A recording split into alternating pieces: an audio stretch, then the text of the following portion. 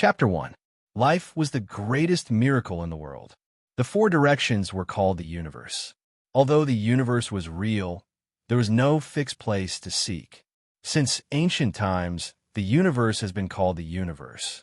Although the universe has grown, no one knows where it began. In the vast universe, many scientists speculated that Earth might be the only source of life. Humans were lonely. Although there were billions of stars in the vast universe, it was difficult to find a second life source. However, humans had never given up on exploration. Since the last century, many space probes have been launched. Voyager 2 was an unmanned space probe launched from the Kennedy Space Center in the United States in 1977. It carried a gold-plated record with the theme, Greetings to the Universe. The record contained some pop music and greetings recorded in 55 languages on Earth, hoping that one day it would be intercepted and received by an alien civilization. Since the 1970s, Voyager 2 had been traveling alone. In the vast universe, it was as small as a speck of dust. Most of the space probes of the same era had either malfunctioned or lost signal communication, disappearing forever in the lonely universe. 30 years had passed, and technology continued to develop. Humans had developed more advanced space probes. Perhaps in the near future, the exploration of space would be further developed. Even so, for a long time, the new space probe could not catch up with Voyager 2. 33 years had passed, and Voyager 2 was now 14 billion kilometers away from Earth.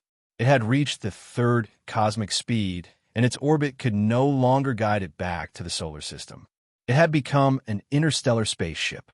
In the dark and cold universe, the stars were like sparkling and translucent diamonds inlaid in the darkness. Although the Voyager 2 space probe was flying at top speed, it looked like a tiny ant crawling on the dark ground in the cold and boundless universe. More than 30 years had passed, and today, Voyager 2 had made a shocking discovery. In the desolate universe, 9 huge corpses were lying there quietly. On May 22, 2010, NASA received a set of mysterious data sent back by Voyager 2. After a difficult process of deciphering and restoring the data, they saw an incredible scene. At that moment, everyone in NASA's main monitoring room was shocked. They stood motionless like wooden statues. They were shocked to the extreme. It took a long time for everyone to come back to their senses. Then, the main control room erupted. God, what am I seeing? How is this possible? Unbelievable. Voyager 2 could no longer be guided. It could only move forward on its own. After sending back the mysterious data, it hurriedly flew through the pitch-black universe, heading towards the darker and more distant star field. Because that part of the starry sky was too far away. Even if they made a major discovery and captured a shocking image, humans were currently unable to do anything about it. This set of mysterious information was not released to the public. Not long after that, Voyager 2 malfunctioned and lost its signal transmission with Earth. Perhaps this was the end of the story, but sometimes things would go beyond people's expectations.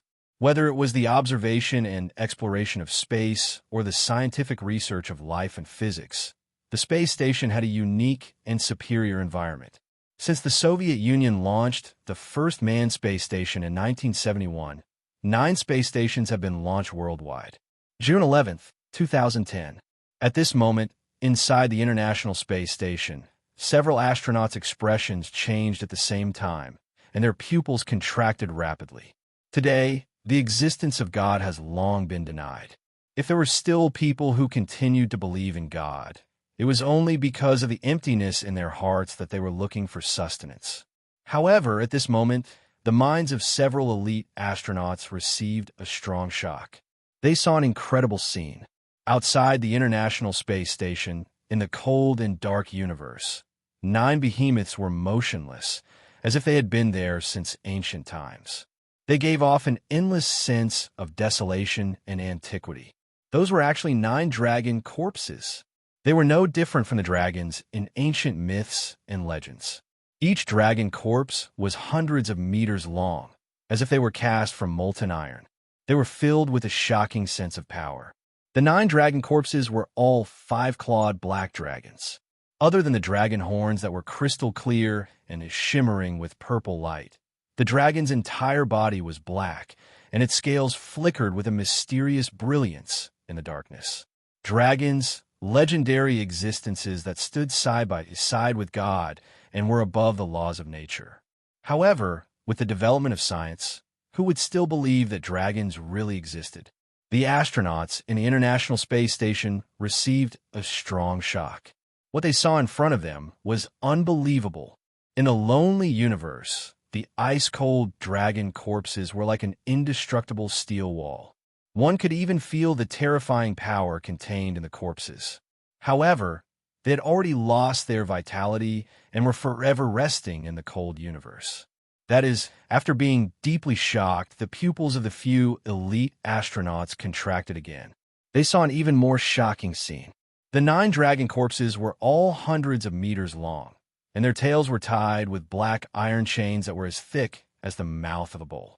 They were connected to the dark universe behind the 9 dragon corpses, and there was a bronze coffin that was about 20 meters long, quietly suspended there. The giant chains had been tempered hundreds of times, thick and sturdy. The spots of black light made it look extremely cold. The bronze coffin was simple and unadorned. There were some blurry ancient patterns on it, and it was filled with the vicissitudes of time. It was unknown how many years it had been floating in the universe. 9 dragons pulling the coffin. In this dark and cold universe, the 9 dragon corpses and the bronze coffin were connected by the thick black iron chains. It was an extremely shocking scene. After a moment of absent-mindedness in the face of the unbelievable surveillance image, a few elite astronauts immediately sent out a distress signal. Calling Earth. Chapter 2. The people of ancient times lived for 100 years in spring and autumn, but their movements did not decline. Yi Fan closed the inner canon of the Yellow Emperor and was fascinated by the ancient times recorded in the Plain Questions chapter. There were no detailed and accurate written records about the ancient times. For modern people, it was an ancient history filled with endless fog, causing people to be lost in reverie. A cool breeze blew, and the parasol trees in the courtyard gently swayed. The lush branches and leaves made a rustling sound, and fresh air blew in from outside the window. Yi Fan liked to read strange books very much. He made a cup of light green tea and continued to read the ancient book in his hand. Mortals can live for 100 years, but their movements do not show signs of aging. The ancient times, what kind of mysterious ancient history is this? As a modern person, he naturally did not believe in the age of the ancients recorded in the Plain Questions chapter. What he was curious about was why the ancient era that the ancients yearned for was vaguely mentioned in many ancient books. It seemed that there was an ancient civilization shrouded in endless fog that disappeared in the long river of history. Could it be that there really was an unknown ancient history? After a short moment of reverie, he continued to read. The Inner Canon of the Yellow Emperor was a rare ancient book. It was written thousands of years ago and was one of the 3 great ancient books of China. Although the whole book could not be completely trusted, it could be said that it was extremely valuable. Raise the heaven and earth, grasp the yin and yang, breathe the essence, guard the mind independently, and the muscles as one. Therefore, one can live as long as the heaven and earth. There is no end, and this is the way of life.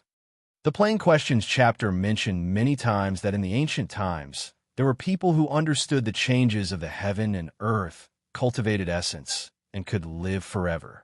Modern people simply could not believe it. Unknowingly, the red sun gradually set in the west, and the evening glow sprinkled down, dyeing the lawn and parasol trees outside the window with a faint layer of red. Yi Fan put down the Inner Canon of the Yellow Emperor in his hand and prepared to attend an important class reunion. It had been 3 years since he left the university campus. Yi Fan had stayed in this city after graduation. Looking back, the simple and pure school days were gone forever. 3 years wasn't a long time, but it wasn't a short time either. His former classmates had already gone their separate ways, and everyone had their own paths in life. The melodious ringtone of his cell phone interrupted his train of thought. It was a call from his classmate, Lin Jia. She was a very smart and beautiful woman. After graduation, she went to a neighboring city. Relying on her extraordinary methods, she had been promoted to a department manager a year ago. Just as he pressed the answer button, he heard Lin Jia's teasing tone. Back in university, Lin Jia had displayed outstanding social skills, and it was very easy for her to get close to others. "What? Did you miss me?" Yi Fan easily countered. A melodious laughter came from the other side. "I'm not too sure about the location of the gathering. Let's go together later." After deciding on a place to meet, Yi Fan drove out. When he was in university, he had once pursued Lin Jia, but he was tactfully told that the two of them weren't suited for each other. Lin Jia was a very beautiful and moving woman. Moreover, her shrewdness and rationality far surpassed her beauty. She clearly knew what she needed and what she should do. It could be said that she was very realistic. There were still 10 minutes until the appointed time. Yi Fan found a parking space in front of the Parkson shopping mall, got out of the car, and went to the roadside to wait for Lin Jia. The entire city was bathed in the afterglow of the setting sun. Many of the buildings were covered in a layer of pale golden luster. The streets were filled with an endless stream of cars and streams of people. 7 or 8 minutes later, a Toyota stopped by the roadside, revealing a beautiful and delicate face. Lin Jia opened the door and walked over. Yi Fan greeted her with a smile. "There's even a private car to pick you up. Don't be sarcastic. I don't have a private car driver. That's our classmate, Lu Yunji." Although they had kept in touch from time to time in the 3 years since graduation, they had only met once 2 years ago. Lin Jia was as youthful and beautiful as ever. She was dressed very casually. Skinny jeans paired with a purple t-shirt outlined the curves of her slender and beautiful body, making her look even more graceful. "It's been more than 2 years since we last met. How are you?" Lin Jia's beautiful hair fell to her shoulders, black and supple. She was born with a pair of red phoenix eyes. Under the cover of her long eyelashes, they were slightly slanted upwards. Naturally, she had a special charm, charming and moving. "I'm fine." Yi Fan smiled and teased. "Lin Jia, you're a natural beauty. If you don't go into the entertainment industry, you'll be letting yourself down. You're asking for a beating, aren't you?" Lin Jia's smile was very moving. Her red phoenix eyes were slanted, rippling with light. Her red lips were also very sexy and charming. At this time, the window of the Toyota stopped by the roadside rolled down. A familiar face appeared in the driver's seat. It was his former classmate, Lu Yunji. Like Yi Fan, he stayed in this city after graduation. Thanks to the care of a relative with some background, he opened a small company and could be considered as someone with some achievements among his classmates. Although they were both in the same city, he had practically no contact with Yi Fan. The main reason was because of a conflict during their university days. Lu Yunji did not get out of the car. He faintly smiled and said, "Long time no see. Yeah, let's meet up when we have time." Seeing that the other party had not even gotten out of the car, Yi Fan also calmly greeted him. "You took a taxi here?" Yi Fan was too lazy to bicker with this kind of natural contempt, so he casually responded with a grunt. Lin Jia was a very astute and quick-witted woman. Naturally, she could feel the atmosphere before her. She smiled at Yi Fan and said, "This time, I rushed here in a hurry. I called several of my old classmates who stayed in this city. Let's take Lu Yunji's car and leave together." Before Yi Fan could say anything, Lu Yunji already spoke up first with a slightly apologetic tone. "I'm really sorry. I've already made an appointment with 2 other old classmates. It's just up ahead at the intersection, but it seems there aren't enough seats." "It's fine. You go first. I'll be there soon." Yi Fan finished speaking and turned to Lin Jia with a smile.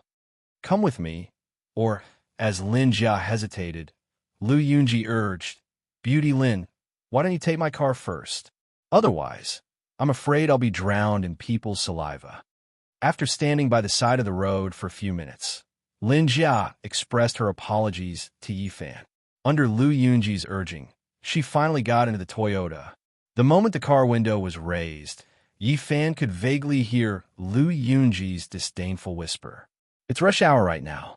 It'd be strange if I could wait for a taxi." Then, the Toyota sped away, leaving a trail of dust in its wake. In the past, Yi Fan could be considered an influential figure on the university campus.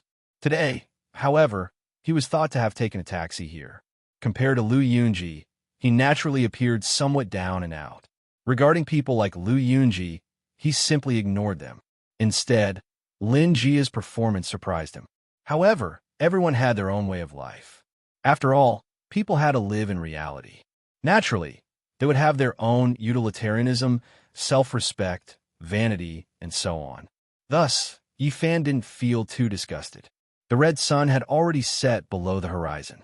The sky, which seemed to have been dyed red by blood, gradually darkened. The entire city seemed to have been draped in a thick layer of dusky clothing. The curtain of night was about to fall. At this very moment, 9 gigantic dragon corpses were pulling a giant bronze coffin across the pitch-black and ice-cold universe. This shocking scene seemed to be eternally frozen in time. Several astronauts aboard the International Space Station had already transmitted this world-shaking information back to Earth and were waiting for further instructions. Chapter 3. Although Yi Fan couldn't be said to be successful in his career, due to certain reasons and experiences, he now had some capital. Not long ago, he had bought a Mercedes-Benz. In terms of price, it was more expensive than Lu Yunji's Toyota.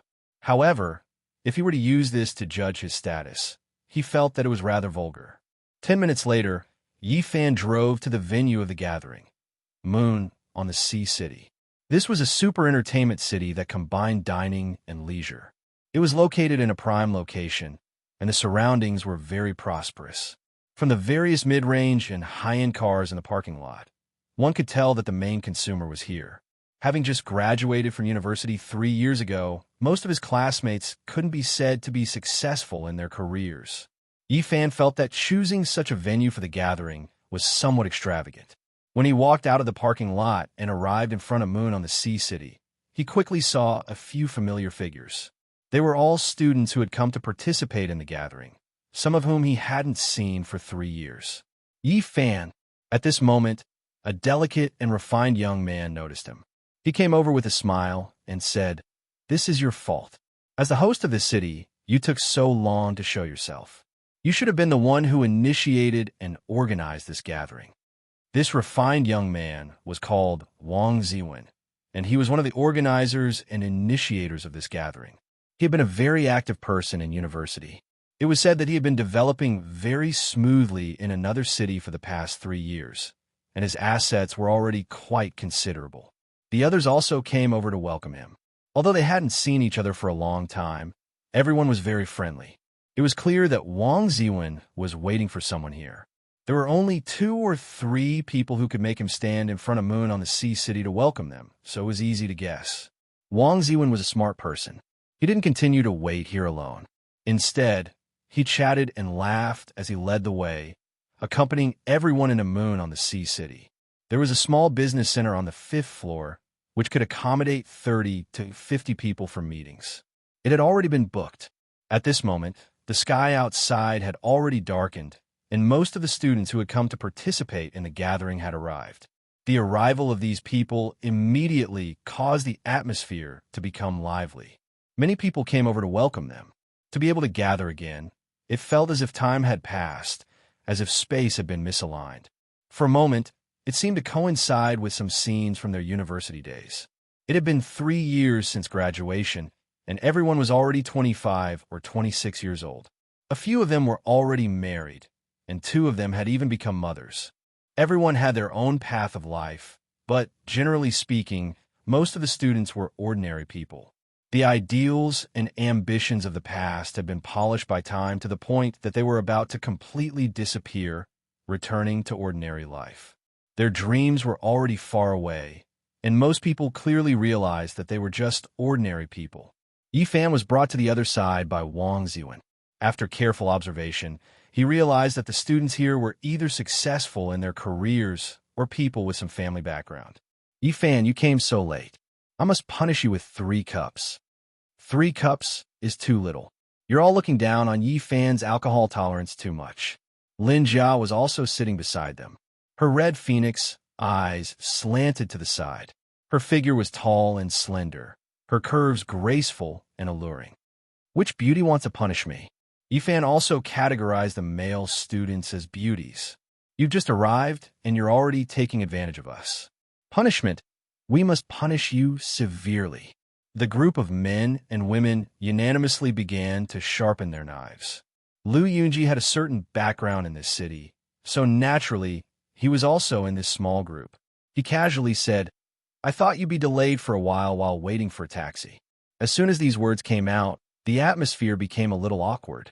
Everyone present knew of the grudge between Lu Yunji and Yi Fan during their university days.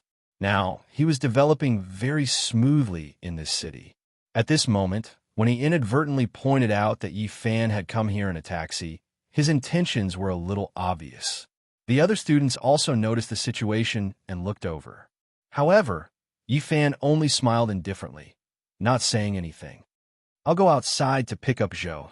Wang Zuan changed the topic, turned around, and left. Lin Jia and the two female students began to talk about cosmetics and a few branded clothes. The others also talked about some interesting things from the past. Only then did the short, awkward silence from earlier disappear, and the atmosphere became lively once more. However, after the incident just now, the atmosphere was somewhat delicate.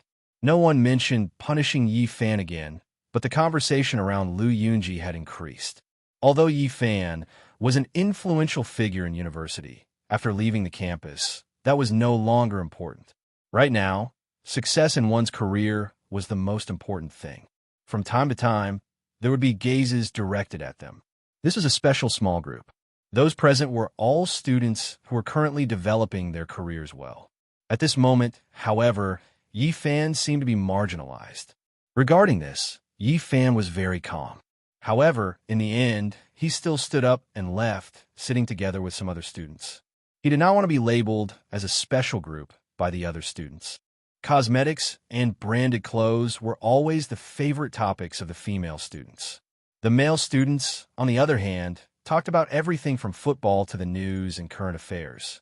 Half an hour later, all 25 people who came to the party had arrived. There were a total of 33 students in the class. Among them, 3 were studying abroad, while the other 5 were unable to make it due to some special reasons. The initiators and organizers of this party gave their speeches one after another. The atmosphere was very lively. Afterwards, everyone divided into several small groups and chatted freely. After a long time, everyone finally left the small business center and was about to raise their glasses to celebrate this reunion. There was no deliberate arrangement, but the seniority of each table was clearly displayed. Yifan did not sit together with Lin Jia, Lu Yunji, and the others. Instead, he sat at another table. After another round of speeches, the rest of the party was very casual. Some people toasted each other, while others were surrounded in front of the table, unable to move a single step. They were toasted again and again. Many things had happened in the past 3 years. Everyone had changed greatly. Perhaps it was because of the stimulation of alcohol, many students began to talk about their own lives. Some were proud, while others were disappointed.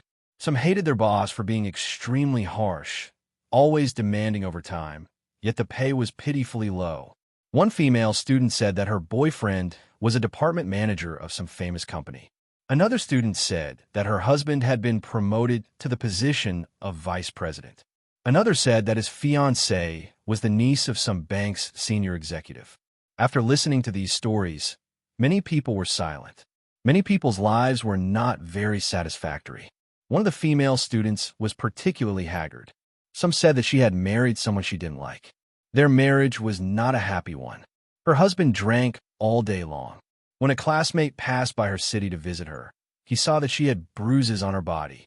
"If there's anything you need help with, feel free to look for me." Yifan felt pity for this haggard female student.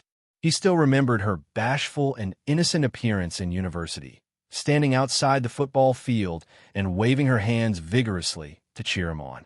It was obvious that her life was not going her way. She nodded her head sadly and gratefully, whispering a word of thanks. "Yifan, you should change yourself first." The female classmate who said that her husband had been promoted to the vice president of the company said rudely under the influence of alcohol, Look at how smoothly Lu Yunji is developing now. The students at this table all looked at Yi Fan at the same time, and then looked at the table where Lu Yunji was sitting not far away. There were students who were progressing well. Yi Fan, I don't mean to criticize you.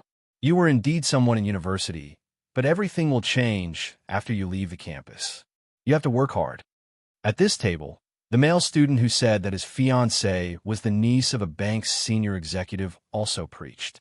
When it came to the people at Lu Yunji's table, some of the students here sighed. They said that some people were far inferior to them in school, but now they couldn't be compared. There were also people who were cynical and very extreme. They said drunkenly that those people had returned home in glory and were showing off their wealth. There were even female students who joked with Yi Fan. They said that it was fortunate that they only liked him secretly when they were in school. Now, they regretted rejecting Lu Yunji's pursuit. It was still the same city and the same people, but after meeting again, everyone's mood was very different. Chapter 4. Night had long fallen. Neon lights flashed on both sides of the road. The city at night still exuded endless vitality. Row upon row of skyscrapers towered high into the sky. However, if one were to look down from space, all of this would seem insignificant, just like a square inch of land. This was a very unusual night. It was destined to be difficult to calm down. Dozens of main monitoring rooms on the ground had completely locked on to the dark sky. In the lonely universe, the 9 dragon corpses shone with a cold metallic luster. Their bodies were covered with black scales the size of palm leaf fans. Dragons, a legendary existence, should not have appeared in the world at all. But at this moment, they were really lying in the sky. The images captured from the dark space were breathtaking and intimidating.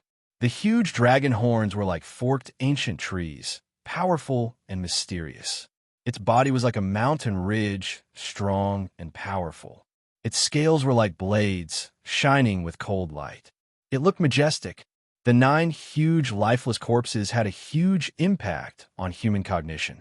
It subverted some of people's inherent ideas. Yi Fan, how has your life been for the past 3 years? Many people were very concerned about Yi Fan and asked with concern. It's all right. My life has been very ordinary. Nothing special has happened in the past 3 years. At this moment, people at Lu Yunji's table came over to toast. They said a lot of congratulatory words. Everyone clinked glasses again and again. It was very lively. The people who said they wanted to punish Yi Fan did not come to him alone. It was not until later that Lin Jia and Wang Zuan came over one after another, and each had a drink with Yi Fan alone. Later, many people became drunk. Then everyone went to karaoke. The singing seemed to bring everyone back to their young and inexperienced school days. How many people have admired your youthful appearance? Do you know who is willing to endure the ruthless changes of time? How many people have come and gone with you? Do you know that I will always be by your side? Perhaps it was because they were really drunk. A pair of classmates who had fallen in love during their school days and had no choice but to break up after graduation looked at each other speechlessly. As the song echoed, the female classmate actually lost control. Tears blurred her eyes, and she burst into tears. Everyone tried to comfort her. Due to various reasons, none of the couples among the classmates were able to go through with each other after graduation. Although they had carefully managed their campus romance, none of them had any results in the end. Graduation meant a breakup. Perhaps it was a curse. Every year, the same tragedy would play out among the college graduates. Unfortunately, this kind of tragedy was likely to continue for a long time. It was related to the impulsiveness of youth, the pressure of employment, the current state of society, and perhaps other factors. Almost everyone chose songs from 3 years ago. Some of them sang with great emotion, pulling everyone's thoughts back to 3 years ago. The scenes of their school days were still vivid in their minds. In the end, the microphone hog appeared. The drunk student occupied the microphone for a long time, but his voice was really unflattering. It could be said that the sky was falling and the earth was cracking, ghosts were crying and gods were howling. While destroying everyone's ears, it also brought a happy atmosphere and made everyone laugh. Only when it was very late did the group leave Bright Moon over the Sea City. There was still an event the next day, so they would return to their alma mater to take a look. The students who came from afar were almost all booked in the same hotel, and the few students who had cars were responsible for sending them there. Linjia, I'll take you back to the hotel. Lu Yunji parked the Toyota next to Linjia. Some of the other students wanted to take a taxi, but the seats in the cars next to them were really limited. They were too embarrassed to take the initiative to take Lu Yunji's car. At this time, a Mercedes-Benz stopped by the roadside. Yifan got out of the car and walked over to the haggard female classmate. I'll take you back. Yifan sympathized with this female classmate. In college, she was a happy and simple girl who liked to cheer for her classmates outside the football field. Sometimes she would even shyly give them a few bottles of mineral water. But now that life was not going her way, she seemed very gloomy. Her face was pale, and her complexion was very bad. She rarely spoke the whole night. At this moment, when she suddenly saw Yifan stop by the roadside and ask her to get in the car, she immediately felt grateful and at a loss. She hadn't received any attention the whole night, and, at this moment, she was not used to being stared at by the surrounding students. On the other side, when Lu Yunji saw Yifan drive over, he was stunned. Then, his expression suddenly became gloomy. The surrounding people all had different expressions. Some were puzzled, some were surprised, and some were complicated. Everyone looked at Lu Yunji intentionally or unintentionally. The reality in front of them was completely different from what he had said. At this moment, Lu Yunji felt his face burning, as if he had been slapped hard. The few students who had preached to Yifan in a high and mighty manner also felt extremely awkward. They wanted to say something, but they didn't know what to say. There were also a few people who revealed playful and strange expressions, especially those who had been drinking with Yifan at the same table. They seemed to feel that such a scene had hurt the reputation of Lu Yunji's small group. At this moment, another two people walked over, opened the car door, and got in. They were Yifan's classmates who couldn't be more familiar with him. The Mercedes-Benz gradually drove away with a few people, but many people still hadn't recovered from their shock. Lu Yunji's body was stiff. Facing the strange gazes of the crowd, he felt like there was a knife at his back. At this moment, in the distant space, in the International Space Station orbiting the Earth, several astronauts had grim expressions. Their nerves were always in a state of tension, and it could be said that they were extremely nervous. In the dark and cold space, the 9 huge dragon corpses seemed to have existed since ancient times. Iron chains as thick as the mouth of a bull stretched across the sky, connected to a huge bronze coffin, giving people a feeling of endless desolation and antiquity. The decision-makers on Earth had long agreed that if there were any major changes, they would immediately destroy the 9 dragon corpses and the mysterious ancient bronze coffin. But no one wanted such a thing to happen. The 9 dragons pulling the coffin came from the dark and lonely depths of the universe. Its value and significance were too great, and it was difficult to estimate. Suddenly, the main surveillance room in the International Space Station captured a set of mysterious signals. It was some kind of unusual fluctuation. The target was close at hand. It was the huge bronze coffin that the 9 dragon corpses were pulling. Mysterious fluctuations were emitted from the ancient and blurry patterns on it. Difficult to decipher. The signal was sent back to Earth and was deciphered by the most sophisticated supercomputer, but it still couldn't make any sense of it. The ancient patterns on the huge bronze coffin were covered in green rust, and it was difficult to see them clearly. After preliminary analysis, those bronze carvings are related to China's ancient legends.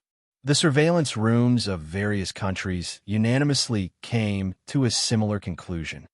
The beast-shaped carvings on the huge bronze coffin are similar to some of the primordial beasts recorded in China's classic of mountains and seas, and the figures in the bronze carvings are suspected to be gods. Although they could identify the origins of some of the bronze carvings, they still couldn't decipher the extremely weak, mysterious signal.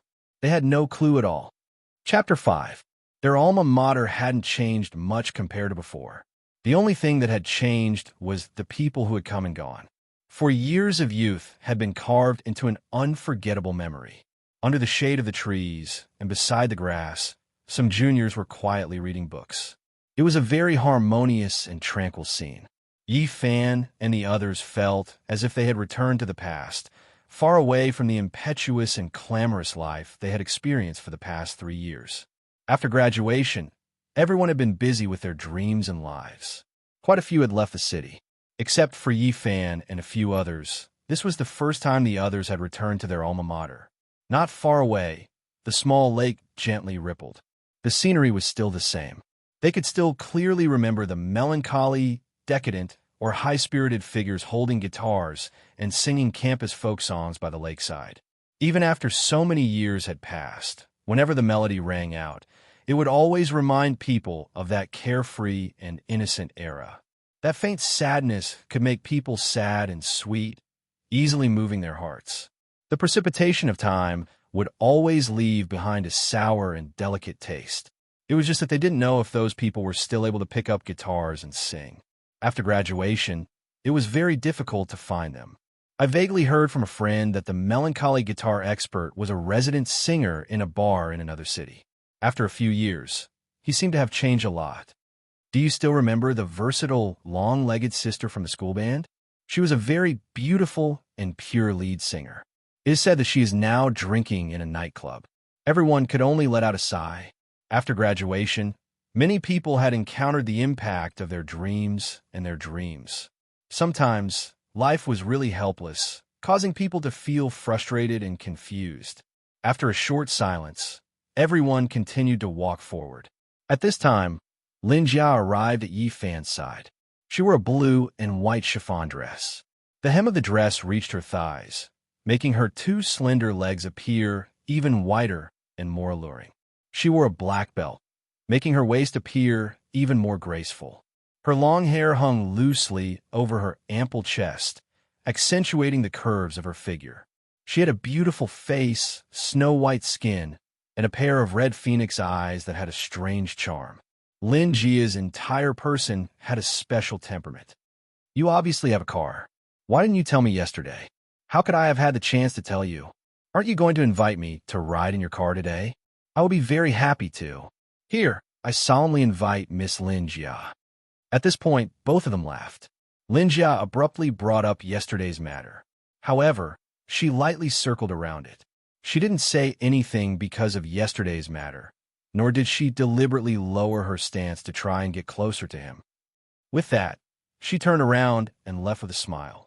Lin Jia was an intelligent woman. She knew that being too deliberate was not a good thing. It would only make her appear fake. It was better to be direct and natural. This subtle change also happened to some of the other students.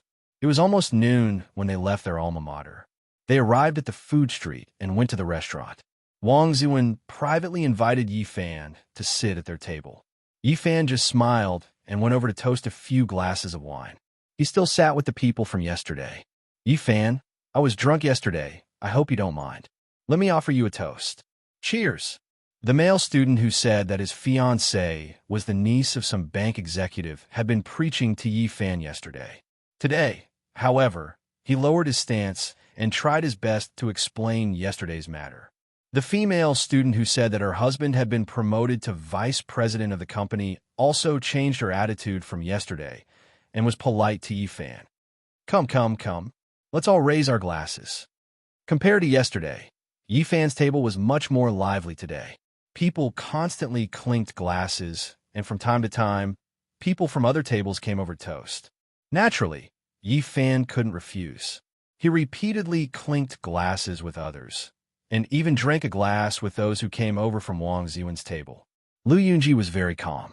Although he had been very embarrassed yesterday, today he was like an ancient well without a ripple. There was no unusual expression on his face, as if nothing had happened. Everyone, last night I received a call from across the ocean. The speaker was Zhou Yi, a very refined young man. It was rumored that his family background was deep. This was no longer a secret among his classmates. Yesterday, Wang Zuan had specially waited outside Bright Moon City on the sea to welcome him. Everyone stopped and looked at Zhou Yi. Whether it was in school or now, he had always been very easygoing and had never made people feel that he was arrogant. Zhou Yi said a piece of news. 3 of his classmates who were studying on the other side of the ocean had already set off to return home. This immediately caused a heated discussion among the students present. After graduation, we will be far apart from each other. Everyone has their own paths in life. It's not easy to be able to gather together. When we meet again, perhaps we will all be parents. Who knows how many years will have passed by then? 3 of my classmates who are studying abroad are returning home. I have a suggestion to slightly extend this gathering. Yifan drove home and brewed a cup of light green tea. He quietly looked at the sycamore tree outside the window and thought of some past events. The people he had missed, the footsteps that left, and the gradually fading road were like the sycamore leaves gently falling in front of him. Li Xiaoman. This name had faded from Yifan's memory for a long time.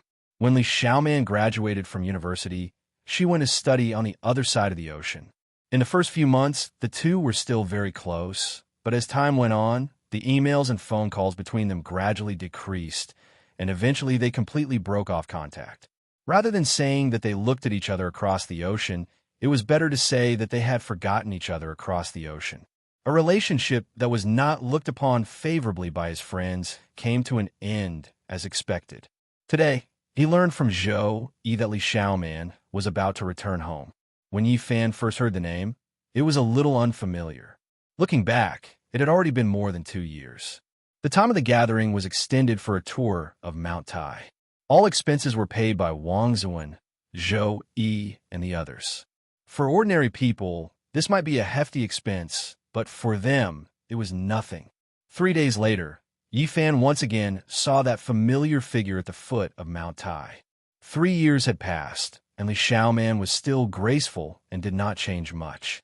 She was 170 centimeters tall and wore a pair of sunglasses. Her long black hair fluttered in the wind, and she stood there slender and elegant. She was dressed simply and casually. She wore a pair of shorts that reached above her knees. Her beautiful legs were fair and slender, and she wore a t-shirt with a cartoon printed on it. Li Xiaoman was undoubtedly very beautiful. Her skin was white and delicate, and her eyes were large with long eyelashes.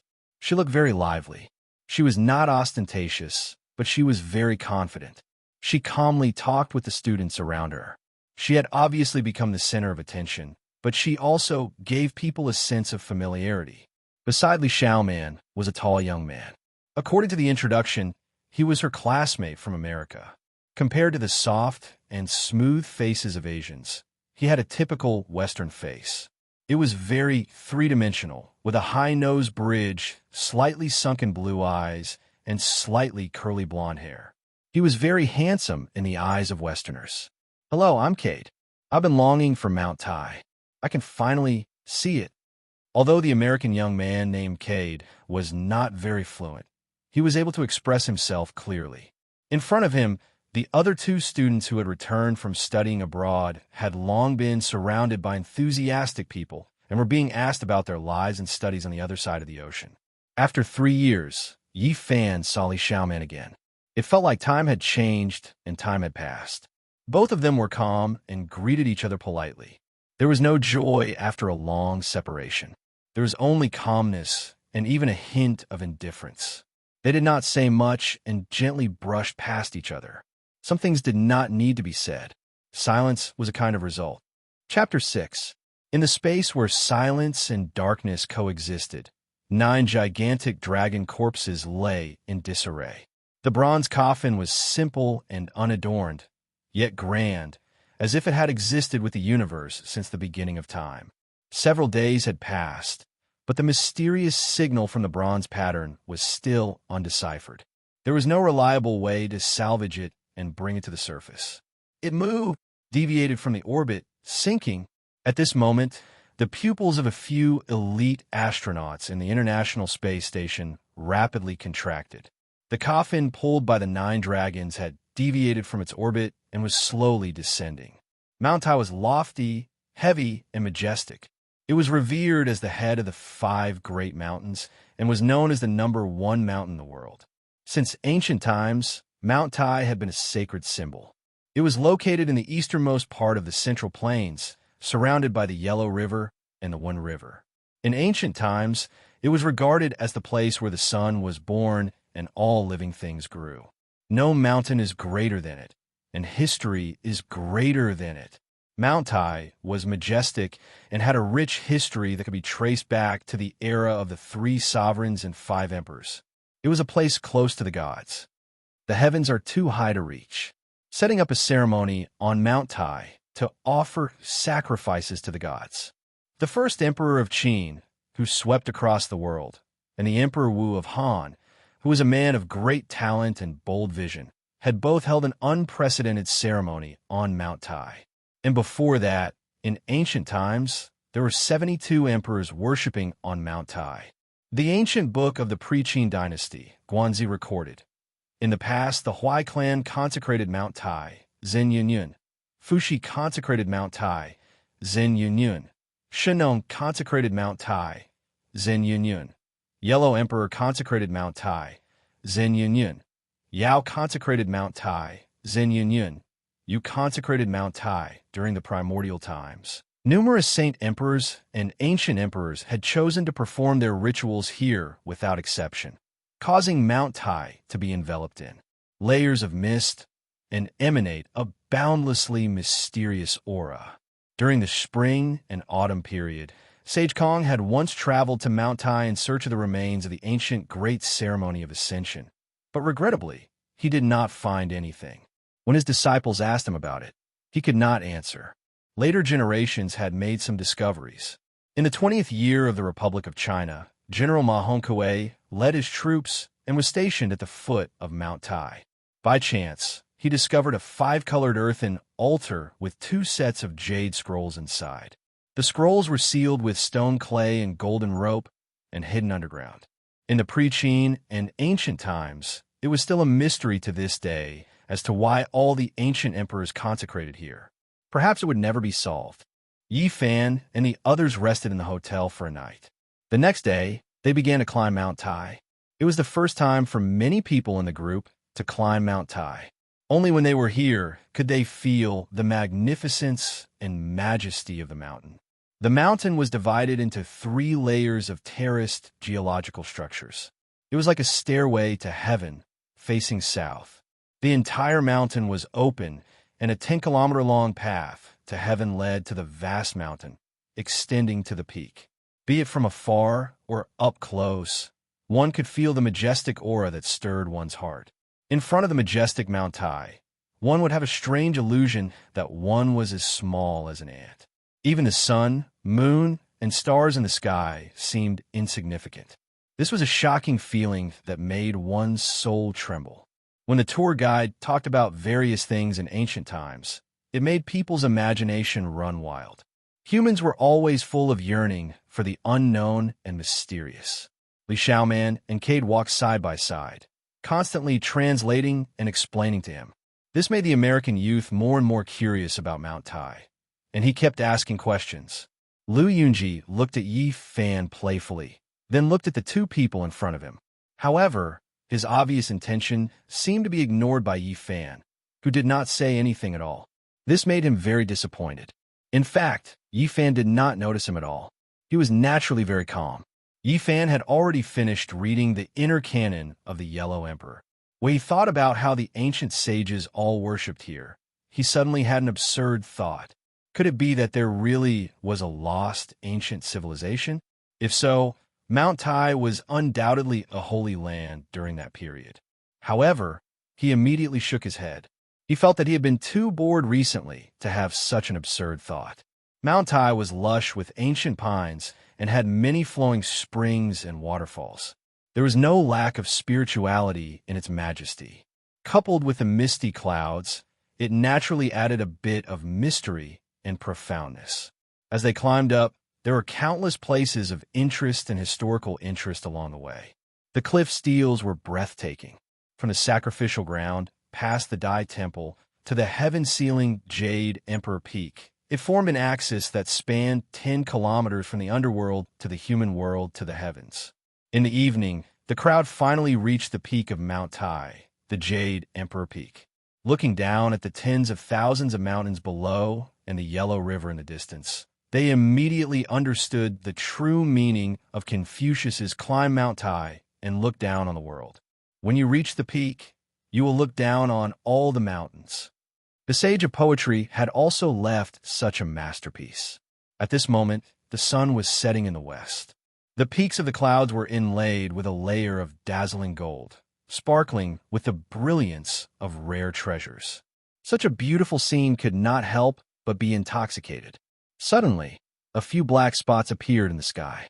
They gradually grew larger, and the sound of wind and thunder could be heard. 9 huge objects descended from the sky like 9 long black rivers. At this moment, everyone on Mount Tai was so shocked that their expressions froze. They looked at each other in astonishment. They were actually 9 huge dragon corpses pulling an ancient bronze coffin towards the peak of Mount Tai. Dragons, of a legendary existence, stood side by side with the gods and were above the laws of nature. However, with the development of science, who would still believe that dragons really existed? The tourists on the mountain were so shocked that they held their breath and even forgot to shout. After a short silence, Mount Tai boiled. Everyone fled in panic, rushing in all directions to avoid the huge dragon corpses that were approaching. This was a shocking scene. Under the blood-red sunset, 9 dragons pulling a coffin descended to Mount Tai. Terrified screams and helpless cries rang out as everyone fled. The 9 dragons pulling the coffin did not fall very quickly, but when it landed, it still heavily shook the peak of Mount Tai. Boom!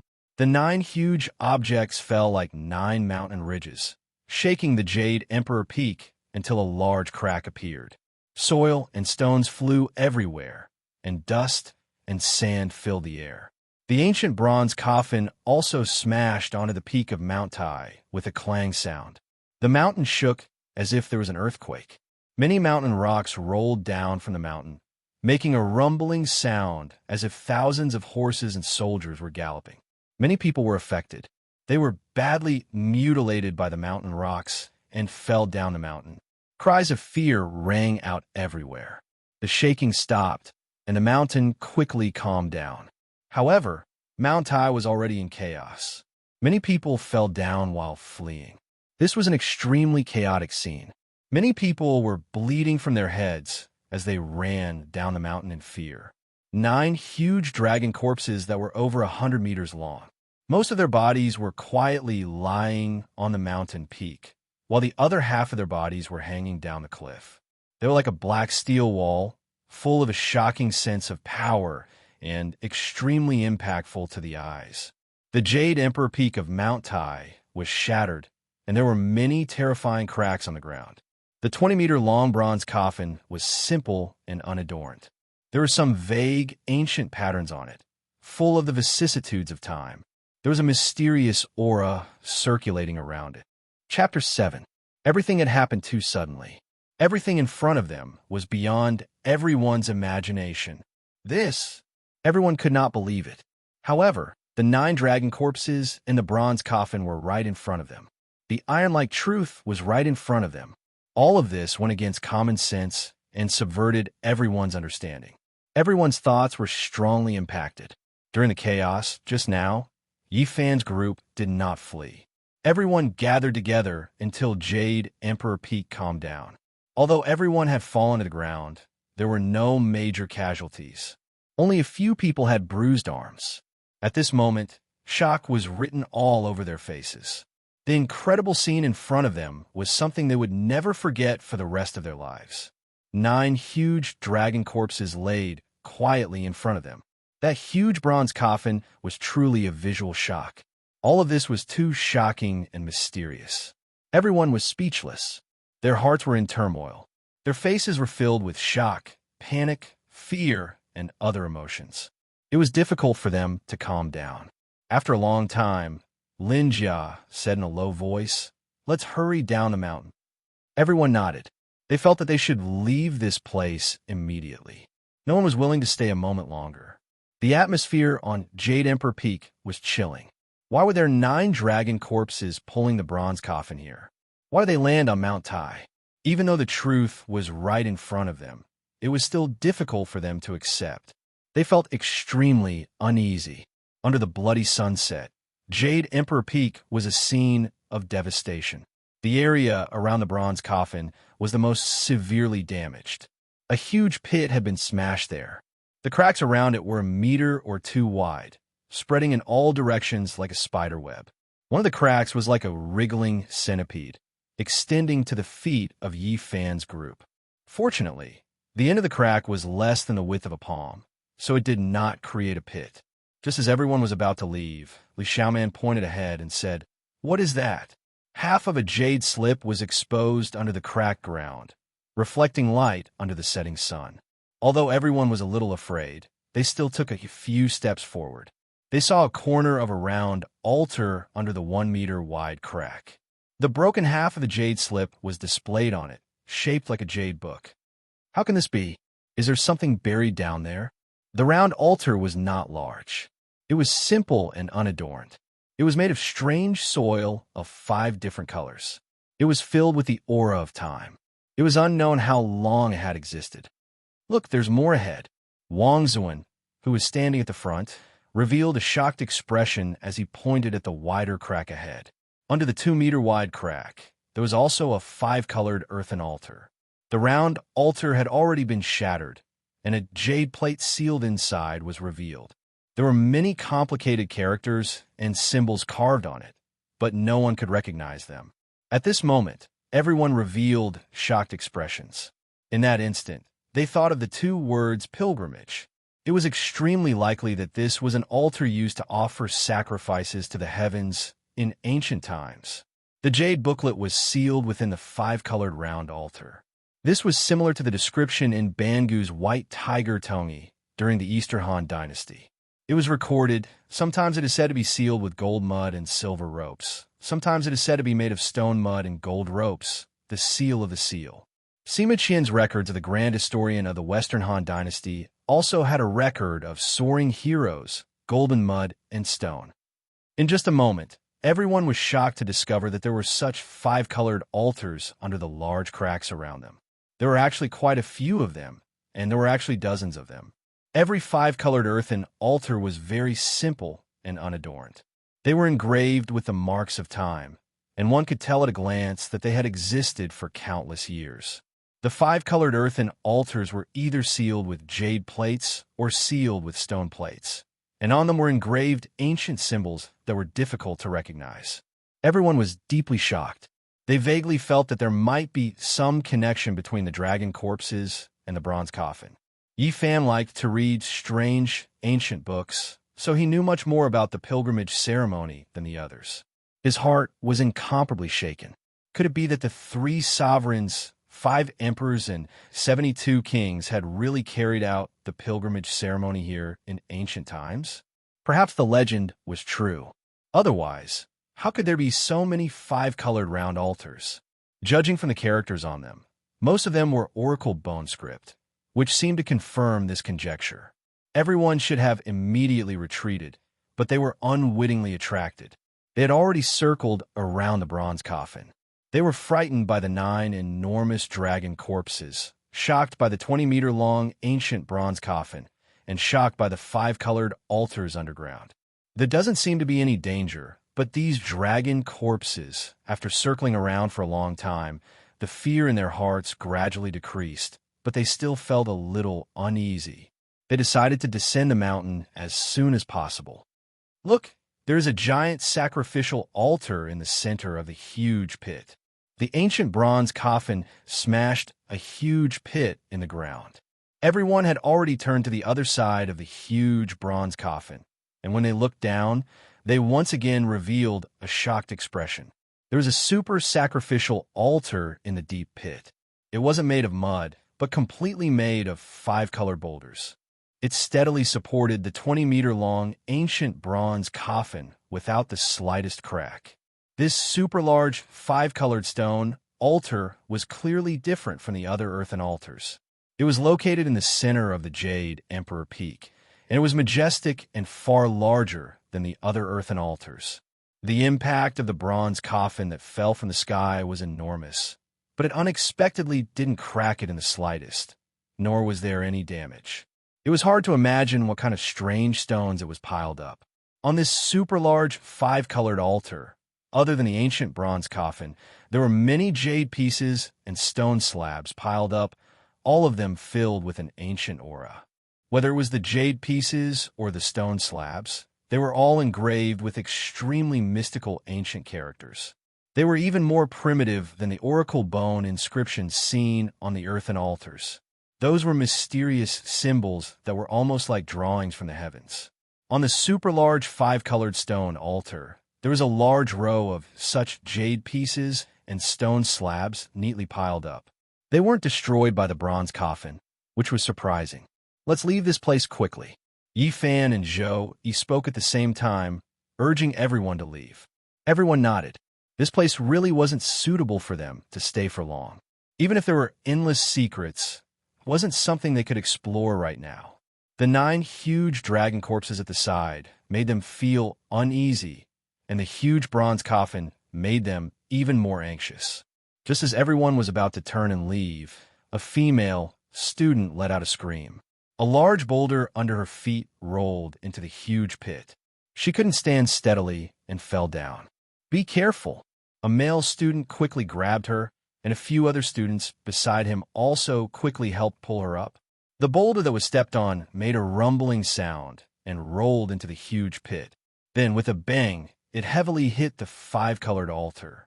The super large stone altar immediately emitted a 5-colored halo. Everyone felt a huge force enveloping their bodies. Their legs felt as if they were tied with lead, unable to move a single step. Bang! The 5-colored stone altar shook continuously, causing the Jade Emperor Peak to shake along with it. Everyone standing at the edge of the huge pit suddenly felt the world spin, but they couldn't move a single step. All of them were shaken and rolled into the huge pit. A group of people fell onto the 5-colored stone altar. Everyone was filled with fear. Chapter 8. Everyone fell onto the multicolored altar, knocking over a pile of ancient books carved from jade and stone slabs. With a loud crash, the altar was in a mess. The ancient bronze coffin was lying on the side.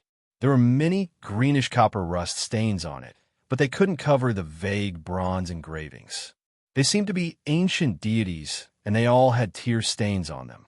They were so close to each other that they could touch them with just a stretch of their hand. This made everyone feel fear, and a chill ran down their spines.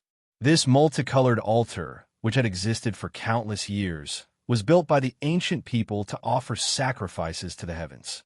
Could it be that those ancient sovereigns could really summon something? At this moment, everyone suddenly felt a desolate and ancient aura circulating around, causing their emotions to surge. At this moment, the 9 dragon corpses and the bronze coffin were lying in front of them. Could it be that they were really summoned by the multicolored altar? According to legend, long before the Qin Emperor Han Wu, the ancient 3 sovereigns, 5 emperors, and 72 kings had held a great ceremony here. What did they summon? The multicolored brilliance flickered, and the jade and stone slabs on the multicolored altar suddenly became translucent. The ancient characters engraved on them all flickered and emitted a gentle light. Kacha kacha! The sound of shattering rang out. The piles of jade and stone slabs suddenly cracked, and then rays of light rushed out. The ancient characters engraved on them seemed to have a life of their own as they all rushed out and floated in the air. Chi chi chi. More and more ancient characters shone brightly and floated in the air. Soon after, those jade blocks and stone slabs turned into ashes in a gust of wind. All the ancient characters engraved on the jade blocks and stone slabs were freed from their shackles.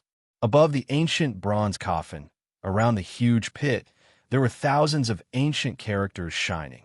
They seemed to be completely cast from molten iron, and they had the luster and texture of metal. Kacha kacha! The sound of shattering rang out again. The nearby small multicolored altars also flashed with ancient characters and floated in the air. There seemed to be stars flickering around the bronze coffin, looking even more mysterious under the blood-red sunset. There were a few other people on Jade Emperor Peak who had not fled down the mountain during the chaos not long ago. But at this moment, seeing Yi Fan and the others fall into the huge pit and seeing such a strange scene, All of them were terrified and rushed down the mountain. Amidst the chaos, some people fell down. Cries of pain and cries for help rang out continuously. At the same time, the glowing ancient characters in the sky gathered together, gradually forming a huge 8-trigram. A mysterious power vibrated out. This was a shocking scene. Those ancient characters and symbols possessed incredible power. After they condensed together, they manifested into a huge 8 trigrams, shrouding the bronze ancient coffin and the 9 dragon corpses. It had the density and texture of metal, as if it was forged from refined gold essence. "I want to leave this place," someone in the pit cried. "My body can't move." Everyone found it hard to move. Fear grew in their hearts, but they couldn't change anything.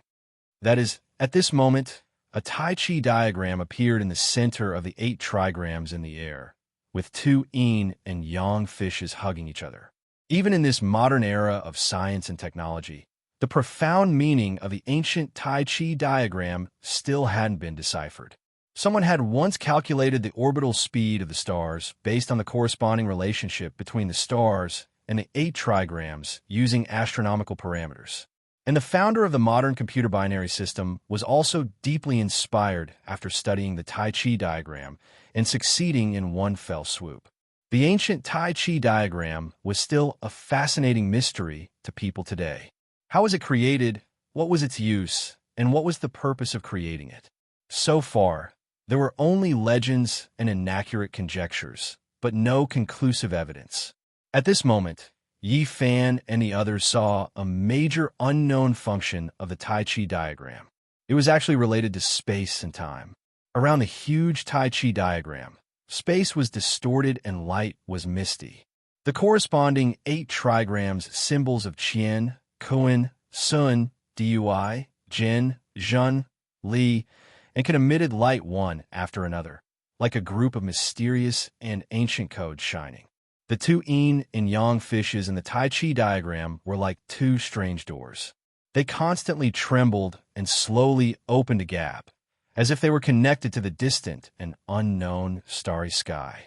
The brilliance continued to shine, and the 8 symbols of the 8 trigrams flickered. Finally, after changing in a complicated order many times, they all lit up at the same time, emitting a dazzling light. Boom! With a dull vibration, the 2 yin and yang fishes in the center of the Tai Chi diagram slowly opened. During this process, starlight flashed from time to time, and even an ancient starry sky path could be seen. Finally, the yin and yang fishes completely opened like a door, revealing a mysterious and huge passage. It was unknown where it led to, but it was pitch black inside. At the same time, on the peak of Mount Tai, the 9 huge dragon corpses actually trembled, and at this time, the copper coffin also emitted a loud clang sound, shaking violently. Yi Fan and the others were very close to the copper coffin. Many people were so shocked that they shouted, and many female students even cried. "What should we do? Help!" In this kind of situation, everyone felt very helpless, and many female students cried loudly. At the same time, some strong-willed people were bewildered as they stared at the huge, ancient bronze coffin. The coffin lid actually deviated from its position in the shaking, revealing a large gap in the ancient coffin and a strange aura spread out. Clang! The copper coffin shook again, and the coffin lid almost fell off. An inexplicable invisible force pulled everyone. In the next moment, everyone felt the world spin, and then everything went black. Everyone had entered the copper coffin. "Ah, help!" Some people were on the verge of breaking down, crying out in fear. Bang! The 9 huge dragon corpses hanging on the cliff were shaking. At the same time, the lid of the ancient bronze coffin made a loud sound, and then completely returned to its original position. Then, the 9 dragon corpses that were like mountains soared into the sky. Although they still did not show any signs of life, they pulled the bronze coffin and slowly entered the dark and mysterious passage constructed by the 8 trigrams of Taiji. Boom! The entire Mount Tai shook violently, as if the sky was about to collapse. On the Jade Emperor Peak, a 5-color divine light shot into the sky, connecting the heaven and the earth. Then, the moment the blood-red sunset disappeared, the peak of Mount Tai also dimmed in an instant. The huge Tai Chi diagram in the sky completely closed and slowly disappeared. The 9 dragons pulling the coffin disappeared without a trace. All the jade pieces and stone slabs on the 5-colored altar were turned into ashes. A gentle breeze blew, and the ashes were scattered with the wind. Everything that happened under the blood-red sunset was destined to cause an uproar that would spread to every corner of the world. Mount Tai would inevitably become the focus of the world, but all of this had nothing to do with Yi Fan and the others. The inside of the ancient bronze coffin was pitch black, and an icy chill permeated the air. Some female students were on the verge of breaking down. Their hearts were filled with helplessness and fear, but they did not dare to cry out loud. They all suppressed their emotions and voices and quietly whimpered. What should we do? Who can save us? Are we really inside the bronze coffin? Why is it like this? Is there any way to get out? People were constantly dialing with their phones, but they could not get through. They could not contact the outside world, and this was even more frightening. Everyone, don't be afraid. Although we can't contact the outside world for now, such a shocking event has happened on Mount Tai. The outside world will be the first to know about it. I believe that the rescue team will arrive soon. Zhou Yi appeared very calm. His words made everyone feel a little more at ease. Zhou Yi is right. Everyone, don't panic. We must remain calm. I believe that we will be safe. Wang Zuan's voice was also very calm, and his words calmed everyone's emotions. That's right. Everyone, don't panic. It has already happened. No matter how much we fear, it is useless. The most important thing is to find a way to escape. Although Lin Jia was a woman, she was very calm at this moment. She did not panic. Yi Fan did not say anything. He sat there quietly. The dark and mysterious passage constructed by the Tai Chi diagram appeared in front of him from time to time. At this moment, was he still on the Jade Emperor Peak? He had a bad feeling about this. With the help of the weak light from the cell phone, he could see many terrified faces. Many of them were pale, and some were even trembling. Li Xiaoman was not far away. She sat there hugging her knees. Although her face was a little pale, she appeared very calm. Next to her was the American youth named Cade. The two of them were talking in low voices in English. Lu Yunji's hands were clenched so tightly that his knuckles had turned white. He was obviously very nervous, but he did not show any signs of fear. In fact, everyone present was very uneasy. After all, they were inside an ancient bronze coffin. Has everyone fallen into the bronze coffin? Let's confirm a number of people present. 1, 2, 3, 28, 29, 30. When they reached the 30th person, the student in charge of counting the number of people said in a trembling voice, "How could there be 30 people?" There were a total of 33 students in the class. At the beginning of the gathering, 3 people were studying abroad and could not participate. The other 5 could not make it because of some special reasons. But this time, when they came to Mount Tai, the 3 students had already returned, but the other 5 students still could not make it. A total of 28 people had arrived at Mount Tai. If Li Xiaoman's American classmate, Cade, was included, there should be 29 people. At this moment, how could there be 30 people? In this cold and dark ancient coffin, at this moment, everyone felt their hair stand on end. Chills ran down their spines. Chapter 9. Ow. How could there be another person? Who is it? The person who asked the question had a trembling voice. All the cell phone screens lit up. Everyone looked at the people around them in fear, afraid that a strange face would appear in front of them. Those who were familiar with each other tried their best to gather together, looking around in fear. At this moment, everyone finally confirmed that there was indeed an extra person, leaning against a corner not far away. Who are you? Are you a human or a ghost? Being in the mysterious bronze coffin, anything could happen. Everyone felt extremely uneasy.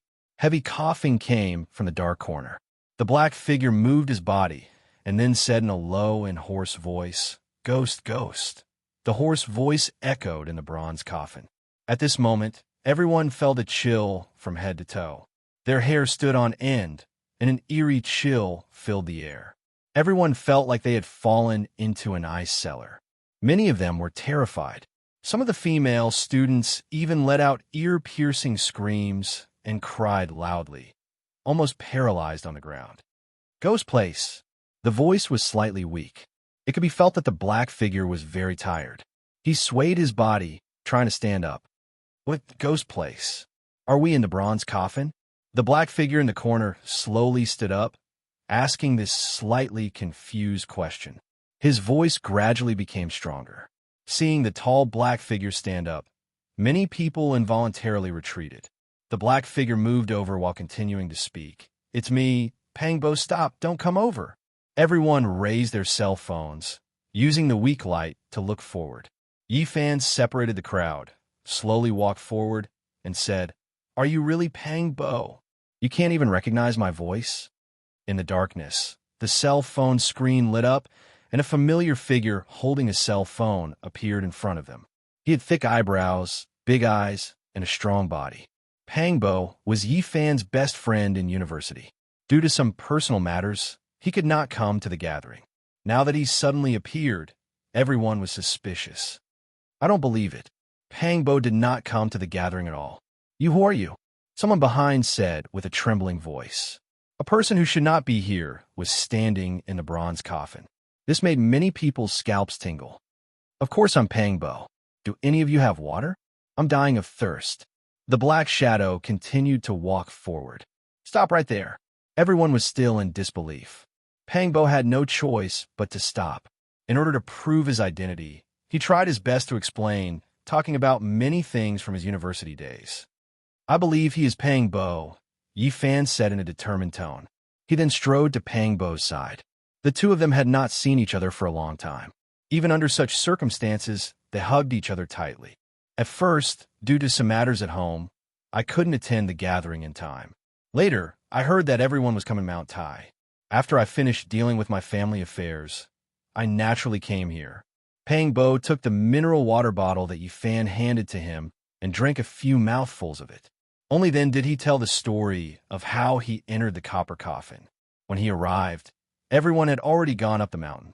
He took the cable car along the ropeway. Generally speaking, he was still considered lucky. Before the 9 dragon corpses and the bronze coffin hit Mount Tai, he happened to arrive at the Jade Emperor Peak safely from the ropeway. He did not flee down the mountain with the crowd. Instead, he tightly hugged a large tree and waited until Mount Tai calmed down. He was not injured. Then he saw from afar the scene of Yifan and the others falling into the giant pit.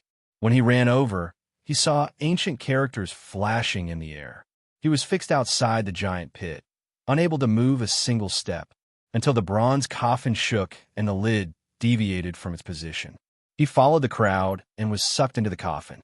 Perhaps it was because he was outside the rainbow altar, but when Pangbo fell into the bronze coffin, he immediately fainted. It was only now that everyone gradually dispelled their doubts. Their taut heartstrings finally relaxed. "We have to find a way to save ourselves. Being in this bronze coffin makes me feel uneasy. I have a bad feeling." Li Xiaoman's face was a little pale. Her beautiful eyes stared at the pitch-black depths of the bronze coffin. Compared to the other female students, she and Lin Jiao were both very calm. Hearing this, many people felt a chill run down their spine. "Everyone, stay together. Don't separate," Zhou Yi suggested. Everyone huddled together and used the weak light from their cell phones to observe their surroundings. They stuck close to the side of the bronze coffin. They could see blurry bronze carvings. There was a ferocious 9-headed divine bird spreading its wings and flying high. There was also a huge beast with stiff bristles all over its body, roaring at the sky. The bronze carvings were covered with green rust. Some of them were actually ancient beasts recorded in the classic of mountains and seas, such as Tao Tai, Cheongqi, and Bayan. They were huge, and their faces were ferocious. They were lifelike and intimidating. After walking along the inner wall of the bronze coffin for a while, the crowd also found many carvings of people.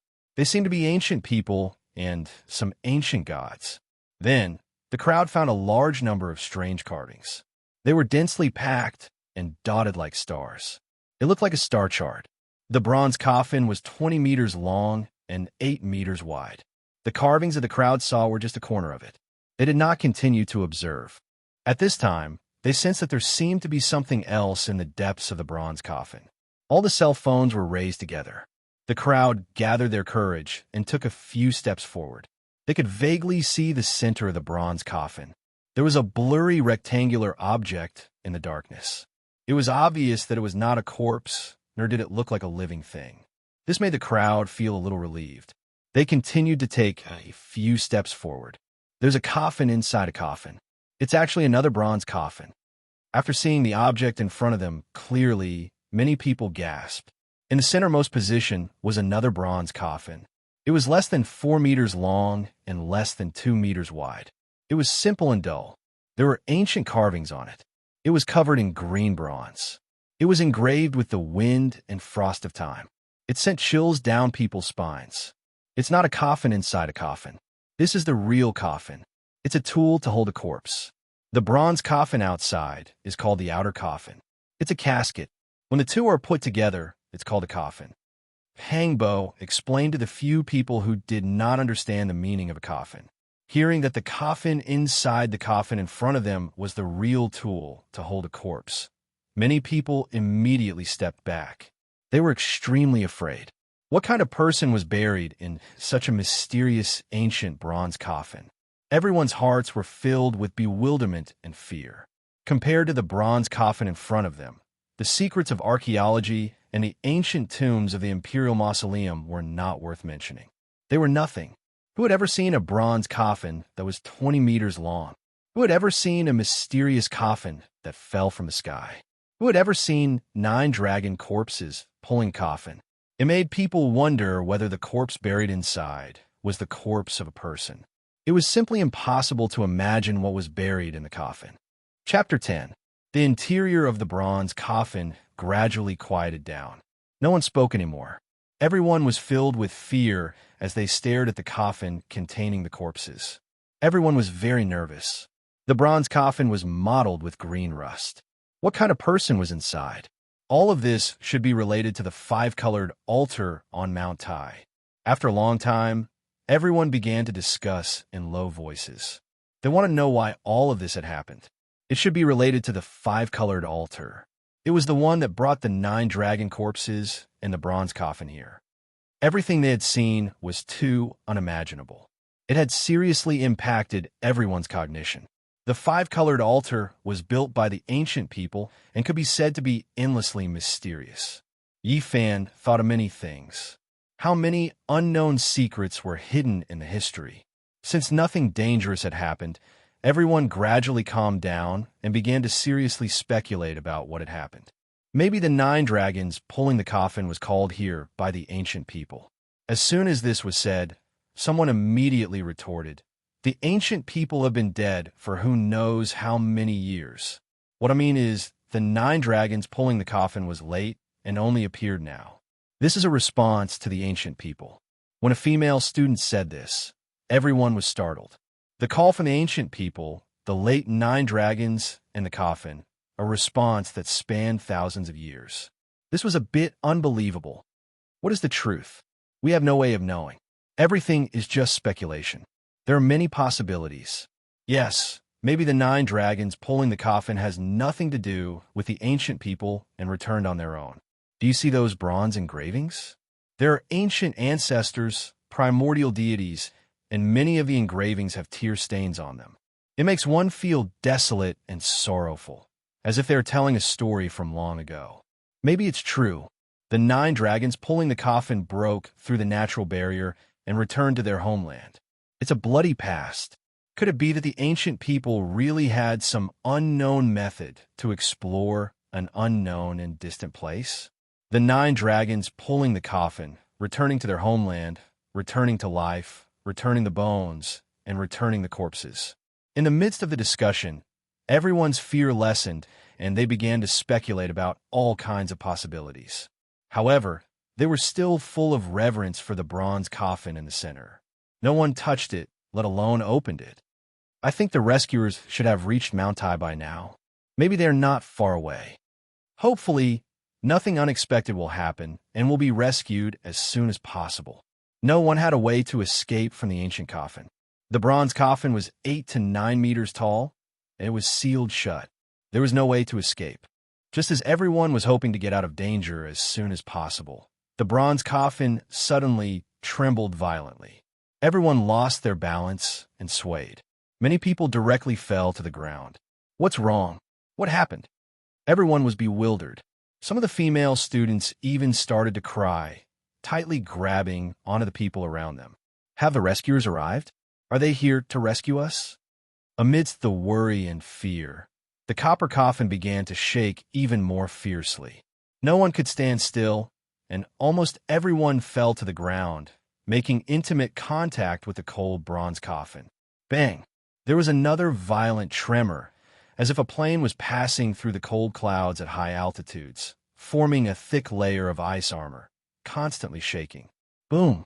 The final violent tremor was like a clap of thunder, as if it wanted to shatter all tangible matter. One could clearly feel that a great collision had occurred with the bronze coffin.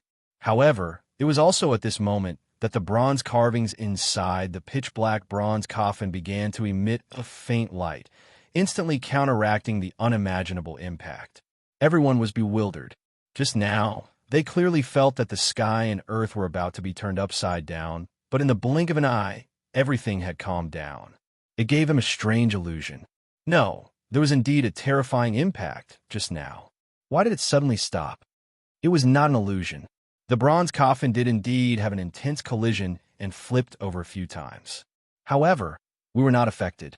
At this moment, everyone was shocked to find that the bronze coffin was hanging on the side wall of the coffin. It was firmly fixed there and did not fall down. The bronze coffin has already flipped over. The small coffin holding the corpse must have been firmly cast at the bottom of the big coffin, and it would be difficult to move. Thus, after the coffin flipped over and tilted, it looked like it was hanging on the sidewall. One could imagine how terrifying the impact just now was, but it was neutralized by the faint light emitted by the bronze carvings. It was inconceivable. Light, the light from outside, Li Xiaoman exclaimed. Everyone turned their heads and looked in the direction that Li Xiaoman was looking at. In front of them, there was indeed a faint light shining in. The bronze coffin flipped over, and the coffin lid tilted, opening a gap. We are finally out of danger. The bronze coffin lid deviated from its original position, and the gap was large enough for two people to walk out side by side. However, it was very dark outside, so the light that shone into the bronze coffin was not obvious. Everyone let out a cheer and rushed forward, wanting to escape this pitch-black and terrifying space. They did not want to stay for even a second longer. However, when everyone rushed out of the bronze coffin, they were all stunned like clay sculptures. The ground seemed to have been soaked in blood. It was reddish-brown, cold, and lonely. What entered their eyes was a vast and desolate expanse.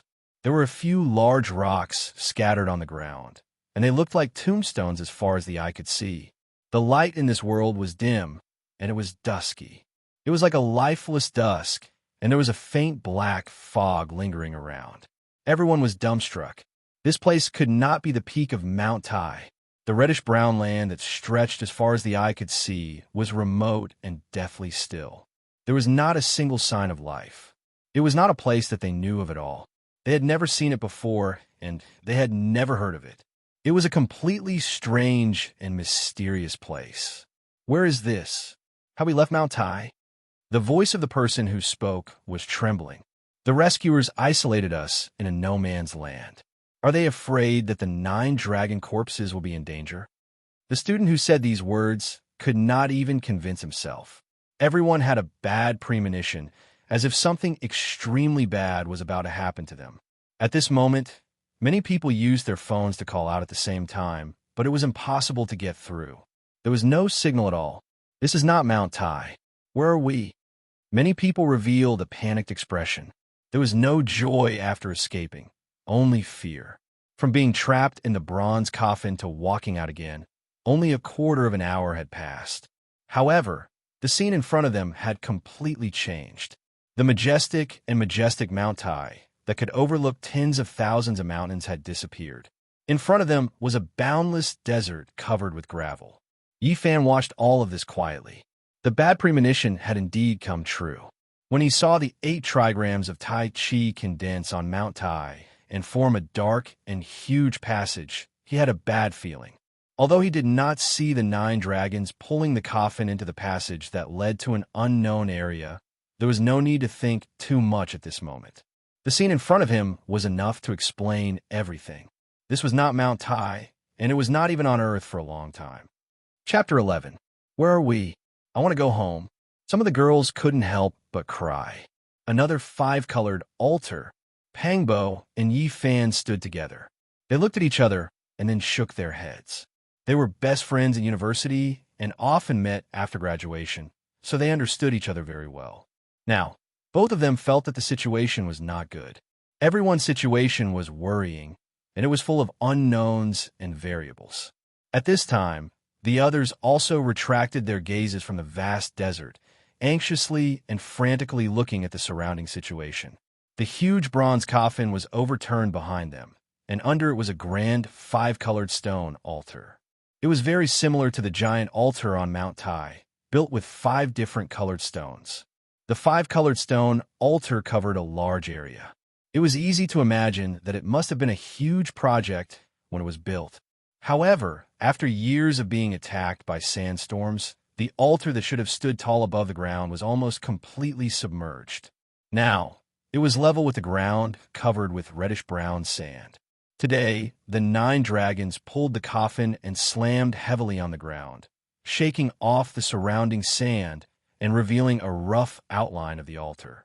Not only was the huge bronze coffin lying on the altar, but the 9 huge dragon corpses were also on top of it. One could imagine the grandeur of the 5-colored stone altar. We are lost. We can't find our way back. A weak female student cried out. Her body swayed, and if it wasn't for someone supporting her, she would have already fallen to the ground. Many people's faces were pale. At this moment, everyone thought of all kinds of possibilities. The scene in front of them was very much like a strange world. No one was willing to accept this fact, but Mount Tai was gone. The empty desert was right in front of them, so they couldn't help but be silent. Don't panic, don't be afraid. There will be a solution. Yifan shouted. How? How do we go back? How do we get out of this strange world? Even some of the male students' voices were trembling, filled with intense fear and uneasiness. The unknown would fill some people with awe and fear, but at the same time, it would also give birth to the desire to explore. Yifan and Pangbo avoided the 9 huge dragon corpses and walked forward, wanting to see the situation nearby. Li Xiaoman was not far away. She seemed to be a little cold as she crossed her arms. Her beautiful face was a little pale, but she still appeared very calm, like a beautiful lotus flower blooming in the dusk. When Yifan passed by, he took off his shirt and handed it to her, but she only thanked him and shook her head to reject it. Yifan didn't say much. He wasn't trying to salvage anything. He put on his coat and continued forward with Pangbo. Bypassing the gigantic dragon corpse and the bronze coffin, they saw Li Xiaoman's American classmate, Cade, who was also observing the situation nearby, exclaiming God from time to time. Not far from the rainbow stone altar, there was a huge rock lying there. It was more than 20 meters tall, but the slope was not very steep, so it could be climbed. Yifan was about 179 meters tall. Although he looked gentle and quiet, he was actually very strong. He was a key player in the school's football team and was often called a barbarian on the field. Pangbo, as his name suggested, had a majestic aura, but he wasn't fat. He was really strong. He was a tall and sturdy man, and his arms were almost as thick as a normal person's leg. Both of them had excellent physiques. They ran quickly in front of the huge rock and didn't climb carefully at all. They directly rushed up. Standing on the huge rock and looking into the distance, they actually saw a faint light penetrating through the darkness, which made the two of them quite surprised. We most likely can't go back. There was nothing that couldn't be said to his best friend. Yifan directly stated his speculation and judgment, saying, "This is definitely not the space-time we are in. This is indeed not the space-time we are in." Although Pangbo was usually carefree, He never joked when it came to serious matters. He stared at the faint halo in the distance and frowned. Do you think there really are gods in this world? Yifan also stared at the faintly discernible light in the distance and said, we even saw the dragon corpse. I think even if a living god appeared in front of us, I wouldn't be surprised. A living god appeared in front of us. What kind of scene would it be? Pangbo whispered. A sound came from behind. Cade, who was 9 meters tall, had also climbed up the huge rock. When he saw the light in the distance, he immediately let out a cry of surprise. Praise the merciful God, I saw the light, he said in not very fluent Chinese, then turned around and waved his hand behind him. He shouted at Li Xiaoman, who was in the crowd, I saw the light. Then, he climbed down from the huge rock and rushed toward Li Xiaoman. Cade's shout immediately caused a commotion in the crowd, and many people ran over. Pangbo looked at Li Xiaoman and Cade, who were standing together not far away, and said to Yifan, is that foreign devil Li Xiaoman's boyfriend? How would I know? Are you really giving up just like that? Pangbo glanced at him. Some things, even if you can start all over again, it's very difficult to go back to the beginning. Even if it's the same path, you can walk it twice in life, but it won't feel the same anymore. That's all in the past. People have to move forward. Yifan shook his head. Then, as if he had thought of something, he smiled and said, you're still the coolest guy, and your nightlife is so colorful. I despise you. How can my life be as rich as yours? Pangbo looked at Yifan, then looked at Li Xiaoman, who was not far away, and said, based on a man's intuition, I have a feeling that something will happen between the two of you. Don't ruin my reputation. Yifan smiled and said, do you have a sixth sense like a woman? At this moment, perhaps only the two of them could still smile. Neither of them were pessimistic people, and no matter what, it was difficult for them to frown. Not long after, many people climbed up the huge rock and looked into the distance. A faint light, like a firefly flashing, penetrated the dark space and was reflected in everyone's eyes. Although the light source was not very bright, it seemed to have ignited everyone's hope. Many female students cheered. There was a faint light ahead. Although it was still full of unknowns, everyone wanted to move forward. Perhaps this was human nature, to fear the dark and yearn for the light. Don't let us down. I hope a miracle will happen. Everyone climbed down the rock and came to the 5-colored altar to discuss countermeasures. Everything here is very unfamiliar to us. Even if there is light ahead, it's better to be careful. Wang Ziwen was more cautious and made such a suggestion. Zhou, he had been very calm. Hearing this, he nodded and said, that's right. Let's send a few people to scout the way. After all, that ball of light doesn't seem to be very far away. Just in case. Everyone expressed their agreement. No one could predict the unknown road ahead, and in an unfamiliar environment, it was better to be careful. Bang! Suddenly, a violent vibration was heard. The copper coffin on the 5-colored altar made a metallic sound. What happened? I feel like it's coming from inside the copper coffin, a female student closest to the copper coffin said with a pale face. Hearing this, everyone's expression changed. One should know that there was a small copper coffin inside the giant coffin. Chapter 12. Don't talk nonsense. The coffin was flipped over, but the lid wasn't stable. There must have been some movement just now, Lin Jia said calmly, trying to calm the crowd. The 9 enormous dragon corpses were all over 100 meters long. They were covered in dense scales, and specks of black light flickered as they rested not far away.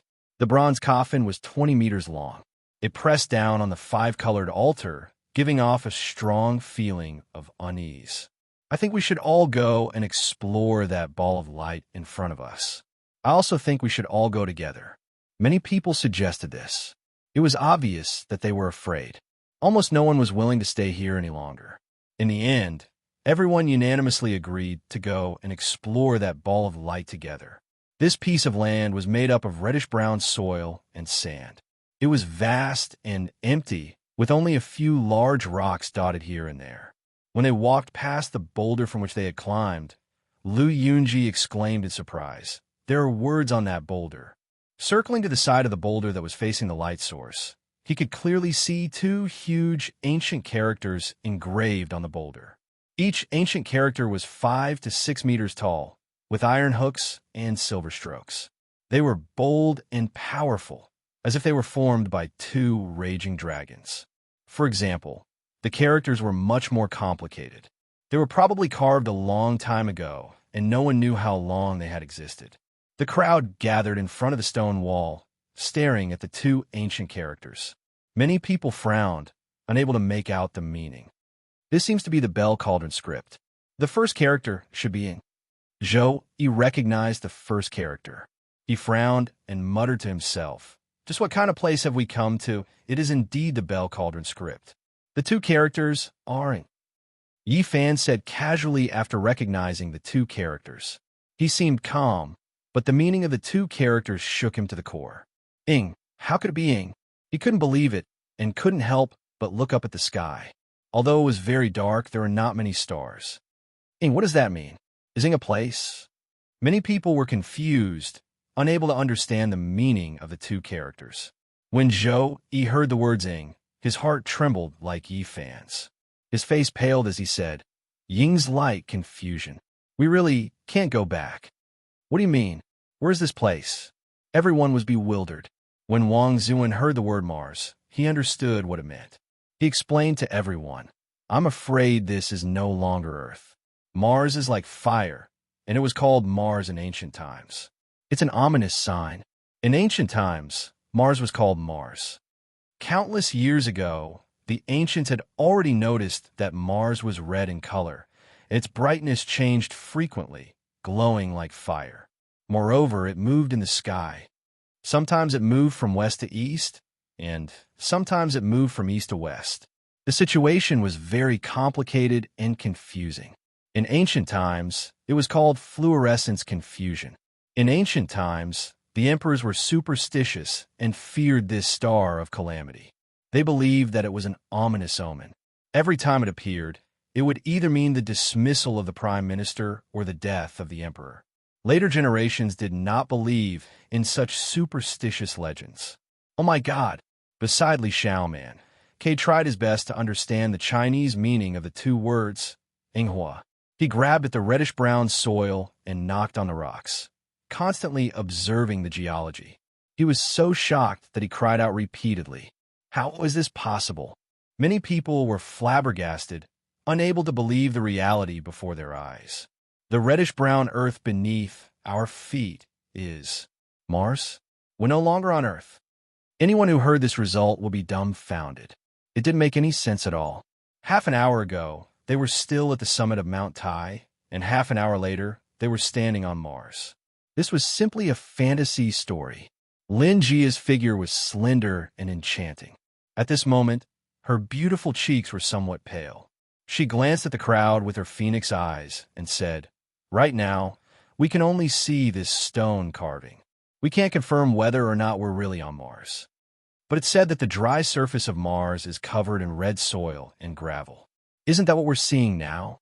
A female student said with a sobbing tone. Humans had already sent out space probes to explore Mars in the 1960s. In 1997, the Mars Pathfinder had successfully landed on the surface of Mars. After decades of exploration, humans were no longer ignorant about Mars. They had obtained a large amount of valuable information. Martian soil contains a large amount of iron oxide. Due to long-term exposure to ultraviolet radiation, the entire planet is like a rusted world. It's exactly the same as what we're seeing now. Could it be that we've really left Earth and are now standing on another planet? A male student clenched his fists so hard that his knuckles turned blue. If we're really standing on Mars, I don't think we can survive. There's not enough oxygen, and there's no suitable temperature, Li Xiaoman said. Although her face was pale, these words still gave many people a glimmer of hope. During this process, Yi Fan, Peng Bo, and the others remained calm.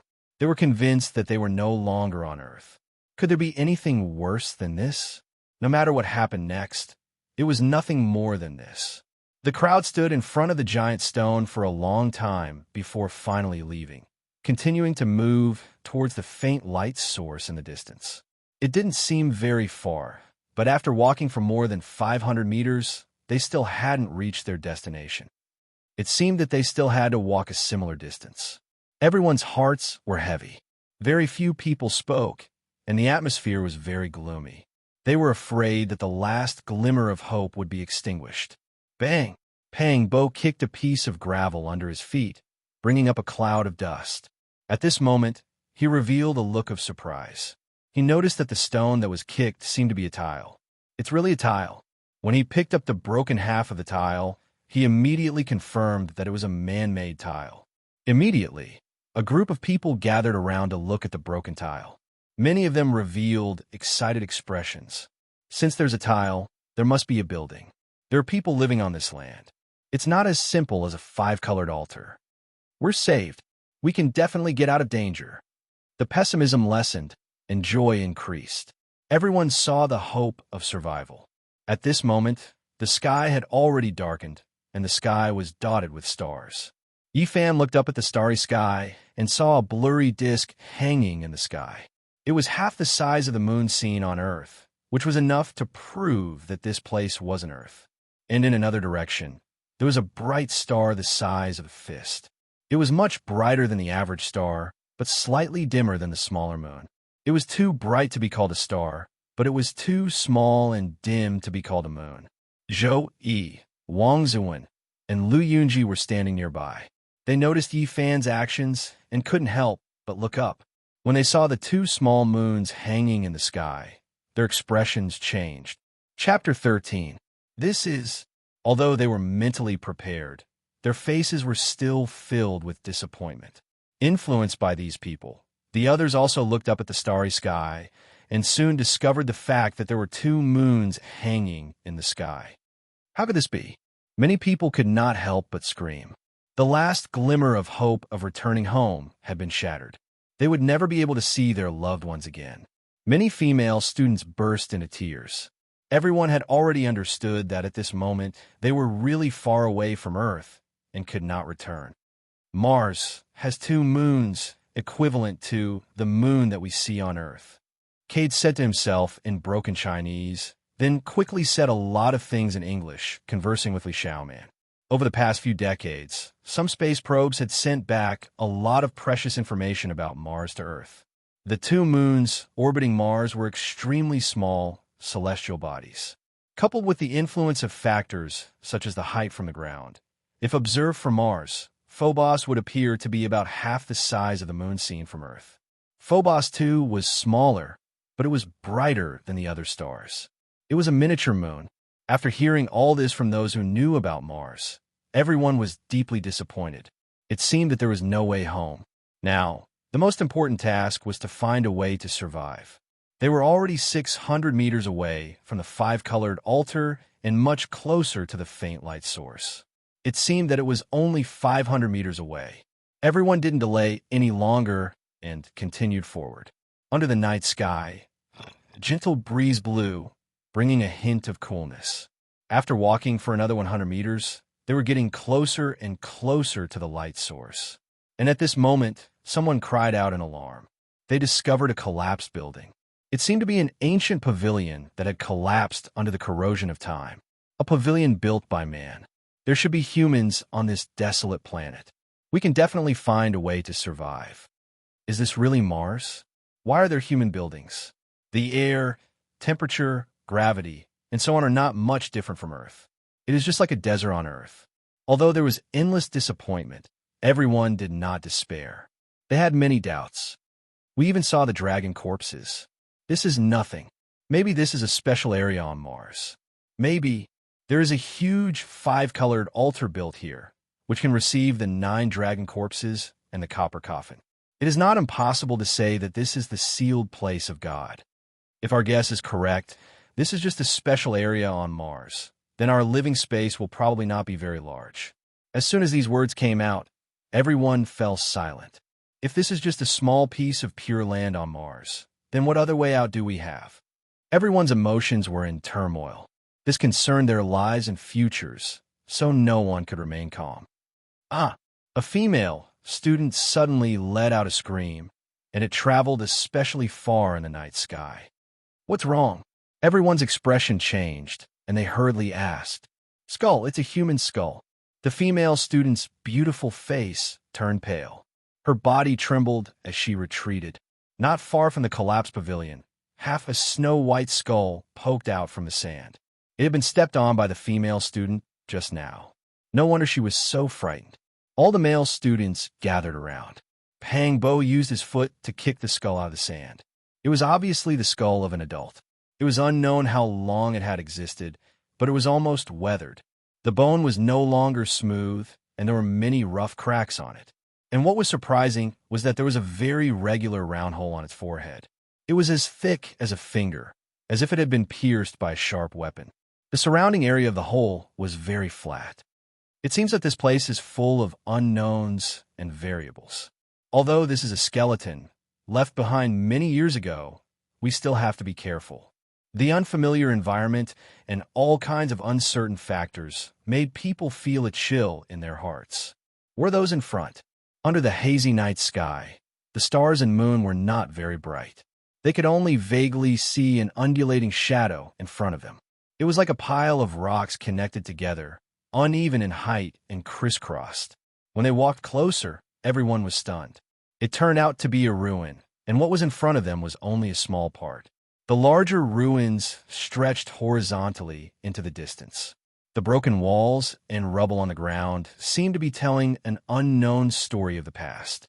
Under the night moon, the place seemed particularly quiet. In the past, it should have been a continuous stretch of magnificent palaces, but now it was a desolate scene. This was a huge ruin, covering a large area. The solid foundation was all made of huge stones. One could imagine the majesty and vastness of this palace in the past. And the light was at the end of this ruin, behind a broken wall. Are we really on Mars? There used to be a group of magnificent palaces here. How much manpower did it take to complete such a huge project? What caused this place to become a ruin, and all the tall and magnificent buildings to collapse? Everyone had almost forgotten their fear. The huge ruins in front of them made everyone exclaim. If they were really on Mars at this moment, all of this would be too unbelievable. Yifan said very calmly, "Actually, it's nothing. We have experienced a lot today, and according to common sense, these things should not have happened." At this moment, even if someone told me that this vast ruin in front of me was the ruins of a heavenly palace, I would not be surprised. Pang Bo sighed and said, "The ruins of a heavenly palace. This is really possible. After all, we even saw the dragon corpse." Hearing these words, everyone could not help but be stunned. The ruins of a heavenly palace might not be nonsense. The light was in front, gently rippling from behind the broken wall, causing a faint halo to appear there. It was indescribably hazy and holy. What on earth is that? The light was flowing at the end of the ancient ruins, causing the broken wall to look even more desolate and desolate. Naturally, it made people feel extremely mysterious. Cha, cha, cha. When everyone stepped on the rubble, there was a burst of noise, which spread very far in the empty night sky. They passed by collapsed palaces and finally passed through the huge ruins. Right in front, although the broken wall was damaged, it was still 4 to 5 meters high. It was really hard to imagine how majestic it was in the past. Let's see what the light is. The group carefully bypassed the huge broken wall and came to the end of the ruins. Suddenly, they felt a breath that made them feel comfortable all over.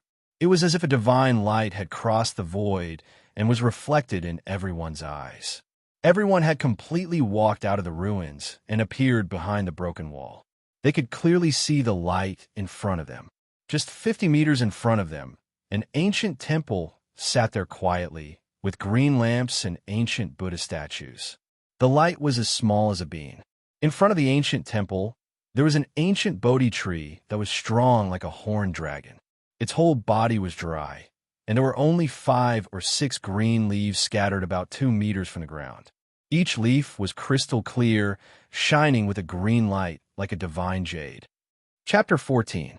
At the end of the ruins, an ancient temple appeared. It was quiet and small, not grand at all.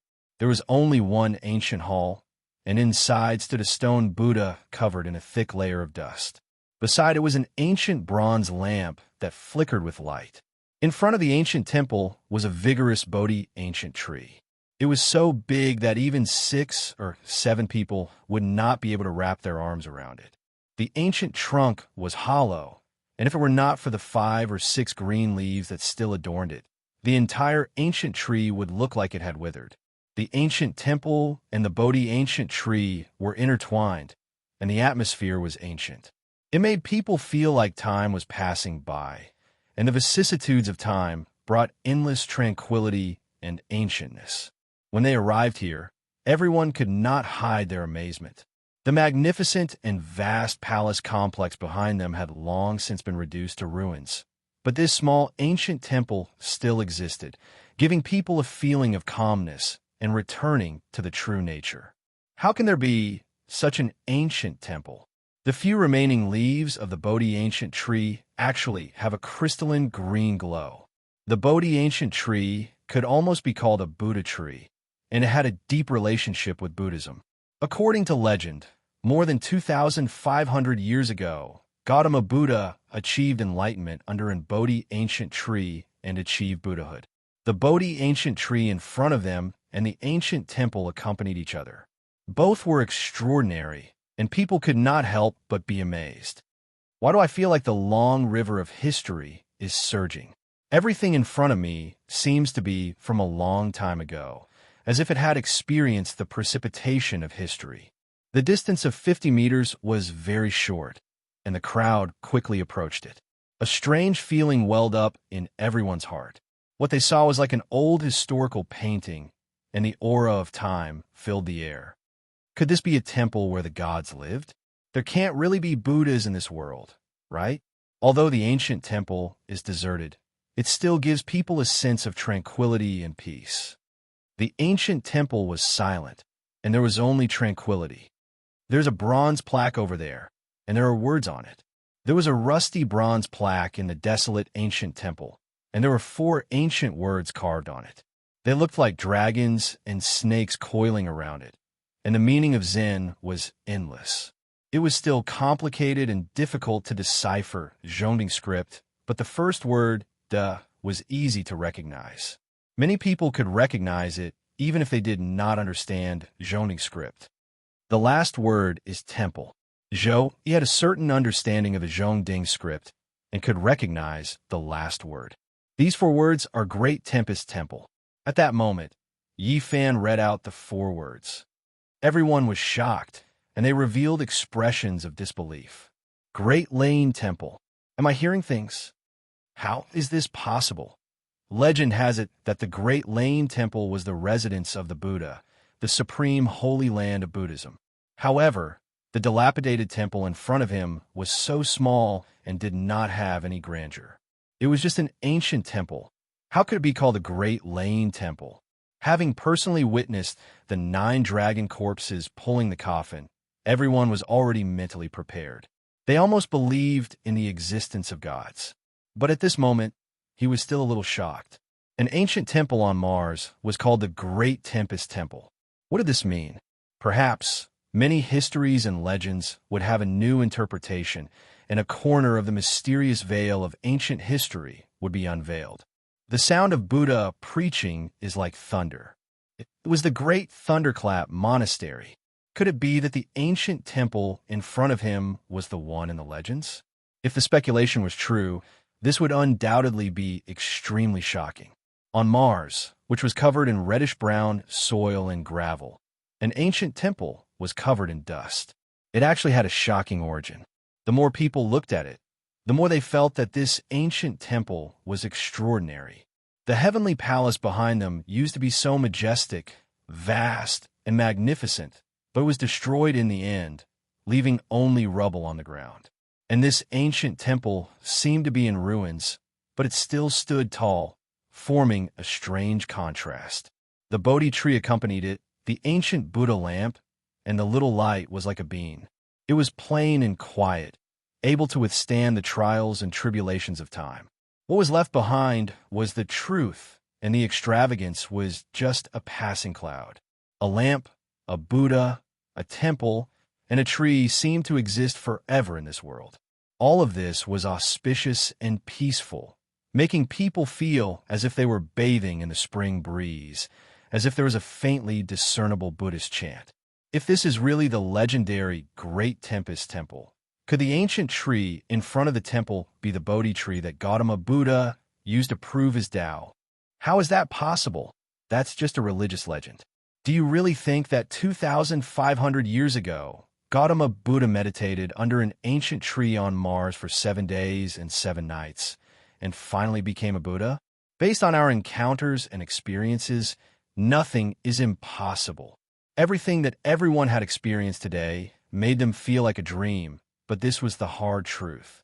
At this moment, Yi Fan suddenly walked forward and Pang Bo walked with him, and the two of them walked directly into the ancient temple. At the same time, Zhou Yi quickly followed, and Wang Ziwen followed closely behind, entering the ancient temple. Behind them, Lu Yunji seemed to have thought of something, and his expression suddenly changed as he quickly rushed over. The others also seemed to have woken up from a dream. If this was the Great Tempest Temple, then this would be the residence of the gods. Although it had long been deserted and covered in a thick layer of dust, it was still an extraordinary place. The ancient temple was very small, and it was only a Buddhist hall. It was empty, and there was almost nothing else. Yi Fan went straight to the stone Buddha and grabbed the bronze lamp that accompanied it. The bronze lamp was ordinary, and its style was simple and unadorned, but it was warm to the touch, without the cold and hard feeling of metal. Instead, it was like holding a piece of warm jade. What was surprising was that the ancient temple was full of dust, but the bronze lamp was untainted, as if it could isolate the dust. This temple had definitely not been cleaned for many years, and a thick layer of dust had accumulated, but the ancient lamp could avoid the dust, and it was still bright. Yi Fan could not help but feel surprised. Could it be that it had been lit since ancient times until now? It's really clean. Other than the stone Buddha and the bronze lamp, there's nothing left. Pang Bo glanced around, but regrettably did not see any other artifacts. At this moment, Zhou Yi, who had followed the two of them in, stepped on the thick layer of dust, and with a clang, he stepped out an alms bowl. At the same time, Lu Yunji and the others also entered the ancient temple. Everyone did not make a sound, and they were all quietly searching. In the beginning, they did not break away from their fixed thinking and faced the ancient temple with uncertainty. They still considered things with the mentality they had when they were on Earth. It was not until Yi Fan was the first to move that they suddenly realized that they were now on another planet, and they were facing the Big Lane Temple, which was most likely the residence of the legendary Buddha. There might be artifacts left behind by the gods. Inside the ancient temple, Yi Fan held the spotless bronze lamp in his hand, and specks of gentle radiance sprinkled down, and the temple was filled with brilliance. Suddenly, Yi Fan heard a faintly discernible Buddhist chant, as if it was coming from beyond the heavens. At first, he thought it was an illusion, but the Buddhist chant gradually grew louder and lingered around the entire ancient temple. It was solemn, vast, profound, and profound. Then, all the dust in the ancient temple dispersed, and there was no dust or dirt. It was clean, and the 6-syllable mantra actually sounded Woman Pad Me Hum. Chapter 15. What's wrong with you? Pang Bo's voice traveled into Yi Fan's ears as he shook his shoulder. Yi Fan felt as if he had just woken up from a dream. There were no Buddhist chants or Buddhist chants. The ancient temple was still the same with a thick layer of dust, and the others acted as if they hadn't heard anything. Is this really the Great Lane Temple? He whispered to himself. Although what he had heard and seen just now was brief, why did it feel so real? This made him fall into a daze as he thought about it carefully. Yi Fan stared at the ancient bronze lamp in his hand, but there was nothing special about it. There were some patterns engraved on it, simple and natural. There was nothing unusual about it. Praying mat. A male student found an old praying mat from a pile of ashes. Tom had not worn it down. Not long after, another female student found a red sandalwood prayer bead from the thick layer of dust. It hadn't been damaged by the passage of time. After blowing away the dust, it still had a faint luster. At the same time, Kai found half a broken wooden fish in the dust in front of the stone Buddha. 3 bodhisattvas were engraved on it, either solemn or merciful. At this moment, Yi Fan was deep in thought. If this was really the legendary Great Lane Temple, then it was a place abandoned by the gods. All the artifacts unearthed should be extraordinary. Dang! Wang Ziwen's foot seemed to have kicked something as it made a metallic sound. He pushed away the dust in the corner, revealing a broken copper bell the size of a palm. It was missing a part of the bell's wall and had an ancient design. Dang! He shook the copper bell, and a melodious sound came out. It was like the lingering sound of Buddha, calming one's mind. Yi Fan's thoughts were interrupted, and he couldn't help but look at the copper bell. There were cloud patterns engraved on it, and it was simple with a hint of Zen and Buddhist charm. Pang Bo murmured softly. He had entered the ancient temple first, but he didn't find anything. It could only be said that he was unlucky. Almost at the same time, Li Xiaoman found half a jade ruby at the foot of the stone Buddha. She wiped away the dust, and the crystal-clear jade immediately began to glow. The ancient temple seemed to be empty, but there were a few people who found artifacts under the dust. The others immediately moved quickly to search for them. Yi Fan did not pay much attention to those objects. The only untainted, undamaged, and everlasting bronze lamp in the ancient temple was in his hand. The other objects were obviously incomparable to it. I don't believe that we can't find anything. Pang Bo mumbled. Search carefully.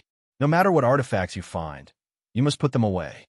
Yi Fan handed the ancient lamp to Pang Bo and asked him to search with the help of the light. Although he could not tell what was so special about these broken Buddhist weapons, he knew that if there were gods in this world, these things must be extraordinary. Yi Fan temporarily handed the copper lamp to Pang Bo. He walked out of the ancient temple and walked toward the Bodhi tree in front of the temple. At this moment, he had already broken away from his original way of thinking and temporarily made himself believe that God really existed. Since the ancient temple was the Big Lane Temple, how could he miss the accompanying Bodhi tree? If there was a Buddha in this world, that withered ancient tree must be extraordinary. The Bodhi tree was the sacred tree of Buddhism. According to the Tang dynasty records of the Western region, Buddha once told Ananda that there were 3 objects in this world that should be worshipped: the Buddha's bone relic, the Buddha statue, and the Bodhi tree. This was because Buddha achieved enlightenment under the Bodhi tree. Seeing the Bodhi tree was like seeing Buddha. The withered ancient tree in front of him was as strong as a horned dragon. 6 or 7 people would not be able to encircle it. The trunk was hollow, and only a withered branch that hung 2 or 3 meters from the ground had 6 green leaves hanging on it. The leaves were crystal clear and as green as agate. Regardless of whether this ancient tree had anything to do with Buddha, the 6 green jade-like leaves alone were enough to show that it was extraordinary. Yi Fan came under the tree and carefully looked at the ancient Bodhi tree. The huge branches almost completely covered the top of the ancient temple. If the branches were full of leaves, one could imagine the scene of the sky being covered by them. At this moment, Yi Fan's heart skipped a beat. He found that the 6 crystal clear green leaves were rippling with invisible green clouds. A small part of them floated towards the direction of the 5-colored altar in the distance, and most of them sank into the roots of the tree. The green clouds were shaped like threads, constantly overflowing from the 6 green leaves. It made people feel a breath of life, as if there was endless vitality flowing. Yi Fan squatted down and dug the soil at the roots. He wanted to see what was underneath that could condense the green clouds overflowing from the Bodhi leaves. Under the soil, he did not see anything magical. He only found a Bodhi seed. There was no light, no brilliance, no clouds, and its color was gray and ordinary. If one did not pay attention, he would be mistaken for a lump of soil. The only special thing about it was its size. An ordinary Bodhi seed was only the size of a fingernail, but this gray Bodhi seed was as big as a walnut. Yi Fan was surprised. Could it be that the green clouds overflowing from the Bodhi leaves were absorbed by it? After observing for a while, he saw the green clouds flowing down and disappearing 3 inches away from the Bodhi seed. Although he did not see it absorb the essence of the Bodhi leaves, he was almost certain that it was caused by it. Yifan held the Bodhi seed in his palm. After careful observation, he was shocked. The natural patterns on this gray and ordinary Bodhi seed were actually connected together to form a merciful Buddha. The Buddha was naturally formed. It was completely formed by the interweaving of natural patterns, but it seemed to have been carefully carved on it. The gray Buddha diagram was simple and natural, and there was a faint Zen rhythm coming from it. A natural Buddha diagram. Could it be that 2,500 years ago, Gautama Buddha really proved his Tao because of the Bodhi tree? The Bodhi tree had other names. It was the wisdom tree, the enlightenment tree, and the thinking tree. Legend had it that it could awaken one's divinity and enlighten oneself. Yifan raised the Bodhi seed high above his head, facing the 6 green leaves on it. The speed at which the green mist flowed out instantly increased, and the aura of vitality became denser and denser, all of it concentrated on the Bodhi seed. Of course, the light still disappeared 3 inches away from the seed. Pop! A light sound rang out. A sparkling and translucent Bodhi leaf flowed with the last strand of green multicolored light before shattering and turning into ashes that drifted down. At this point, Yifan was finally convinced that the Bodhi seed looked ordinary, but it was extraordinary. He carefully put it away. At this time, he noticed that there was a lot of powder on the ground. It was the same as the ashes of the Bodhi leaf. Could it be that all the Bodhi leaves on the tree disappeared like this? This surprised Yifan. The Bodhi seed with the natural Buddha diagram was extraordinary. He vaguely felt that it was even more important than the bronze lamp that accompanied the stone Buddha. There were still 5 green leaves on the ancient Bodhi tree, but they were not as crystal clear as before. Yifan didn't pluck them. 1 Bodhi seed was enough. He didn't want to attract attention. At this time, no one came out of the big lane temple. Yifan left the Bodhi tree and returned to the ancient temple. At this time, another 7 or 8 people found different Buddhist artifacts. Lu Yunji actually found half of a golden pestle behind the stone Buddha. Although it had been buried in the dust for many years, it was still shining brightly when it was unearthed. It gave off a heavy and condensed feeling. If not for the fact that one end of it was damaged, it could be called a perfect and powerful masterpiece of forging. This scepter-shaped pestle has a very powerful name in Buddhism. It is called Vajra pestle, which has the indirect meaning of destroying the enemy, symbolizing invincible, all-conquering wisdom and true Buddha-like nature. It is the scepter held by the venerable saints. If Buddha existed in this world, this Vajra pestle would undoubtedly be a holy object. It must be extraordinary. It wouldn't be surprising if it had the mysterious power to split mountains and rivers. However, at this moment, no one could see its wonders. Lu Yunji waved it hard. The half of the Vajra pestle flashed like a golden lightning. It was shining brightly and looked very imposing. Say, if these artifacts were used by the gods, what kind of earth-shattering scene would happen if we found out how to use them? Hearing Lu Yunji's words, all the people who found the Buddhist artifacts were fascinated. Chapter 16.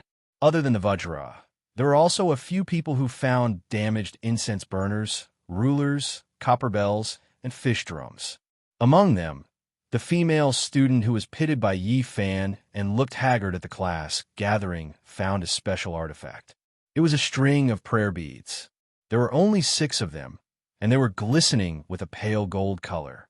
Each of them was the size of a longan fruit. Don't tell me it's made from a saraira?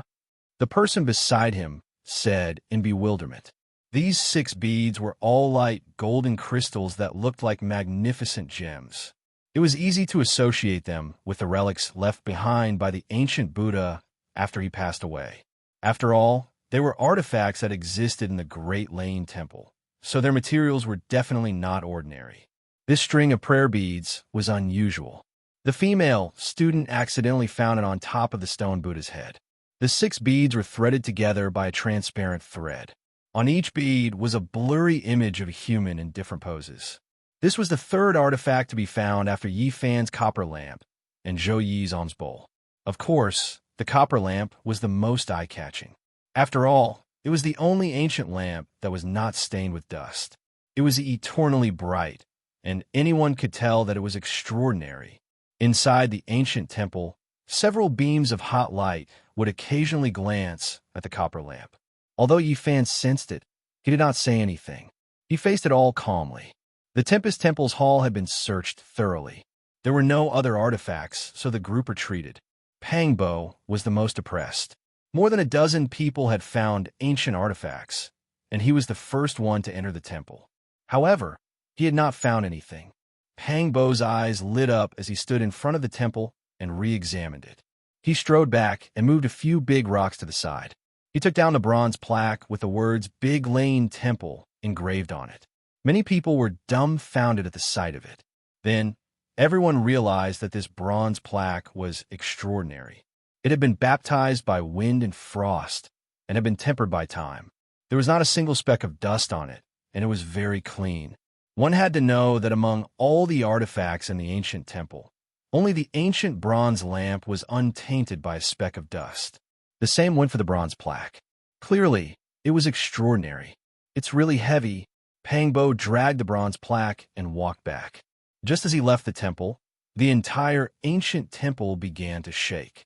The stone Buddha inside suddenly cracked, producing a kacha-kacha sound. Then the six-syllable mantra of Buddhism rang out, hum, and I pad me hum. A majestic Buddhist voice resounded through the universe, shaking the heavens and the earth. The benevolent, solemn, exquisite, and profound Zen sound was incomparably vast, cleansing all impurities and mortal dust. The surroundings of the ancient temple were bathed in a sacred and auspicious light. This time, it wasn't an illusion. Not only did Yifan and Pangbo hear it, but everyone else also froze like clay statues. They were so shocked that they couldn't speak. At the same time, all the artifacts they found in the temple, regardless of whether they were intact or damaged, were all emitting a gentle radiance. The bright radiance caused everyone to be in awe. However, in the end, with a loud boom, the stone Buddha inside the ancient temple shattered and turned into dust. Then, the great thunderclap temple also turned into dust under a gentle breeze. Poof! At the same time, the accompanying ancient Bodhi tree also crumbled. There were no wood shavings or dry branches, only ashes that filled the sky and fluttered down.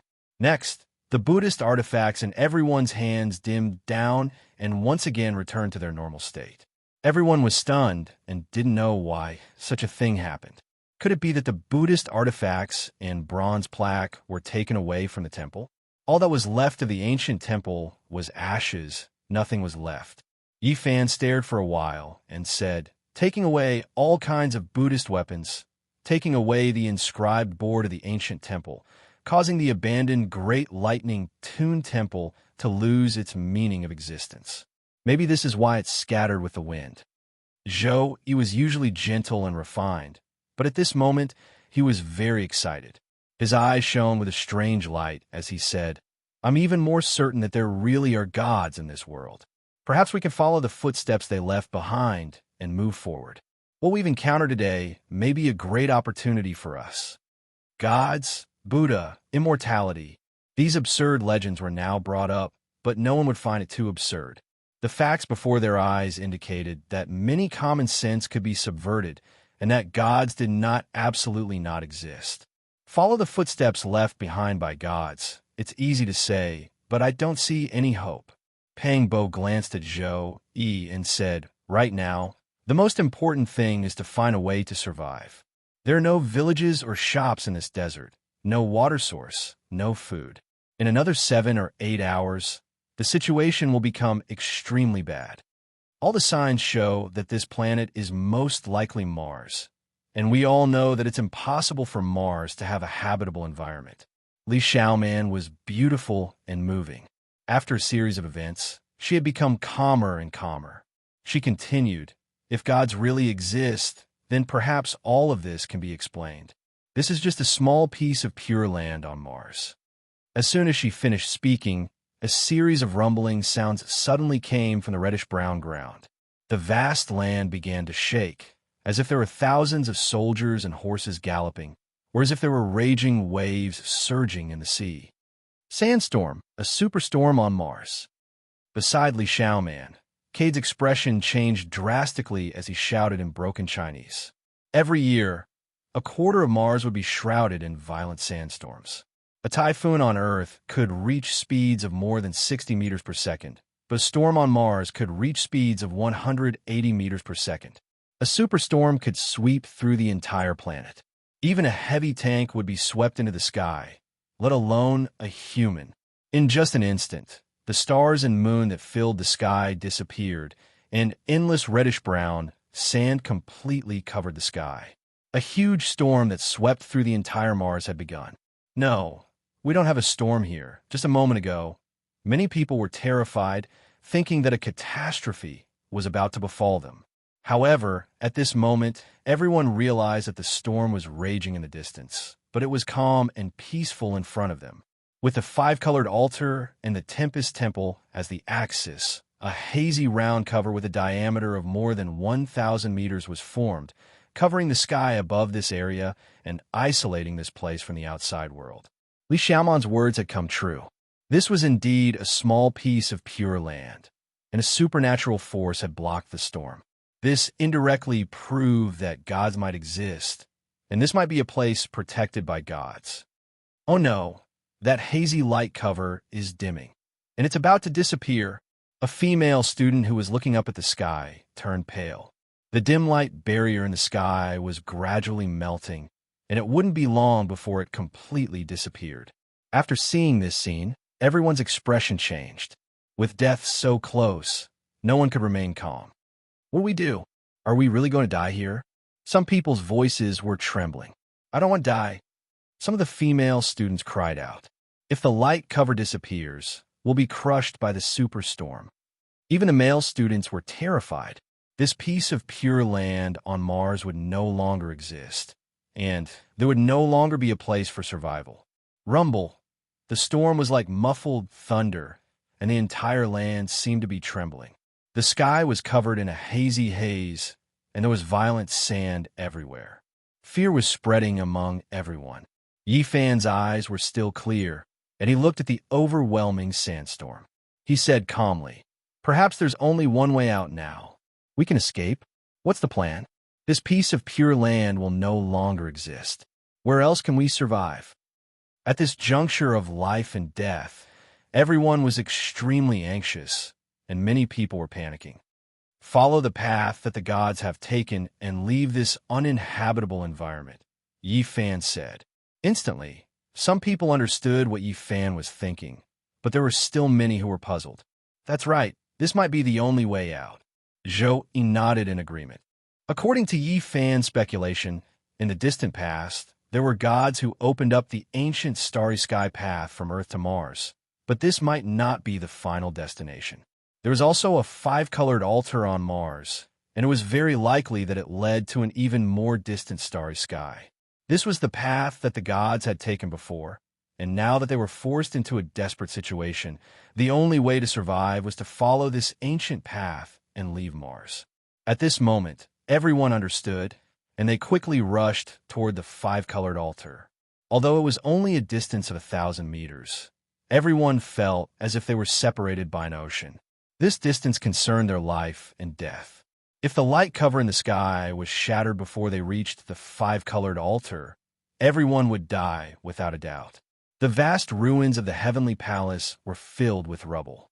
This was a difficult journey, and because they walked too quickly, some people sprained their ankles. However, they did not dare to stop, and they endured the pain as they moved forward quickly, not wanting to fall behind. Even if they could reach the five-colored altar safely, whether or not they could open up the ancient starry sky path was still unknown. This was a huge shadow that shrouded everyone's hearts. One had to know that everything on Mount Tai was passive. However, at this moment, they had no choice. That place was their only hope, and they could only think of a way to get there first. When a female student was running in the ruins, she suddenly let out a blood-curdling scream, and with a thud, she fell into the dust, never to move again. Her face was filled with horror, and there was a bloody hole the size of thumb on her forehead, and blood was flowing out. She seemed to have seen something extremely horrifying before she died. What happened? Everyone felt their blood run cold, and their hearts were filled with fear. A living life had suddenly died just like that. Just a moment ago, she was still with everyone, but now she was gone forever. It was so sudden and strange. "Don't go near her," Yifan shouted to stop the two male students who wanted to get close to the corpse. He thought of the snow-white skull he saw on the way here, and there was also a finger-sized hole in the center of the forehead. It was the same way she died, and a bad premonition arose in his heart. "We have profaned the great thunderclap temple. Could it be that the gods are punishing us?" A female student's voice was trembling, and her heart was filled with fear. Even if the gods exist, the Buddha is also merciful. Zhou interrupted her words to prevent the fear from spreading and said, "We have no way to take her away now and can only let her rest here in peace. We must hurry back to the five-colored altar." No one hesitated, and at this moment of life and death, they could no longer care about the corpse of the female student. Dong! Suddenly, the melodious sound of a bell rang out, and the sound was vast and solemn, as if a great golden bell was shaking. Extremely resplendent golden light rushed out from where Wang Ziwen was, and his entire body was enveloped in the dazzling golden radiance, as if he was wearing a thick layer of golden battle armor.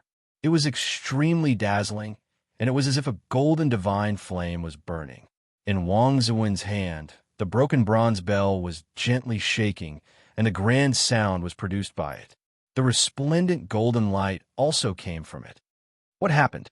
Lu Yunji was the closest to him, and asked very nervously, "Something attacked me just now." Wang Ziwen was usually gentle, but at this moment he was enveloped by the golden divine flame, and it was as if he was wearing a golden battle armor. He was very imposing, and it was as if a god had descended to the mortal world. Chapter 17. Did you see clearly what it was? Pang Bo asked. He wanted to figure out the source of the danger. He was usually careless, but he was always calm during critical moments. "I didn't see anything. I only felt a terrifying aura envelop my body, and then the bell started to shake." At this moment, Wang Ziwen was enveloped by the golden light, but he still felt a lingering fear. After hearing these words, everyone who had obtained something from the Tempest Temple tightly grasped the broken Buddhist tools in their hands. These things were proven to be extraordinary. They must have been used by the gods. The broken bell stopped shaking, and the melodious bell sound gradually faded. The burning golden divine flame on Wang Ziwen's body disappeared, and the golden light returned to the bronze bell. "Let's go. Let's leave these ruins quickly." Yifan held the bronze lamp in his hand, sprinkling some divine light as he led the way to the five-colored altar. Everyone followed closely behind. There had to be something terrifying in the vast ruins of the heavenly palace. Every second that they stayed here would increase the danger they would face. Another scream rang out. As they approached the edge of the ruins, a male student fell to the ground on his back. There was a finger-sized hole in the middle of his forehead. Fresh blood flowed out of it. He died the same way. He died with everlasting regret. His eyes were wide open, and the terrified expression on his face before he died was frozen in place. At this moment, many people were terrified. Another student suddenly died. They could only watch helplessly, but they couldn't do anything to stop it. They didn't even know what killed him. Life and death were easy to say, but when they experienced it themselves, they felt incomparably bitter. Their close classmates didn't even have the chance to say their last words before they died in such an inexplicable way. It was hard to accept. Many female students were on the verge of collapse. They began to cry quietly. They had never seen such a scene before. "Let's go." They didn't stop, and they couldn't stop. They quickly rushed to the five-colored altar. They finally escaped from the ruins, but two lives were left there forever. They would never see them again. After running for a long time, they looked back. The broken walls were like ferocious demons. They were indistinct under the night sky, making people's hearts palpitate. However, before the crowd could take a deep breath, 3 consecutive screams rang out almost at the same time. 2 male students and one female student fell heavily to the ground one after another. The wounds were still on their foreheads, and the 3 identical bloody holes were very shocking to look at. Blood dyed the ground red. 3 former classmates and friends had died just like that. Their eyes bulged out, and their expressions were full of fear. In a short period of time, 5 people had lost their lives. This made everyone feel sad, and their scalps were numb. Perhaps they would be next. Nobody could be sure when their lives would end. Boo-hoo! A female student was on the verge of breaking down. She burst into tears and said, "Those who died couldn't find any artifacts in the temple. That unknown devil is nearby. If we don't have the holy artifacts left behind by the gods, we will die sooner or later." This was a fact. The 5 people who had died in the temple had found nothing, and Wang Zuan, who had also been attacked, was safe and sound because of that broken bronze bell. "Help us!" Those who didn't find any artifacts in the temple were all terrified. Those who had found something used pleading tones to beg for help. "Help us!" However, who would give up their only life-saving Buddhist artifact at this critical moment? Some people didn't stop and didn't even look back. They rushed toward the 5-colored altar with large strides. The friendship between classmates was indeed precious, but in the face of life and death, many people chose to face each other coldly in order to protect themselves. The relationship between humans and the contradictions of human nature was facing a difficult test for the first time. "I beg you, save me." The female student, who was on the verge of a mental breakdown, cried as she ran. She was terrified and extremely pitiful. Her shoes had already fallen off, but she was still at a loss. At this moment, fear had already occupied her heart. Yi Fan shouted, "We can share the objects found in the temple with others." Pang Bo had always been by Yi Fan's side. He stood beside him and also shouted, "That's right, we can share an object found in the ancient temple with 2 or 3 people." Many people looked over, but there was hesitation in their eyes. Someone said, "What if these broken artifacts aren't that useful? If they can only protect one person, won't the original owner also fall into a life and death situation?" As soon as these words came out, people were immediately shaken. There were even 2 people who began to speed up and rush forward without looking back. "Thank you, Yi Fan."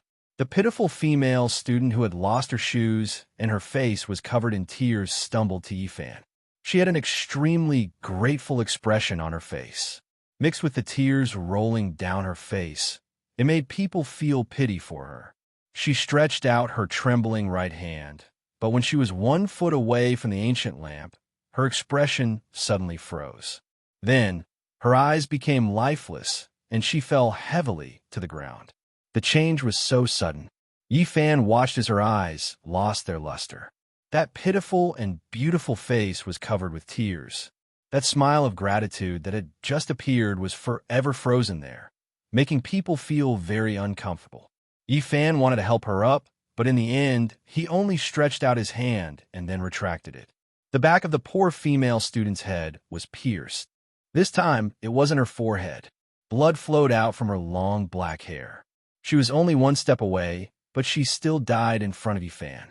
That frozen smile stung Yi Fan's eyes. He slowly retreated, leaving the gradually ice-cold corpse. "What is that thing?" This was everyone's question. With death so close, everyone became even more terrified. 3 or 4 people quickly surrounded Yi Fan and Pang Bo.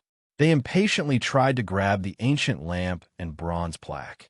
It was as if they were fighting over it, wanting to take it for themselves. "What are you doing?" Pang Bo glared at them and shouted, "We are saving you and sharing these things with you. We are not giving up our lives to give you the bronze plaque and the ancient lamp." His body was tall and sturdy, so when he glared at them, he naturally had a terrifying power. Those people immediately stopped and awkwardly stepped forward, placing their hands on the bronze plaque and the ancient lamp. There was no time to waste. Everyone quickly ran, but at this time, there was a restless feeling spreading. Some people's eyes were burning, and they wanted to steal the Buddhist treasures. As for those who had broken Buddhist treasures, they were filled with vigilance and regretted sharing them with others. "We come from the same place, and we have been classmates for 4 years. Don't let you live the rest of your life in shame and regret your choice today. Yi Fan shouted. His voice was even more intimidating than Pang Bo's, and many people immediately calmed down. Boom! At this moment, Lu Yunji's body suddenly exploded with hundreds of thousands of lightning bolts.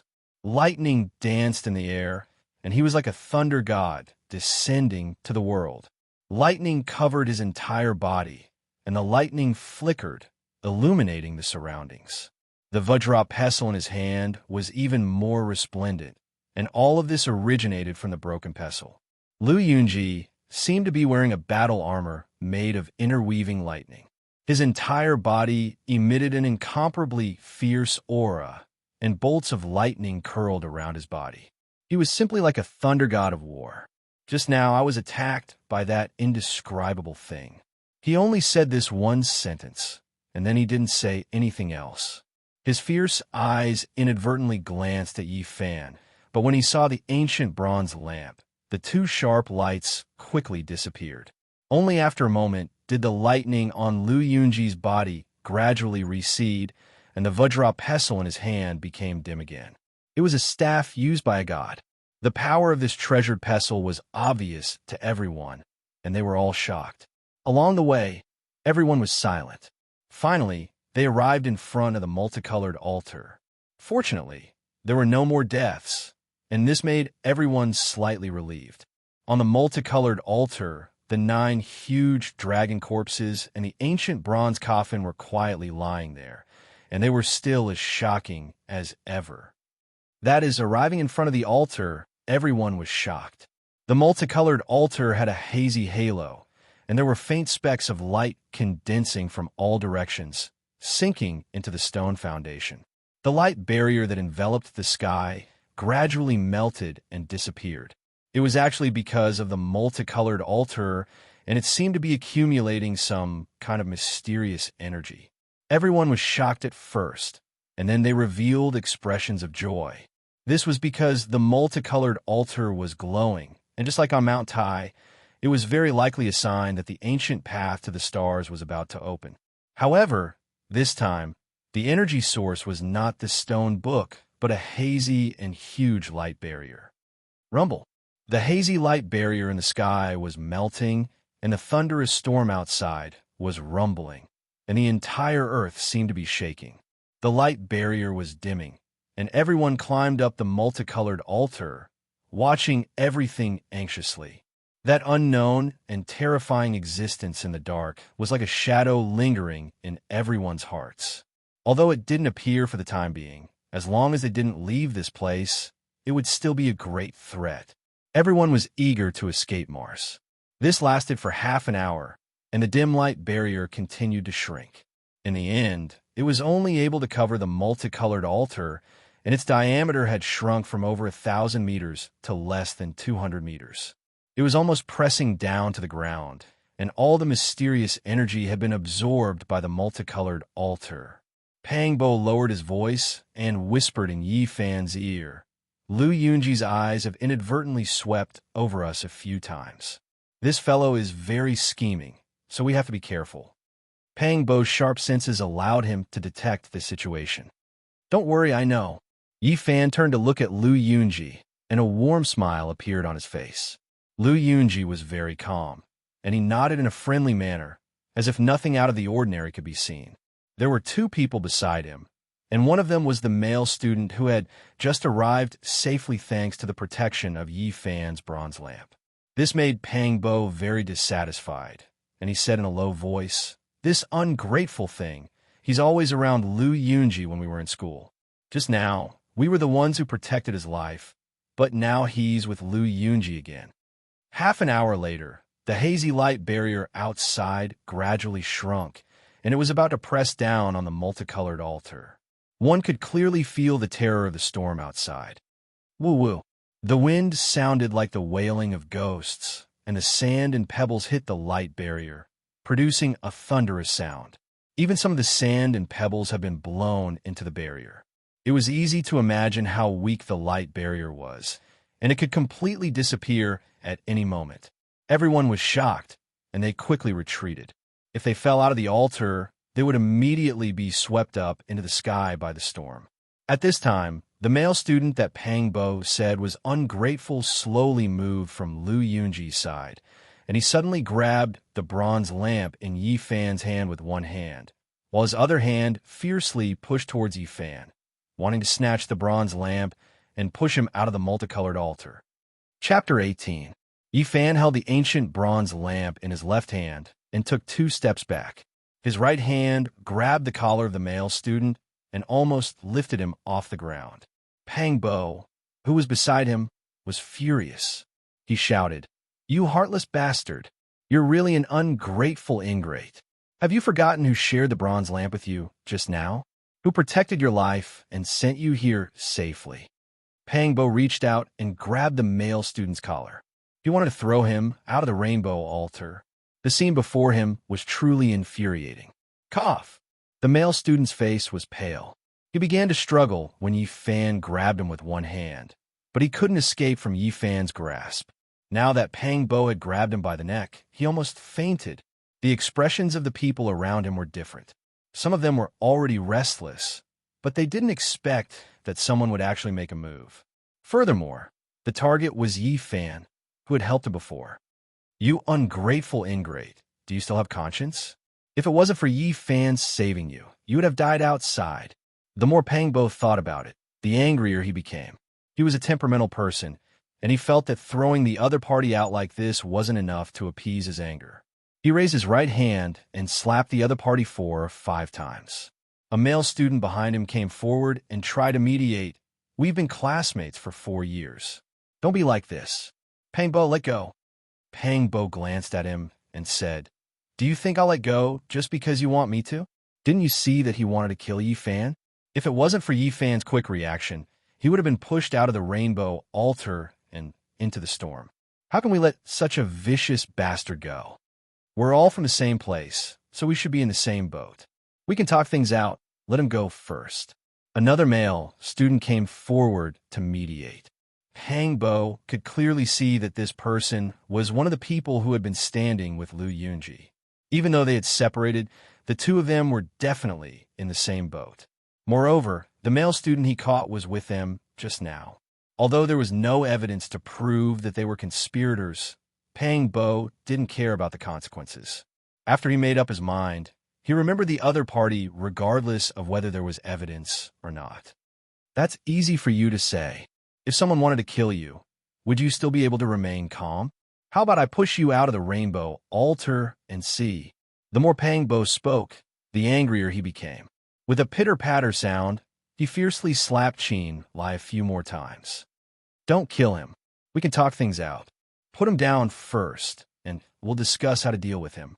A female student chimed in, glancing at Lu Yunji. During this entire process, Lu Yunji had been very calm. He did not step forward to persuade them, nor did he express his opinion. It was as if this had nothing to do with him, and he was watching the development of the situation from the sidelines. Yi Fan saw everyone's expressions. Seeing that he couldn't lure Lu Yunji out, he stopped Pang Bo and said, "Let him go." "Yeah, let go first." "Yes, let him go first. There's nothing that can't be resolved between classmates. Don't make it too stiff." The 2 male students and the female student who had just tried to persuade Lu Yunji spoke up. At the same time, the others saw that Yi Fan himself had spoken up, so they also tried to persuade him. "Make it too stiff. Do you think we haven't crossed this line yet?" Pang Bo glared at the male student who was with Lu Yunji and said, "Almost killed Yi Fan, and you're still trying to excuse him like this?" However, Pang Bo didn't continue to make trouble. Seeing Yi Fan's signal, he finally let go of his hand. However, no one expected that after Pang Bo let go, Yi Fan himself didn't let go. He grabbed the male student's collar with one hand and almost directly lifted him up. In a few steps, he came to the edge of the rainbow altar and seemed to want to throw the male student out. Everyone was stunned. No one thought that Yi Fan would do this. At the same time, they were very surprised by Yi Fan's strength. They couldn't help but remember when they were at school, he was nicknamed the Barbarian in the tree shade field. Yi Fan looked gentle, but his physique was very strong and his strength was amazing. Like picking up a chick, He carried the male student to the edge of the rainbow altar with one hand. Before this, I saved your life. Why did you harm me? Yifan pressed him on the edge of the altar with one hand, ready to push him down at any time. He was only half a foot away from the hazy light shield. The male student was frightened and shouted, "Don't push me. I'm a wolf and a dog. I was blinded by greed. I don't know what's good for me. Let me go. I won't dare to do it again." Yifan smiled, revealing a mouth full of white teeth. He looked very bright and said, "No matter what people do, they have a motive. Don't you want to say it? I really don't want to see you being swept up into the sky by the storm." After saying that, he pressed the student with one hand and pushed him out of the rainbow altar. "Help!" The male student was really frightened. He shouted loudly, "Let me go. I'll tell you everything." As a modern urbanite, he had never experienced such a scene. The male student collapsed on the spot. In the face of the storm close at hand, his face was pale, without a trace of blood. "This is not good. Yifan, let him go. It's too dangerous." "Yes, everything can be discussed. You can't disregard the friendship of classmates like this. It's not good if someone dies." It was still the same students who spoke up to dissuade him. They had slowly walked over. Clang! Pang Bo placed the bronze plaque of the Great Lane Temple, which was half the height of a human, on the ground. He glared at them, causing them to stop in their tracks. Yifan turned around and smiled warmly, saying, "It's okay. He is willing to tell me the reason. I also want to hear what I did wrong. I won't have any conflict with him. You guys can rest assured." When he turned around again and faced the male student who was pressed to the edge of the altar, his eyes suddenly became fierce. If the other party didn't say anything, he would directly push him out. This was the message Yifan sent with his eyes. I didn't get anything in the ancient temple. I didn't have a god's item. I felt threatened, so I was greedy. What a wolf." As he said that, he started to slap his own mouth. Yifan didn't say anything. He directly pushed him out. Half of his body was suddenly suspended in the air, almost touching the layer of dim light. "No! Help!" The male student shouted in fear. It was enchanting. He was the one who gave me the idea. Yifan pulled him back. He didn't care about this spineless, soft spear at all. This kind of person wouldn't amount to anything. He couldn't pose a threat. If he really pushed him out of the five-colored altar in front of everyone, the other students would probably have a very bad impression of him. After all, they were classmates, so the gains wouldn't make up for the losses. Yifan very naturally took the bottle of mineral water from him, then patted his shoulder and said, "We've been classmates for 4 years, and we've encountered this unforeseen event together. It's best if we help each other in the same boat." Of course. After this male student regained his freedom, his body was still trembling. He trembled as he retreated. At this time, Pang Bo was already angry. He carried the bronze plaque and rushed forward, smashing it towards the student named enchanting. Bang! Pang Bo was tall and strong. He was very strong. He swung the bronze plaque and knocked that person to the ground on the spot. "No wonder you kept trying to dissuade me. So you were the one behind it." Pang Bo placed the bronze plaque on his body and said, "You even schemed against a classmate of 4 years. Do you still have any humanity?" He was very angry. Li Changqing was one of the people who stood with Lu Yunji not long ago. He was also one of the people who kept trying to dissuade Li Changqing. Yifan walked over and very naturally took the bottle of water from Li Changqing's body. He stuffed it into Pang Bo's hands. Seeing him take the second bottle of water, everyone's face revealed a complicated expression. If they couldn't quickly escape from Mars, they were afraid that in a few more hours, water would become the most precious thing to them. Yifan felt very regretful that he couldn't find Lu Yunji. Although he knew that it was most likely him who instigated it, he didn't have any evidence. It wasn't good to fall out with him in front of everyone now. Li Zhongqing was very stubborn. He allowed Pang Bo to teach him a lesson, but he did not admit to anything. He only said that he was hot-headed and that he should not have spoken carelessly, causing that student to covet him and attack Yifan. Pang Bo really wanted to directly throw him out of the rainbow altar. However, he could only suppress his anger and didn't do so in consideration of the other students' feelings. However, He felt that this seemingly peaceful relationship couldn't be maintained for long. If there was another survival crisis, he was afraid that the friendship and face of former classmates would be torn into pieces. This was because some people were already starting to feel restless in their hearts. Yifan wasn't angry. He smiled at Li Changqing and said, "Sometimes people are very complicated. Some things can't be controlled, but it's best to be more self-centered. Don't be used as a tool by others." As he said this, he squatted down and calmly grabbed at Li Changqing's waist. His target was a broken fish drum. It was the antique that Li Changqing had found in the Tempest Temple. "What are you doing?" Li Changqing struggled violently. His expression didn't change when he was beaten by Pang Bo, but at this moment, he was panicking. He used all his strength to cover the fish drum on his waist. However, his upper body was still being pushed by Pang Bo's bronze plaque. He couldn't use any strength and couldn't stop it. Boom! Suddenly, the fish drum on Li Changqing's body emitted a muffled thunder-like sound. Rays of green light shot out like dancing lightning. It was like the divine drum of the god of thunder. It hummed and trembled.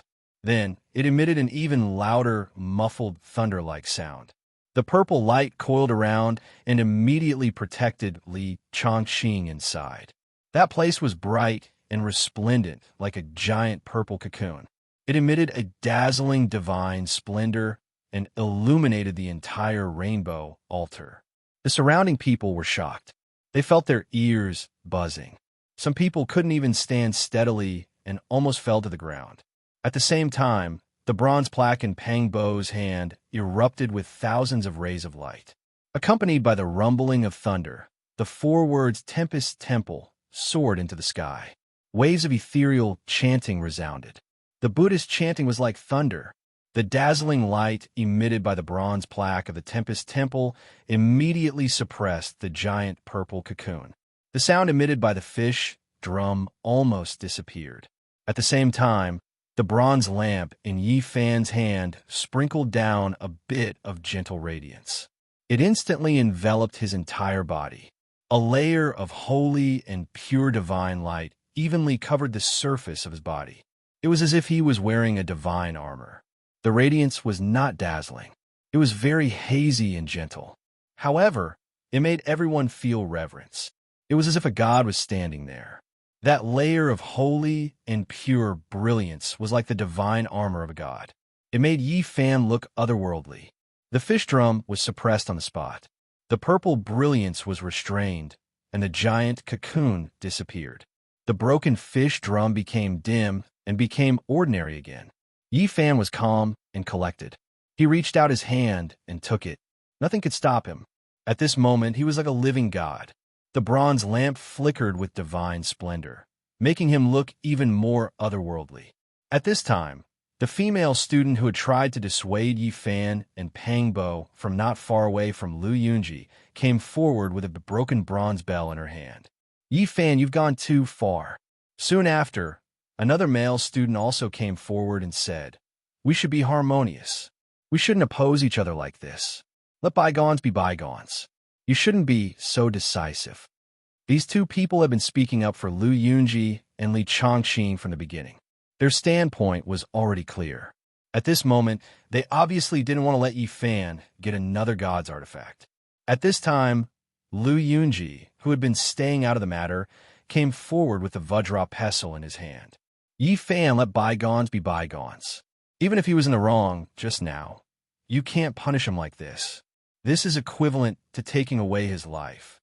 Contrary to Yifan's expectations, Zhou Yi, who had not expressed his opinion and acted as if this matter had nothing to do with him, walked over with the purple gold alms bowl in one hand and advised, "Yifan, you should not take his fish drum. You already have the copper lamp. Another artifact is useless. If he loses his fish drum, it is very likely that he will be killed by that unknown and terrifying thing." Chapter 19. You've all seen what happened just now. Everyone knows exactly what happened. Yifan held the bronze lamp in his left hand and the damaged fish drum in his right. He did not retreat, but instead walked a few steps forward and said, "Since I've already taken the fish drum, it's impossible for me to return it to him. The divine splendor sprinkled by the bronze lamp was as dazzling as the sun and as bright as the moon. It was also like a segment of divine rainbow light, sparkling and translucent, full of auspicious colors. It completely matched Yifan. The two seemed to be made by heaven, as if they were one. It made him seem otherworldly, like an immortal in divine clothes. Even though the fish drum in his right hand was damaged and had already lost its luster, the crowd had all witnessed the might of the thunder god earlier. Purple lightning crisscrossed and thunder rumbled. Now that it was being held in Yifan's hand, it was truly terrifying. Li Zhongqing really shouldn't have spoken so carelessly and caused others to covet it. This kind of unpleasant thing happened, but Yifan, you really went too far by taking away his life-saving item. Lu Yunji came forward. The Vajra pestle in his hand was shining brightly, giving off a heavy and condensed feeling. It was very imposing. There was a man and a woman beside him. They had been stopping Pang Bo from making a move since the beginning and speaking up for Li Zhongqing. At this moment, they all followed Lu Yunji forward. Yifan, I know you are very angry. Anyone would be furious after something like this happened, but we should be more tolerant. The female student spoke very calmly, as if she was standing on the side of reason. She was not biased and seemed to be completely impartial. She said, "We all know what it means to take away his life-saving item in this kind of situation. You can't go too far." At the tip of her finger was a worn-out bronze bell. It seemed to have been covered in dust for many years. It was gray and without light. Although it looked ordinary, it couldn't help but attract attention. As she spoke, her slender fingers unconsciously moved, occasionally making 1 or 2 chimes. The male student next to Lu Yunji also said, "We should all have a forgiving heart. We've known each other for 4 years and encountered such an unforeseen event at the same time. We should help each other in the same boat. Let's forget about this unhappy matter and stop pestering each other." Yifan, return his life-saving fish drum. You don't want to watch him lose his life, right? In his hanging right hand was a rusty incense burner. It was only the size of a palm and was somewhat damaged. Part of the furnace wall was broken, but it still looked simple and natural. The three stood together. Moreover, they had all gained something from the Thunderclap Temple. They each held an item abandoned by the gods. At this moment, their words naturally had weight. Clang! Pang Bo took a large step forward and heavily placed the great Thunderclap Temple's bronze plaque on the ground. He said, "Your words are even better than singing. I've discovered that your ability to distort black and white is very profound. First of all, you have to understand what just happened. Secondly, you have to know that people should be more upright. It was clearly Li Zhongqing and others who wanted to harm Yifan. How did it become Yifan who was not magnanimous enough? What kind of logic was this? In the end, why was it Yifan who was in the wrong? Someone wanted to kill him, so Yifan took away the thing he was relying on. What was wrong with that? According to what you said, Yifan seems to have become a villain, and Li Zhongqing seems to have done nothing wrong. Don't pretend to be righteous. It disgusts me." At this moment, the radiance on Pang Bo's body still hadn't dissipated. The 4 ancient words Great Lane Temple on the bronze plaque emitted rays of light that shot up to the sky. The Buddhist chants sounded like thunder, and faintly discernible Buddhist chanting could be heard. His entire person was like a blazing sun, extremely imposing. Once these words were spoken, the expressions of the man and woman who spoke just now became extremely unsightly. We are not saying that Yifan is in the wrong. We just want Yifan to remember our friendship and not take away Li Zhongqing's fish drum so that he can preserve his life and live. They were completely avoiding the important and dwelling on the trivial. Not only did they not mention that Yifan was almost pushed out of the 5-colored sacrificial altar and was almost swept away by the storm, they also mentioned that Yifan's actions were equivalent to harming his classmate's life. After listening to them, Yifan calmly smiled and said, "Actually, you 3 don't have to worry. I don't want to argue with him." His entire body was wrapped in a divine radiance, giving others a hazy feeling. His surroundings were spotless, making everyone feel tranquil and auspicious. However, I have to correct you. It was Li Zhongqing and others who almost killed me. It's not me who wants to harm his life, as you guys always say. This matter is obvious to all.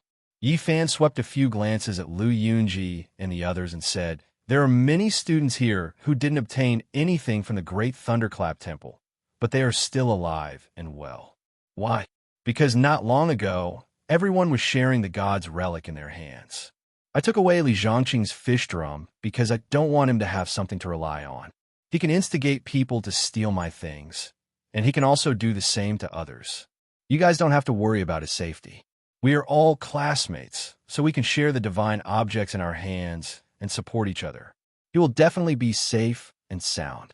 Of course, if you guys don't want to share the copper bell, incense burner, and Vajra pestle with him, then let him stay by my side. I definitely won't disregard our friendship. Yi Fan first pointed out the root of the matter and went straight to the point. After that, he mentioned sharing the god's relics. Although he didn't say much, everyone could naturally relate that it was a suggestion not long ago that allowed many people to escape the calamity. After that, he lightly cut Lu Yunji and the other two students, making everyone speechless. Zhou, he was also standing at the front. Other than the initial objection to Yi Fan taking away the fish drum, he had been listening quietly throughout the whole process and didn't express any opinion. Only now did he speak again and said, Li Zhongqing is indeed in the wrong. It's not too much to punish him. But Yi Fan, isn't it a bit of a waste for you to have two god's relics? You should know that there are many students here who don't even have a single remnant. Zhou Yi's family had a certain background, but he had never made people feel that he was arrogant. He had always been scholarly and easygoing. Now that he pointed out this problem, Pang Bo immediately frowned, but he couldn't refute anything. I'm even willing to share the ancient bronze lamp in my hand with everyone. Now that I've taken this fish drum, I naturally have to consider things from this aspect. Yi Fan smiled and waved to a male student behind him, saying, I'll give you Zhang Xiling. If there's any danger, you must remember to share it with the person next to you. This student, named Zhang Xiling, had been standing behind Yi Fan and Pang Bo. Their relationship had been forged on the football field back then, so they were closer than other students. Although he didn't make a move like Pang Bo just now, he was clearly on Yi Fan's side. Yi Fan's decision was very sudden. The corner of Zhou Yi's mouth twitched, but he didn't say anything. Lu Yunji immediately frowned, and the female student beside him immediately objected, saying, Many of the male students here have gained something from the Tempest Temple. Comparatively speaking, there aren't many female students who have found Buddhist artifacts. I think you should have a female classmate. As she spoke, she hinted at a female student behind her. Pang Bo revealed a sarcastic expression and said, What's the difference between classmates? Those who have the relics of the gods have to share it with others. It doesn't matter who you give it to. Are you not willing to help others? Selectively ignoring and focusing on offensive things, Pang Bo gave her a taste of her own medicine. With a mocking expression on his face, the female student choked and became angry. Her face alternated between green and white as she said, Don't misinterpret my meaning. Zhang Xiling very naturally stepped forward and took the fish drum from Yi Fan. Both of them didn't say anything. Everything was understood without words. Yi Fan directly ignored Lu Yunji and didn't even look at him. He asked Zhou, what do you think? I don't have any objections. We're in trouble now, so we should help each other. I hope there won't be any more unpleasant things happening. Zhou said these words very calmly, and then said nothing else.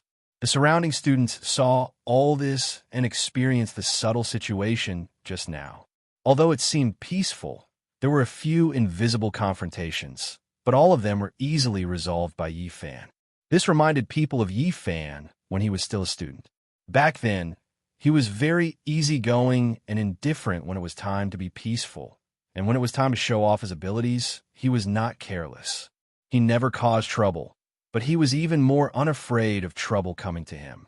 Pang Bo held the bronze plaque of the Tempest Temple, looked at Lu Yunji and the others in front of him, and said, Yi Fan doesn't care about the things that others do to him, but there are some things that I have to say. Heaven is watching what people do.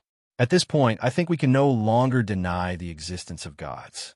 It's better for people to be more righteous, and don't do those things that can't see the light of day.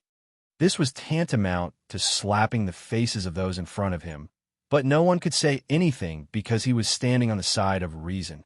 Lu Yunji was as calm as an ancient well, without any expression of embarrassment.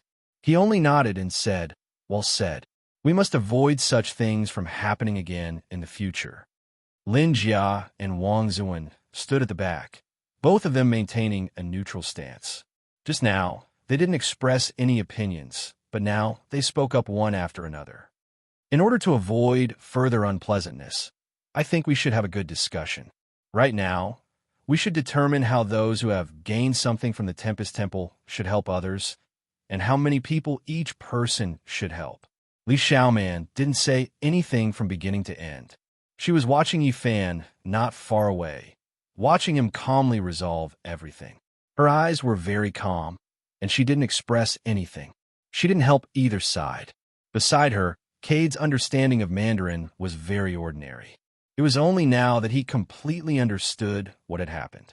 This foreigner was secretly speechless. Bang! Suddenly, a shattering sound was heard, and everyone was shocked. The light curtain protecting the five-colored altar had been pierced, and something had drilled in. Everyone looked in that direction. A jet of black light was extremely fast, and with a PU sound, it pierced through the forehead of a male student. A flower of blood splattered, and the male student's eyes were wide open. He fell to the ground on his back and no longer made a sound. If it weren't for the light curtain, this terrifying thing would have been completely silent, and no one would have been able to detect the attack of the jet of black light. Thinking of the few people who had been ambushed and killed not long ago, everyone felt a chill in their hearts. That jet of black light was hidden in the darkness, and it was impossible to detect it. The appearance of the jet of black light was tantamount to announcing the arrival of the Grim Reaper. Waves of terrified screams rang out, and the altar was in a mess. Those who didn't have the relics of the gods frantically pounced on Lu Yunji, Zhou Yi, Wang Zuan, and the others. They grabbed hold of them, unwilling to let go, and used their Buddhist tools. Roar! Suddenly, a bone-chilling sound came from within the storm. It was earth-shattering, and even the thunderous sandstorm was suppressed by it. It's the Tempest Temple. At this moment, many people's faces turned pale. They could tell where the sound came from. It was from the Tempest Temple. The Tempest Temple has been destroyed. Could it be that there's something under the Tempest Temple? As soon as Pang Bo said this, many people's scalps went numb, and they felt waves of horror. Chapter 20. A bone-chilling roar came from the direction of the Big Lane Temple. It was as if an ancient giant beast had broken the earth and broken free from its seal. Its roar shook the mountains and rivers, shaking the stars and moon, making everyone tremble from the bottom of their souls. However, everything became quiet again. The terrifying roar returned to normal, and only the rumbling sound of the sandstorm could be heard outside the five-colored altar. What is that? Are there other creatures on Mars? Legend has it that Buddha suppressed many demons and ghosts. Maybe the place where he sealed them is near the Big Lane Temple. Just a few words of discussion was enough to make everyone shudder. As a modern city dweller, they had never believed in such legends. Today, they had experienced so many unbelievable things. At this moment, they thought of an even more terrifying legend. Everyone's heart was in turmoil. If their guesses were true, then their situation would be extremely worrying. The Big Lane Temple had already been reduced to ashes. There was no longer a Buddha or a deity there. If they had to face the demons and the legends alone, their fates could be imagined. Today, our thoughts have been constantly impacted, and it is hard to bear. The demons and ghosts in the past might appear in front of us in the flesh. Thinking of all the possibilities that were about to happen, everyone felt a chill in their hearts, and their bodies turned cold. The endless possibilities and the unknown fate made people feel fear and worry. At this moment, there was still a cold corpse lying in front of everyone. Fresh blood stained the ground, and a faint smell of blood lingered. This reminded everyone that the situation was very bad. The unknown thing had appeared again, and taken a fresh life in front of everyone. TSK. An inexplicable sound came from the corpse's skull, which made many people nervous. Chomp. It sounded like the sound of eating and chewing, and it was very uncomfortable to listen to. After all, it was a human skull. The unknown creature seemed to be eating inside, which made many people's hair stand on end. Creak, creak. The sound of bones being ground rang out, as if sharp teeth were cutting the skull. The atmosphere suddenly became tense and oppressive. No one spoke anymore, and the five-colored altar suddenly became quiet. Many people did not even dare to breathe loudly. It was extremely quiet, and a horrifying atmosphere filled the air. This was a type of torment. The sound of eating and the sound of a skull being crushed were connected together like a hellish song, tormenting one's mind. Many girls covered their mouths, wanting to cry but not daring to make a sound. This kind of scene almost made them collapse. Of course, not everyone was afraid. Those who possessed the relic of a god were more or less confident. Pang Bo had always been fierce, but at this moment he felt very oppressed. He dragged the bronze plaque of the Tempest Temple and was about to smash the head open. Yifan stopped him and said, "Don't act rashly." Pooh! At that moment, blood flowed out from the hole in the forehead of the corpse lying in the pool of blood, as well as a white liquid. Many people felt disgusted as brain matter flowed out. Then, a black, awl-like head popped out from the bloody hole. It was small, sharp, and covered in scales. What is that? Everyone involuntarily took a few steps back. Even Yifan and Pang Bo took a few steps back. It was a strange crocodile-like creature that had drilled out from the bloody hole in the corpse. Not only was its body stained with blood, but there was also white brain matter, which made people's scalps go numb. It was less than 10 centimeters long and only as thick as a finger. It looked like a snake, but it was not a snake.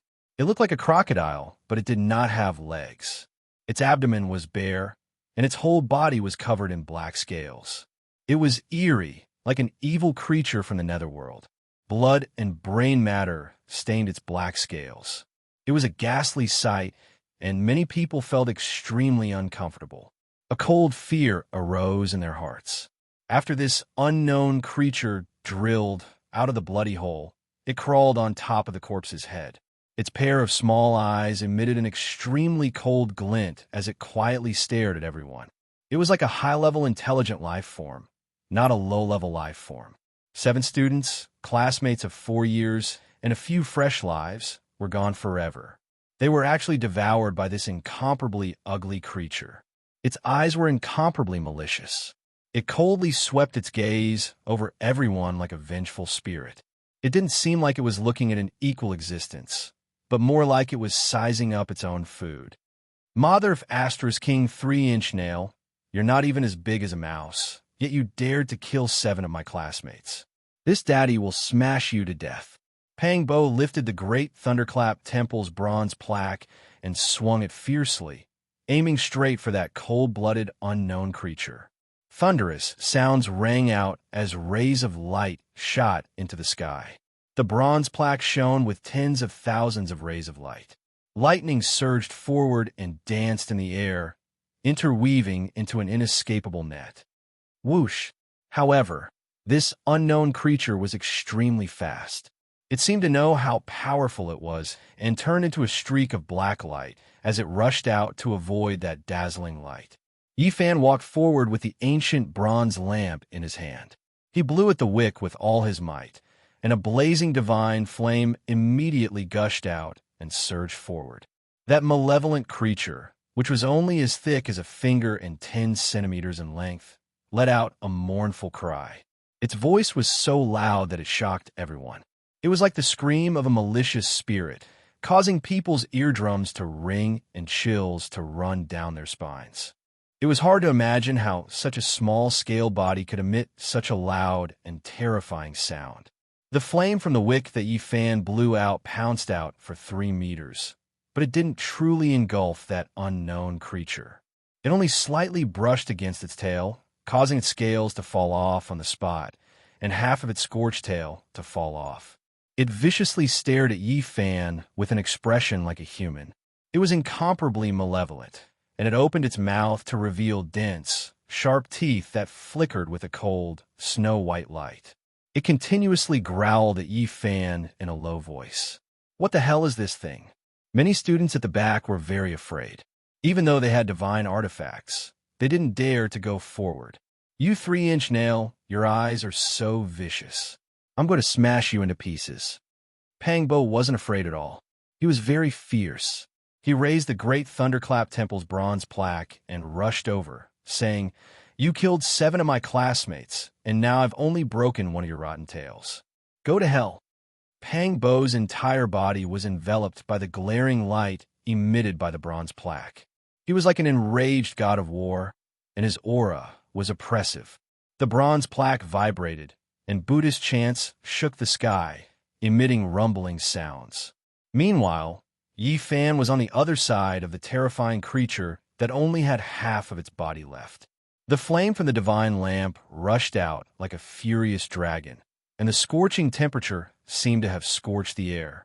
At this moment, Zhou, Yi, Wang Zuan, and the others also rushed over from the back.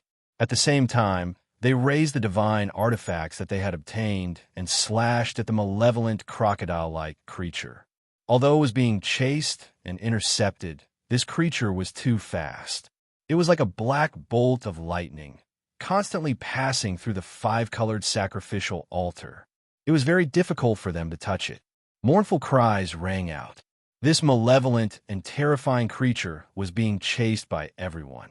It seemed to be incomparably resentful and angry, and its cries didn't stop. It was like the wailing of a malicious ghost from the netherworld. Cha! The sound of something piercing through the light barrier could be heard.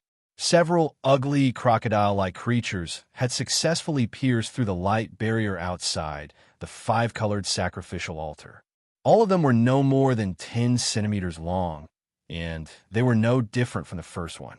Their eyes were as cold as those of evil spirits, as if they had an irreconcilable hatred for everyone. Why are there so many of them? Just what kind of creature is this? Is Mars their nest? Everyone felt a sense of helplessness. They weren't gods, so they didn't know how to use the artifacts in their hands. They could only rely on the light emitted by the Buddhist artifacts to block the killing intent. Now that so many malevolent creatures had appeared, it was impossible to eliminate them all. At this moment, a rustling sound rang out. Outside the light barrier, there were hundreds of malevolent creatures that looked like crocodiles.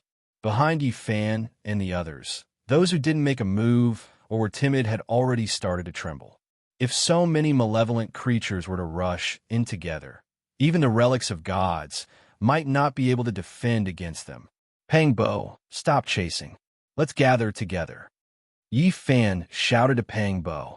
Now that so many malevolent creatures had appeared, it was impossible to kill them all. Defense was the best strategy right now. They only needed to wait for the 5-colored sacrificial altar to accumulate enough energy to open up the ancient starry sky path. Roar! Suddenly, a soul-shaking roar came from the direction of the Great Lane Temple. Following this soul-shaking roar, the sandstorm outside seemed to have stopped. There was no other sound in this world except for the surging roar of the beasts. The earth shook continuously, and the 5-colored sacrificial altar shook. The sandstorm outside was completely suppressed. The Great Lane Temple is the nest of malevolent creatures, someone said with a trembling voice. Everyone looked outside the light barrier. More and more terrifying creatures were gathering, and they seemed to be coming from the direction of the Great Lane Temple. There were jet-black scales everywhere, and they were densely packed. There were at least tens of thousands of them. Boom! Suddenly, everyone felt the earth shake violently.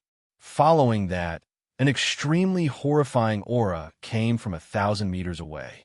It was so strong that it reached the heavens and the earth. Even though there was a sandstorm outside, everyone could still see 2 terrifying lantern-like eyes appear in the ruins of the Great Lane Temple, piercing through the dark space. It was as if a volcano had erupted there. Rocks as big as houses fell heavily near the 5-colored sacrificial altar. The sound was earth-shattering. It's the foundation of the Great Lane Temple. It's collapsed. Something terrible is coming out from underground. If that was the case, even if everyone had a few relics left behind by gods, they might not be able to use them. I think I know what this alligator-like, malevolent creature is, a female student said with a trembling voice. Buddhism was the most revered in the Tibetan area. Almost everyone believed in it. This female student had been to Tibet and visited important places of Buddhism, such as the Jokhang Temple and the Jokhang Temple. She had heard some legends from an old Tibetan there. It was said that the Great Lane Temple, where Buddha lived, was not some kind or pure land. Instead, it suppressed many peerless demons. Among them, the first level suppressed the crocodile ancestor. It was an ancient divine crocodile with boundless magical power, but it was eventually suppressed by Buddha. You're saying that there are many peerless demons suppressed under the Great Lane Temple? That's what the old Tibetan who believed in Buddhism said. After hearing all that, everyone felt a chill run down their spine. If that was true, the crocodile ancestor was about to be born in the Great Lane Temple, and these ugly and ferocious creatures were its descendants. Yifan frowned and said, I've seen some records in an ancient text. In that text, there was a type of crocodile without claws. Its body was as hard as diamond, and it could fly in the sky and burrow underground. It could easily pierce through flesh and was known as the divine crocodile. Zhou nodded and said, I've also seen similar ancient texts. It was said that according to the records of Buddhism, the divine crocodile ancestor was suppressed by Buddha. Since then, its descendants had never appeared in the world again. Everyone felt that it was unreal. Some legends were heard as stories in the past, but now they had to witness it with their own eyes. It was both shocking and frightening. That old Tibetan said that the crocodile ancestor was suppressed in the first level of the Great Lane Temple. Does that mean there's a second level, a third level? A female student asked with a trembling voice. No one answered. If the crocodile ancestor was really born, it was enough to wipe them all out. Rustling sounds could be heard. Thousands of small crocodiles appeared outside the five-colored altar and were trying their best to drill in. Boom! Suddenly, the five-colored altar shook, and ancient runes of 5 colors appeared in the sky. They were like shining stars, and the 8 trigrams of Tai Chi was about to appear. This was a sign that the ancient path to the stars was about to open. However, at the same time, a terrifying tremor came from the ruins of the Great Lane Temple thousands of meters away. The lantern like crimson eye rose several meters. It was obvious that it was breaking free from the shackles of the underground palace and was rushing out of the ground. Escape from here, escape from Mars. This was what everyone was thinking. Many people were praying, hoping that the ancient path to the stars would be opened as soon as possible. Even if they had to float in the lonely universe forever, it would be more reassuring than staying here. Chapter 21. The 8 trigrams diagram ran through the ancient history of China and originated very early. How it was created and what was its purpose was still a fascinating mystery to this day. It had been used to prove and calculate the orbital speed of stars. Even the creation of the computer binary system was related to it. It could be said to be extremely mysterious. To this day, the profound meaning contained in the ancient Tai Chi 8 trigrams diagram had still not been deciphered, but people had made many bold conjectures and speculations. Some people once said that it represented the unknown potential, and that it could be used to deduce and calculate all kinds of possibilities in the future. Of course, it had to be a perfect deduction in order to roughly calculate the future potential. Otherwise, if there was a mistake in the calculation, the whole game would be lost. Some people also said that it depicted the essence of the universe in the most concise way, and that every symbol was the most original thing. Some people even boldly proposed a hypothesis that the Tai Chi 8 trigrams diagram was related to time and space. The 8 symbols of the 8 trigrams diagram were the coordinates of the starry sky, and different combinations represented different star fields. According to this hypothesis, the coordinates of any star in the universe could be determined, and the Tai Chi 8 trigrams diagram was equivalent to the starry gate, which could be connected to a wormhole. According to this speculation, The Tai Chi 8 trigrams diagram was a stable structure. If enough energy could be provided, the coordinates of a certain starry sky could be determined, and after complex and precise calculations, the starry gate could be opened. However, this complexity was unimaginable. It involved a strange formation, and this so-called formation had not been recognized. It was also at the stage of deduction and hypothesis. The formation itself was related to space, and it was still far from being conquered. It was extremely mysterious and complicated. One could imagine how elusive it was to build the starry gate, the Tai Chi 8 trigrams diagram. It could be said that it would be impossible to achieve in a very long time. At this moment, Yi Fan and the others were fortunate enough to see the construction process of the Tai Chi 8 trigrams diagram again. If people who had been deducing and researching the starry gate for many years saw this, they would definitely go crazy because this was a great testimony. Unfortunately, Yi Fan and the others did not have such thoughts. They now had a strong sense of survival crisis, and they only wanted to escape as soon as possible because the shadow of death was always shrouding them. The ruins of the Great Tempest Temple, which was 1,000 meters away, had temporarily quietened down. However, the horrifying aura was still surging towards them. Moreover, the pair of lantern-like blood-red eyes were staring at them without blinking. It was especially terrifying in the darkness, causing people's hearts to tremble. The 8 trigrams diagram in the sky had already taken shape. It had the density and texture of metal, as if it had been forged from refined gold essence. Around it, the space was distorted and the light was misty. The 8 trigrams corresponding to Qian, Kun, Sun, Dui, Jin, Zhen, Li, and could emitted light one after another. It was like a set of mysterious and ancient codes were flickering. The 8 divinatory symbols had already flashed hundreds and thousands of times, carrying out complicated arrangements and combinations, but they still couldn't light up at the same time. In the end, they actually slowly dimmed. The huge Tai Chi diagram was trembling, showing signs of collapsing. How could this be? Many people were terrified. If they couldn't open the ancient starry sky path, it would mean death for them. The light curtain covering the 5-colored altar was so dim that it almost didn't have any light. Only a faint multicolored light flowed towards the 8 trigrams diagram in the sky. Seeing this scene, everyone knew why. Constructing the 8 trigrams diagram or opening the starry sky door requires a sufficient and stable supply of mysterious energy. However, we don't have enough energy right now. What should we do? Are we really going to die here? The crocodile ancestor was far away, and the small crocodiles were close by. A huge death net had already spread out towards everyone. Bang! More than 10 small crocodiles had already drilled into the light curtain and started to attack everyone.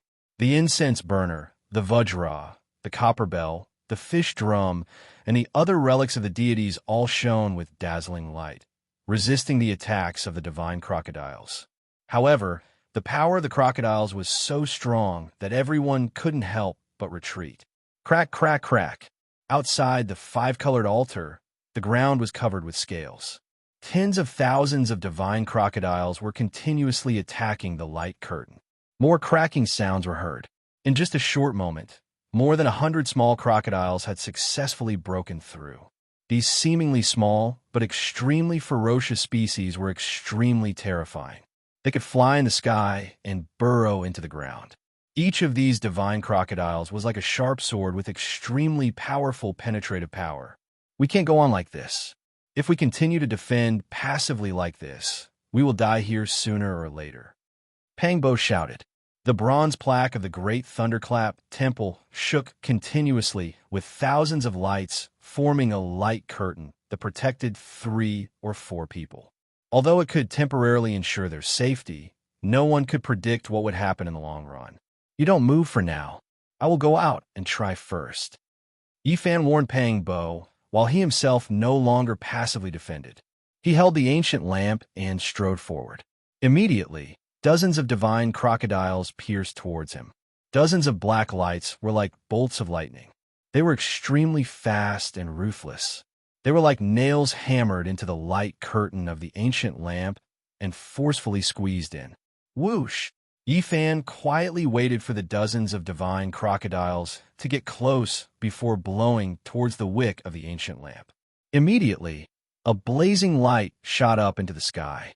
Within a radius of 5 or 6 meters around him, the entire area was drowned in divine flames. A charred smell immediately wafted outwards. Miserable screams rose and fell. When the flames slowly retreated, Yifan was untainted by even a speck of dust. Streaks of bright radiance curled around him, as if he was an immortal descending from the heavens. Around him was a ground of scales. Several dozen divine crocodiles were almost completely burned to death. A few of the ferocious creatures that were lucky enough to escape this disaster were also almost burnt to a crisp. Their bodies were no longer whole as they stared at Yifan in the distance. They let out a low growl that sent shivers down one's spine. Good burn, Pang Bo shouted from behind. He was about to rush over and attack as well. However, he was tightly held by 3 people beside him. They were 3 people with pale faces. They didn't have any treasures left behind by the gods. Without the protection of the bronze plaque of the Great Thunderclap Temple, they would have died for sure. Kacha. The cracking sound came again. This time, 500 to 600 divine crocodiles broke through the light screen and rushed in. Each of them was awe-inspiring. Their small bodies seemed to be condensed with demonic power. Their sharp teeth gleamed coldly, and their eyes were frightening. All of them fearlessly rushed over and circled around Yifan. No, Yifan alone can't deal with so many black nails. I have to go help him. Pang Bo wanted to go over again. But what should we do? The 3 people beside him looked pale as they looked at Pang Bo with a pleading expression. Of course I won't let you guys die. Pang Bo turned around to look at Wang Luan, Lu Yunji, and the others behind him and said, "You guys protect the 3 of them. I have to go help Yifan. Also, it will be best to send a few more people. This kind of passive defense is not the way to go." "Okay, I will go with you." Zhou Yi stepped forward. Pang Bo had always disliked Zhou Yi, thinking that he was a schemer. However, he had to admit that this elegant man had a certain boldness at critical moments. At this time, the seemingly gentle Wang Zuan also walked forward and said to the people behind him, "Bring 1 or 2 more people. The remaining relics of the gods are enough to protect everyone. However, the girls should not come." Facing such ferocious creatures, with the weak nature of the girls, they would probably be weak at the knees. Even if they had Buddhist artifacts in their hands, they might not be able to help. Clang! Pang Bo swung the great Lane Temple's bronze plaque and smashed it heavily on the 5-colored altar. Suddenly, a violent surge surged forward. This was a wave of light condensed into a raging wave. It rushed out for 7 to 8 meters and immediately submerged a large group of godly alligators. The cries of the divine crocodiles made one's scalp go numb. It was like a group of evil spirits being refined. Wisps of white smoke floated up, and the ground was littered with corpses. This was a large-scale attack. It was not like the first time he faced a divine crocodile alone and could not catch up with its speed. Now, with so many ferocious creatures surging forward, a casual swing of the bronze plaque could crush hundreds of them. Dang, the melodious sound of a bell rang out like the bell of an ancient temple deep in the mountains. It gave people a feeling of deep tranquility. The broken bronze bell in Wang Zuan's hand shone with 1,000 rays of golden light, and visible ripples vibrated out. It looked gentle like water ripples, but when it came into contact with those divine crocodiles that were rushing forward, it was like a butcher's knife. Every golden ripple could cut a divine crocodile in half. PFFF, PFFF, PFFF. The sound of PFFF, PFFF, PFFF rang out continuously. In the blink of an eye, dozens of divine crocodiles were cut in half, and fresh blood flowed down the ground. This kind of bloody scene was extremely terrifying. However, countless divine crocodiles were not afraid of death. Now, there were already close to 1,000 small crocodiles rushing in. They were densely packed, and one after another, black light shot out and interweaved into a sickle net of the Grim Reaper. Bang! Zhou used the purple gold alms bowl to continuously smash the crocodiles, sweeping out a large expanse of Buddhist light and crushing countless scales. A large number of corpses were left on the ground. It was a tragic sight to behold. Many of the small crocodiles had already been turned into minced meat. This was an extremely tragic scene. In order to survive, everyone was willing to risk everything.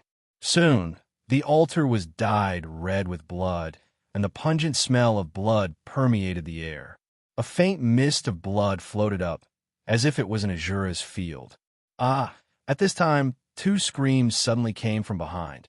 2 students were lying in a pool of blood. Each of their heads had many bloody holes, and their bodies were covered with ugly little crocodiles. Everyone felt a wave of sorrow. Life and death were no longer in their control. Even though they were struggling bitterly, 2 more students had died tragically. The 2 of them were holding the relic of a deity, but just now, there were 300 to 400 divine crocodiles rushing at them. The impact was so great that the 2 of them were directly sent flying. They lost their grip on the Buddhist tool and fell to the side. The 2 of them were immediately drowned by the small crocodiles, dying tragically on the spot. "Don't let go even if you die," Lin Jia shouted, reminding everyone. Many people were already rolling back and forth from the impact. Moreover, because they were holding the Buddhist tool together, their movements were restricted, and it was extremely dangerous. Another 2 screams were heard. A male and female student were lying in a pool of blood, drenched in fresh blood. It was a tragic sight to behold. Their eyes were wide open, and they died with remaining grievances. The people in the rear hurriedly gathered together and began to attack while defending together. They held the relic of a deity and hacked at the divine crocodiles. The situation finally stabilized for the time being. Kill. Lu Yunji's complexion was somewhat pale. His character was gloomy, and he was not very courageous. However, at this time, he also rushed out with the Vajra staff in hand. In Buddhist legends, this was an extremely powerful sacred object that could destroy the enemy as easily as killing chickens and dogs. It was indestructible, and it symbolized invincibility. It was a scepter that was used by venerable saints with a true Buddhist nature. Lightning danced in the air, and brilliant lights flickered. The divine radiance around Lu Yunji was glaring. The Vajra staff swept across as if it was sweeping away 1,000 soldiers. Immediately, blood and countless broken scales were left on the ground, and a large number of divine crocodiles were crushed. The power of the Vajra staff was evident. At this time, the foreigner, Cade, also rushed over. His mouth was shouting nonstop while holding a broken wooden fish, and he was beating it randomly. God is merciful. Although he was shouting like this, his hands were not careless. The broken wooden fish looked like it would fall apart at any time, but it had a mysterious power. There were 3 bodhisattvas engraved on it. At this time, all of them had manifested into light and shadows. They appeared around the foreigner Cade and swept away the surrounding divine crocodiles. "Lord, are these the angels you sent? Quickly kill these devils from hell." At this incomparably tense moment, the foreigner suddenly spoke fluent Chinese and shouted nonstop. "Yellow-haired devil, what you are holding is the object of Buddha? Don't talk nonsense." At this moment of life and death, Pangbo was actually amused by him. After Cade shouted for a while, he said, "God said that all living beings are equal. My Lord is merciful, and bodhisattvas are angels. Bulsh * T. All living beings are equal. My Buddha is merciful." That's what Buddhists said. Okay, the conversation between the 2 also created a different atmosphere on the altar, which was filled with the aura of death. The blood on the altar turned into spots of bloodlight, broke through the light curtain, and floated toward the sky. They gathered toward the already unstable Tai Chi 8 diagrams, causing the disintegrating starry gate to flicker with brilliance again. Obviously, everyone had noticed this situation, and they immediately showed a look of excitement. Kill. The more we kill, the better. This kind of divine crocodile is the descendant of a great demon. In essence, there is divine blood flowing in its body, condensing divine power. And through the altar, it can be transformed into the mysterious energy needed by the Tai Chi 8 diagrams. That's right, this 5-colored stone altar is originally an altar. In the distant past, it must have considered the situation of blood sacrifice. The Tai Chi 8 diagrams in the sky became clearer and brighter, as if it was cast for metal. The brilliance continued to shine, and the 8 symbols of the 8 diagrams flickered. After changing countless times in a complicated order, they were all about to light up and open the ancient starry sky road. But it was also at this time that the Tempest Temple's horrifying aura shot up to the sky. The ground completely cracked, and a giant creature soared into the sky, shaking the sky. Almost instantly, everyone felt as if their souls were about to leave their bodies, and everyone almost collapsed on the altar. 2 giant eyes that looked like lanterns approached from afar, and they were closing in. That's the crocodile ancestor that was suppressed by Buddha under the Tempest Temple. Now that it has escaped, who in this world can suppress it? Everyone felt like they had fallen into an ice cellar, and they felt completely hopeless. Even if there was a bodhisattva, he might not be able to subdue such a giant demon, unless Buddha himself came. Was he really going to be spared by this legendary fiendish demon at the last moment? Quang Dang. At this moment, the bronze coffin on the 5-colored altar suddenly let out a trembling sound. The 2 eyes that looked like lanterns suddenly froze, as if they were surprised and did not move forward. Chapter 22. Everyone's spirit was exhausted. Just now, their souls almost left their bodies. The roar of the unparalleled crocodile ancestor had an incredible power. It seemed to be able to absorb people's souls. If it wasn't for the strange metallic sound from the ancient bronze coffin, perhaps everyone here would have died. A tragic aura surged over from afar like a tsunami. Although the great fiendish demon that had escaped from the great thunderclap underground had stopped advancing, the aura it naturally emitted was still unbearable. It made one's soul tremble. The murderous aura surged and shook the sky. The sandstorm instantly stopped because of it. In the darkness, 2 lantern-like bloody eyes stared at this place without blinking. Its body couldn't be seen clearly. There, black clouds rolled, covering the moon and stars, and shrouding the sky. Although it didn't approach, the aura of this unparalleled demonic ancestor was still unbearable for mortals. Many people on the 5-colored altar almost fell to the ground. Even with the relics of the gods in hand, they couldn't resist it. Was this the great demon that was personally suppressed by the Buddha? It was an existence of myths and legends, but they actually saw it in reality. It really appeared not far away. It was like a dream. As a modern city dweller, they had never seen such a terrifying scene. Everyone felt it was so unreal. What they saw and heard at this moment was really shocking. Now that the crocodile ancestor had escaped, countless years had passed. The heavenly palace had collapsed, and the great thunderous sound temple had long been abandoned. Things remained the same, but people had changed. Without the gods, who could suppress it? Roar! Suddenly, the crocodile ancestor let out a thunderous roar. It was like 10,000 thunderclaps were ringing in their ears. Among the people present, some immediately fell to the ground. It wasn't a real attack, just the vibration of the sound waves. But even so, it was unbearable. Several people's ears and nose were bleeding. Sha-sha sounds came. Outside the 5-colored altar, there was a dense black mass. Countless divine crocodiles gathered and quickly broke through the light curtain, rushing to the 5-colored altar. It was the crocodile ancestor who ordered these little crocodiles. It seemed to be afraid of the bronze coffin heart, so it let these descendants test it. Get up quickly. A few students were lying on the ground, bleeding from their ears and noses. They were exhausted and couldn't move. They couldn't even hold the Buddhist weapons in their hands. One could imagine how terrifying that roar was. As the crowd shouted, a few people finally stood up. However, there were still 2 people who were a step too late. The godly crocodiles that rushed over like a tidal wave directly drowned them. There was no miracle. Two muffled groans rang out as the deity's relic left their hands. In the blink of an eye, two fresh lives were lost forever. Blood splashed everywhere as the divine crocodiles drilled into their torsos and heads. The red blood and white brain matter were especially glaring. The others couldn't save him in time.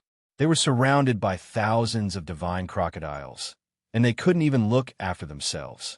Up until now, a total of 13 people had lost their lives, and the remaining 17 were also in imminent danger. Life was unpredictable, and death could come at any time. Light flashed, and everyone was waving the god's relic in their hands to fend off the cold-blooded killers around them. They wanted to open up a path of survival. Even the naturally weak female students had long since forgotten to cry. At this moment, they had no choice but to fight with their lives on the line. However, the most dangerous thing still happened. All those who used Buddhist artifacts fell into a dangerous situation. They weren't nimble enough and were restricted.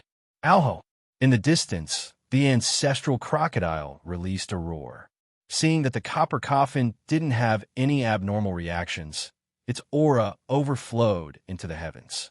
It spat out clouds and mist as it slowly approached. The basin-sized, blood-colored eyes flickered with light in the darkness like two bloody suns hanging in the sky. When it closed in, everyone found it difficult to stand. That kind of bitter aura was definitely condensed from the slaughter of tens of thousands of creatures.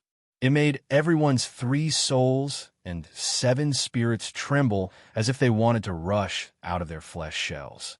The distance was less than 10 meters, but they still couldn't see its body clearly. They could only see 2 bloody eyes. Everyone was almost in despair. Woo! Suddenly, a wave of demonic wind surged between heaven and earth. It was like the wailing of ghosts and the howling of deities. It was several times more violent than the sandstorm just now, as if there were tens of thousands of lightning bolts splitting the heaven and earth. In that monstrous black mist, a huge black hand reached down and grabbed toward the 5-colored altar. Its shape was no different from a human's hand, but it was too big. Just its fingers were 7 or 8 meters long. It was shiny black and awe-inspiring, and many people were scared out of their wits. This was the unparalleled great demon that Buddha had personally suppressed. Even though it had been suppressed for countless years, it was still earth-shattering and incomparable when it was born. And at this time, the Tai Chi 8 trigrams in the sky finally took shape. It was completed by the divine power contained in the divine crocodile's blood. The 8 trigrams symbols shone at the same time, emitting dazzling light. The starry gate appeared again. Boom! With a muffled vibration, the Tai Chi 8 trigrams completely opened like a door, revealing a mysterious and huge passage. It was unknown where it led to, but it was pitch black inside. The huge hand that reached over was pushed to the side by a mysterious power. At the same time, the 9 huge dragon corpses that were originally silent and motionless suddenly trembled. Even though the dragons that stood side by side with the gods had already become cold corpses, they could not be blasphemed at this moment. A powerful draconic aura spread out, and all the divine crocodiles on the 5-colored altar trembled in fear. They lay on the ground, and then their bodies were like sifting chaff. They were completely intimidated, and in the end, they quickly retreated like the tide. The altar was left with crocodile corpses and a few human corpses on the ground. In an instant, the place became quiet. Come, let's enter the bronze coffin. Yifan was the first to stand up, and then he helped Pang Bo up. It was not that they were weak, but the great demon was too extraordinary. Just that aura alone was enough to kill ordinary people. The monstrous demonic aura could completely shake mortals to death. Everyone stood up shakily. They all agreed to enter the bronze coffin. The starry gate had already been opened, and it was impossible to move forward on the ancient starry path with just their bodies. Entering the bronze coffin was a helpless choice. The bronze coffin was demonic and made people uneasy, but they had no choice but to rely on it at the moment. In the darkness, the progenitor crocodile's eyes became colder, and its bloody eyes were like the hanging sun. Suddenly, it shot out two dazzling bloody lights, intersecting and sealing the 8 trigrams diagram in the sky. Seeing this scene, everyone's expression changed. This great demon was not willing to give up in the end. It displayed the heavenly demon mystic method. It wanted to seal the ancient starry path and block everyone's way. At the same time, the black hand reached down again, easily breaking through the dim light shield and grabbed towards the altar. Everyone was shocked. They quickly entered the bronze coffin and retreated. The black hand grabbed downwards. Its target was not the crowd, but the ancient bronze coffin. Clang! The black hand grabbed the bronze coffin, making a clang sound. Everyone's hearts sank. This progenitor crocodile's power was monstrous, and only a Buddha could suppress it. If the mysterious bronze coffin did not react, they really had no other way. Just as everyone was feeling horrified, progenitor crocodile's black hand flew away, as if avoiding a snake or scorpion. There was actually bright demon blood flowing between his fingers, like a small river falling on the altar, blooming with blood-colored splendor, as if his palm and fingers were injured by the bronze coffin. But the ancient coffin did not move, still lying on the altar quietly. Not far away, a cold sneer came.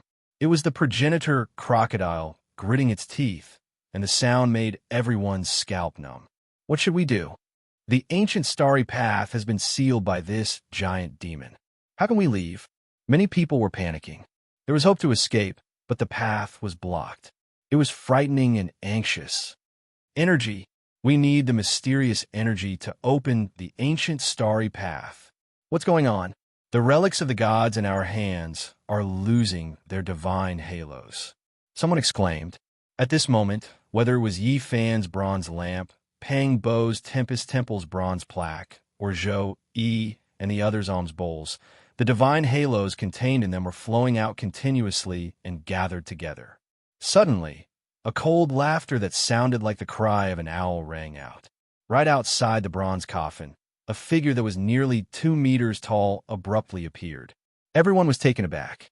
All kinds of divine halos that were flowing out of the relics of the gods were rushing toward this place. This figure had a monstrous, demonic aura, and the surrounding black fog was tumbling.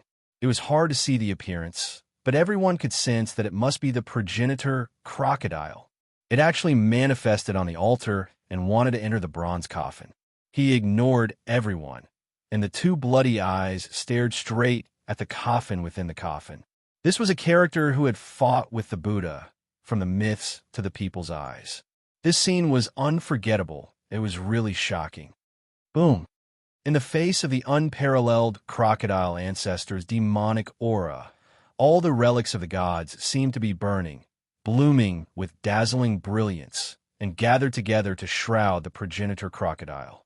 At the same time, the bronze lamp, Tempest Temple's bronze plaque, alms bowl, Vajra, fish drum, and all the other Buddhist artifacts shone brilliantly.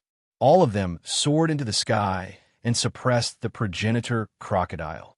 A cold and gloomy sneer resounded, and it chilled everyone to the bone. The unparalleled crocodile ancestor shook its body lightly, and suddenly, black light burst out, and the demonic flame was monstrous. All the Buddhist weapons were fixed in place in front of him. Moreover, the praying mat, the ruler, and the other Buddhist weapons gave off cracking sounds one after another. With a pop sound, the praying mat was the first to shatter, followed by the ruler and the other Buddhist weapons. 4 relics of the gods turned into fine powder in succession. The 4 Buddhist artifacts turned into 4 dazzling brilliance, and all of them dissipated on the 5-colored altar, providing a powerful, mysterious energy for the starry sky gate.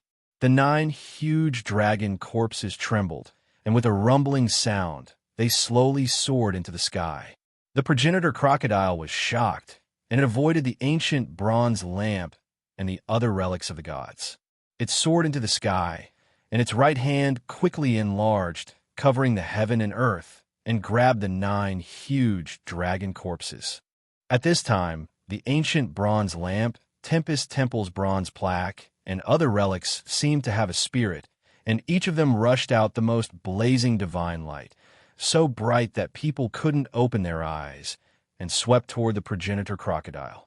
Endless light flickered in the sky, and it was so dazzling that people couldn't look straight at it, and no one could see it clearly. The 9 dragon corpses were temporarily stopped by the progenitor crocodile. Dang, ding. A crisp sound came from the altar and the Buddhist relic prayer beads. Tempest Temple's bronze plaque, alms bowl, and other relics all fell to the ground, and even the ancient bronze lamp was extinguished. The 9 dragon corpses are stopped. What should we do? Everyone was anxious.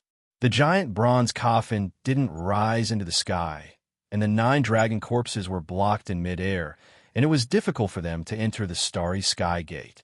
Everyone walked out of the bronze coffin and quickly picked up the dim Buddhist artifacts.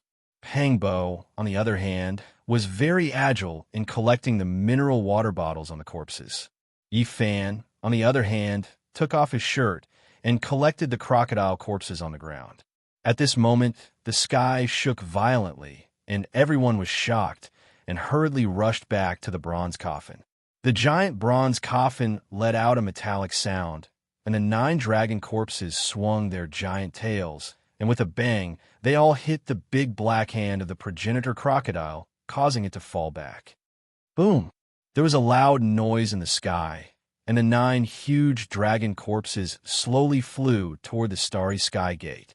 Clang! The giant bronze coffin shook and turned over, and everyone suddenly felt dizzy. The bloody eyes of the progenitor crocodile were extremely cold. Before the coffin lid closed, it was about to rush in, and its target was still the coffin within the coffin. But at this moment, on the rusty coffin walls, the carvings of ancient ancestors and gods, as well as the bronze patterns of primitive birds and beasts, all flowed with a hazy brilliance, stopping the progenitor crocodile's footsteps. It seemed to suddenly think of something, and 2 cold, bloody lights burst out of its eyes. Ding, ding, ding. It quickly took a few steps back in the void. Clang! With a loud noise, the bronze coffin lid closed, and the 9 huge dragon corpses pulled the bronze coffin slowly into the sky, breaking through the bloody seal laid by the progenitor crocodile, and entered the starry sky gate. Chapter 23. In the darkness, some people were weeping softly, while others were shivering. Every time they closed their eyes, they would see the terrible scene of their foreheads being pierced, blood splattering, and brain juices flowing out. It was like a nightmare, but also like a ghost lingering in their hearts. It was hard to forget the tragic deaths of his classmates. The ghastly blood, the unwillingness and despair, the eyes that couldn't close, the youthful faces that kept appearing before his eyes. His classmates of 4 years, 13 fresh lives, all passed away on the same day. Although they were temporarily safe, many people couldn't calm down. In fact, they were even more afraid. The tragic death of their classmates and the ferocious divine crocodile appeared in their hearts from time to time. Perhaps they would never be able to forget it in this life. It was pitch black inside the bronze coffin. Some female students were sobbing, and some male students were sighing. Although they had escaped, the road ahead was boundless and unpredictable. Where were the 9 dragons pulling the coffin? Where was the other shore? Where was the heaven? There was no light, but the sea of bitterness was boundless. Were they following the ancient road that the gods had walked? The destination of the gods, what kind of place was that? After a long time, the bronze coffin finally quieted down. According to the time on Earth, it was already late at night. Everyone was exhausted and dispirited, falling into a deep sleep.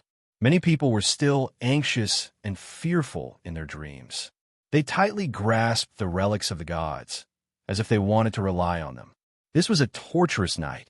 Many people couldn't sleep peacefully. They were awakened by nightmares from time to time, and some girls even woke up crying. It wasn't because they were weak, but because the experience was too terrifying. Many things, no matter if they were true or false, were just rumors. No matter how frightening it was just a story. But if they experienced it themselves, it would be a completely different matter. A group of urban men and women lived a very comfortable life.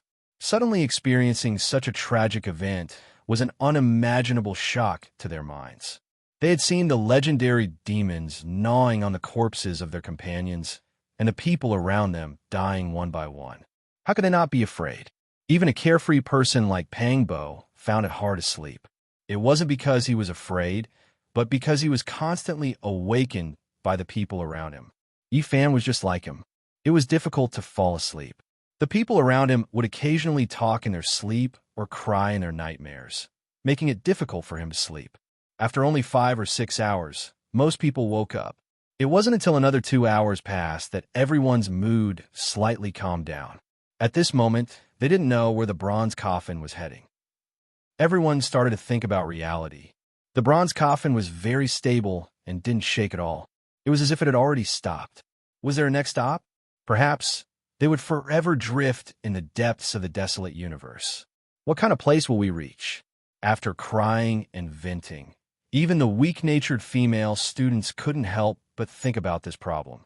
Will we reach the final destination of the gods? The ancient starry sky path was created by the ancestors. In the distant future, there might really be gods, and they might arrive at a mysterious world. Gods really exist? We've seen the 9 dragons pulling the coffin, the legendary Tempest Temple, and the legendary crocodile ancestor. There's no reason for us not to believe it. However, I still find it hard to accept this reality. According to my understanding, the gods might just be a race, and they might have once lived on Earth with us. As a modern person, almost no one believed in the existence of God, but now they had no choice but to face it. Hearing Wang Ziwen say this made it easier for them to accept. Perhaps those gods aren't unfamiliar to us. Perhaps they're the result of human evolution. It's highly likely that they're ancient figures that we're familiar with. Whether it is evolution or a special race, we have to admit that gods do exist. Obviously, the ancient people have been dealing with them for a long time. There was a 5-colored altar at the top of Mount Tai. It was built by the ancient people. Many years ago, the 3 sovereigns, 5 emperors, and 72 kings climbed Mount Tai.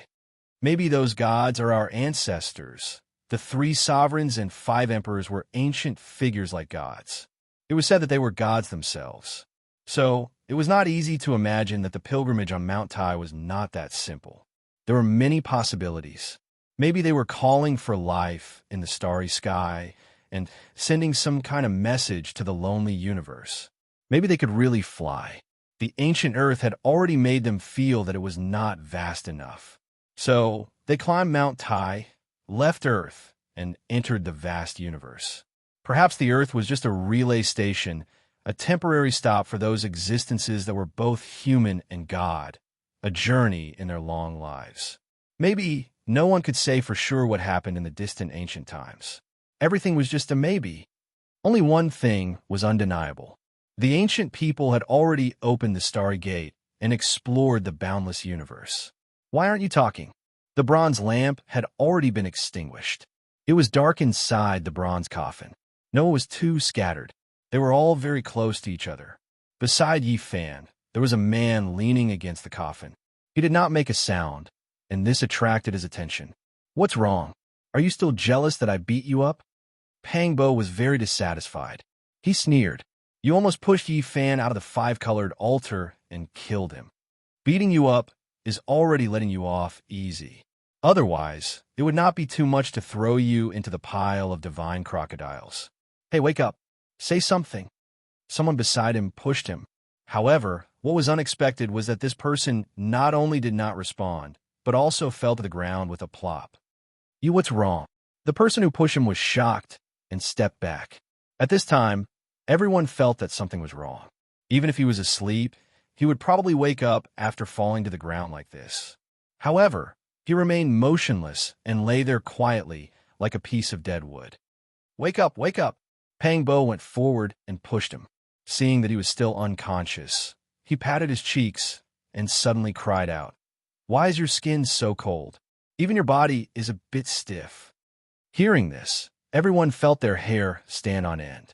They felt a chill from head to toe as a bad premonition appeared in their hearts. Yifan felt that things were very bad. He put his hand between the man's mouth and nose. In the end, He said absent-mindedly, "He's dead. He stopped breathing long ago." "What?" Everyone cried out in alarm. How could a living person suddenly die? Not long ago, he was still talking in his sleep and suffering from nightmares. Now, he had died without a sound. It was very suspicious. The atmosphere in the bronze coffin suddenly became tense and oppressive. In the darkness, everyone panted heavily and felt cold all over. This was too sudden and evil. There was no way to explain it. Everyone tightly grasped the god's relic in their hands. "Turn on your phone. Let's see how he died," Yi Fan said as he raised his phone and looked forward with the help of the weak light. It was a deathly pale face. His eyes were protruding and wide open. His mouth was slightly open, and a bit of blood flowed out from the corner of his mouth. "He's really dead." Everyone was dejected and terrified. The sudden death made everyone feel a chill down their spine. There seemed to be something terrible in this bronze coffin. A few courageous students began to check his body, wanting to find the cause of death. "Quick, look, his neck." There was a bruise on his neck. It was full of bloody marks, as if he had been strangled to death. The purplish-red marks were shocking. "Ghost, there's a ghost in the bronze coffin." A girl was terrified and said with a trembling voice. Hearing this, many people felt their scalps go numb. The purplish-red bruise was extremely similar to the fingerprints left behind by a malicious spirit. It was very much like he had been strangled to death. Especially now that everyone was in such a coffin, it made people even more suspicious.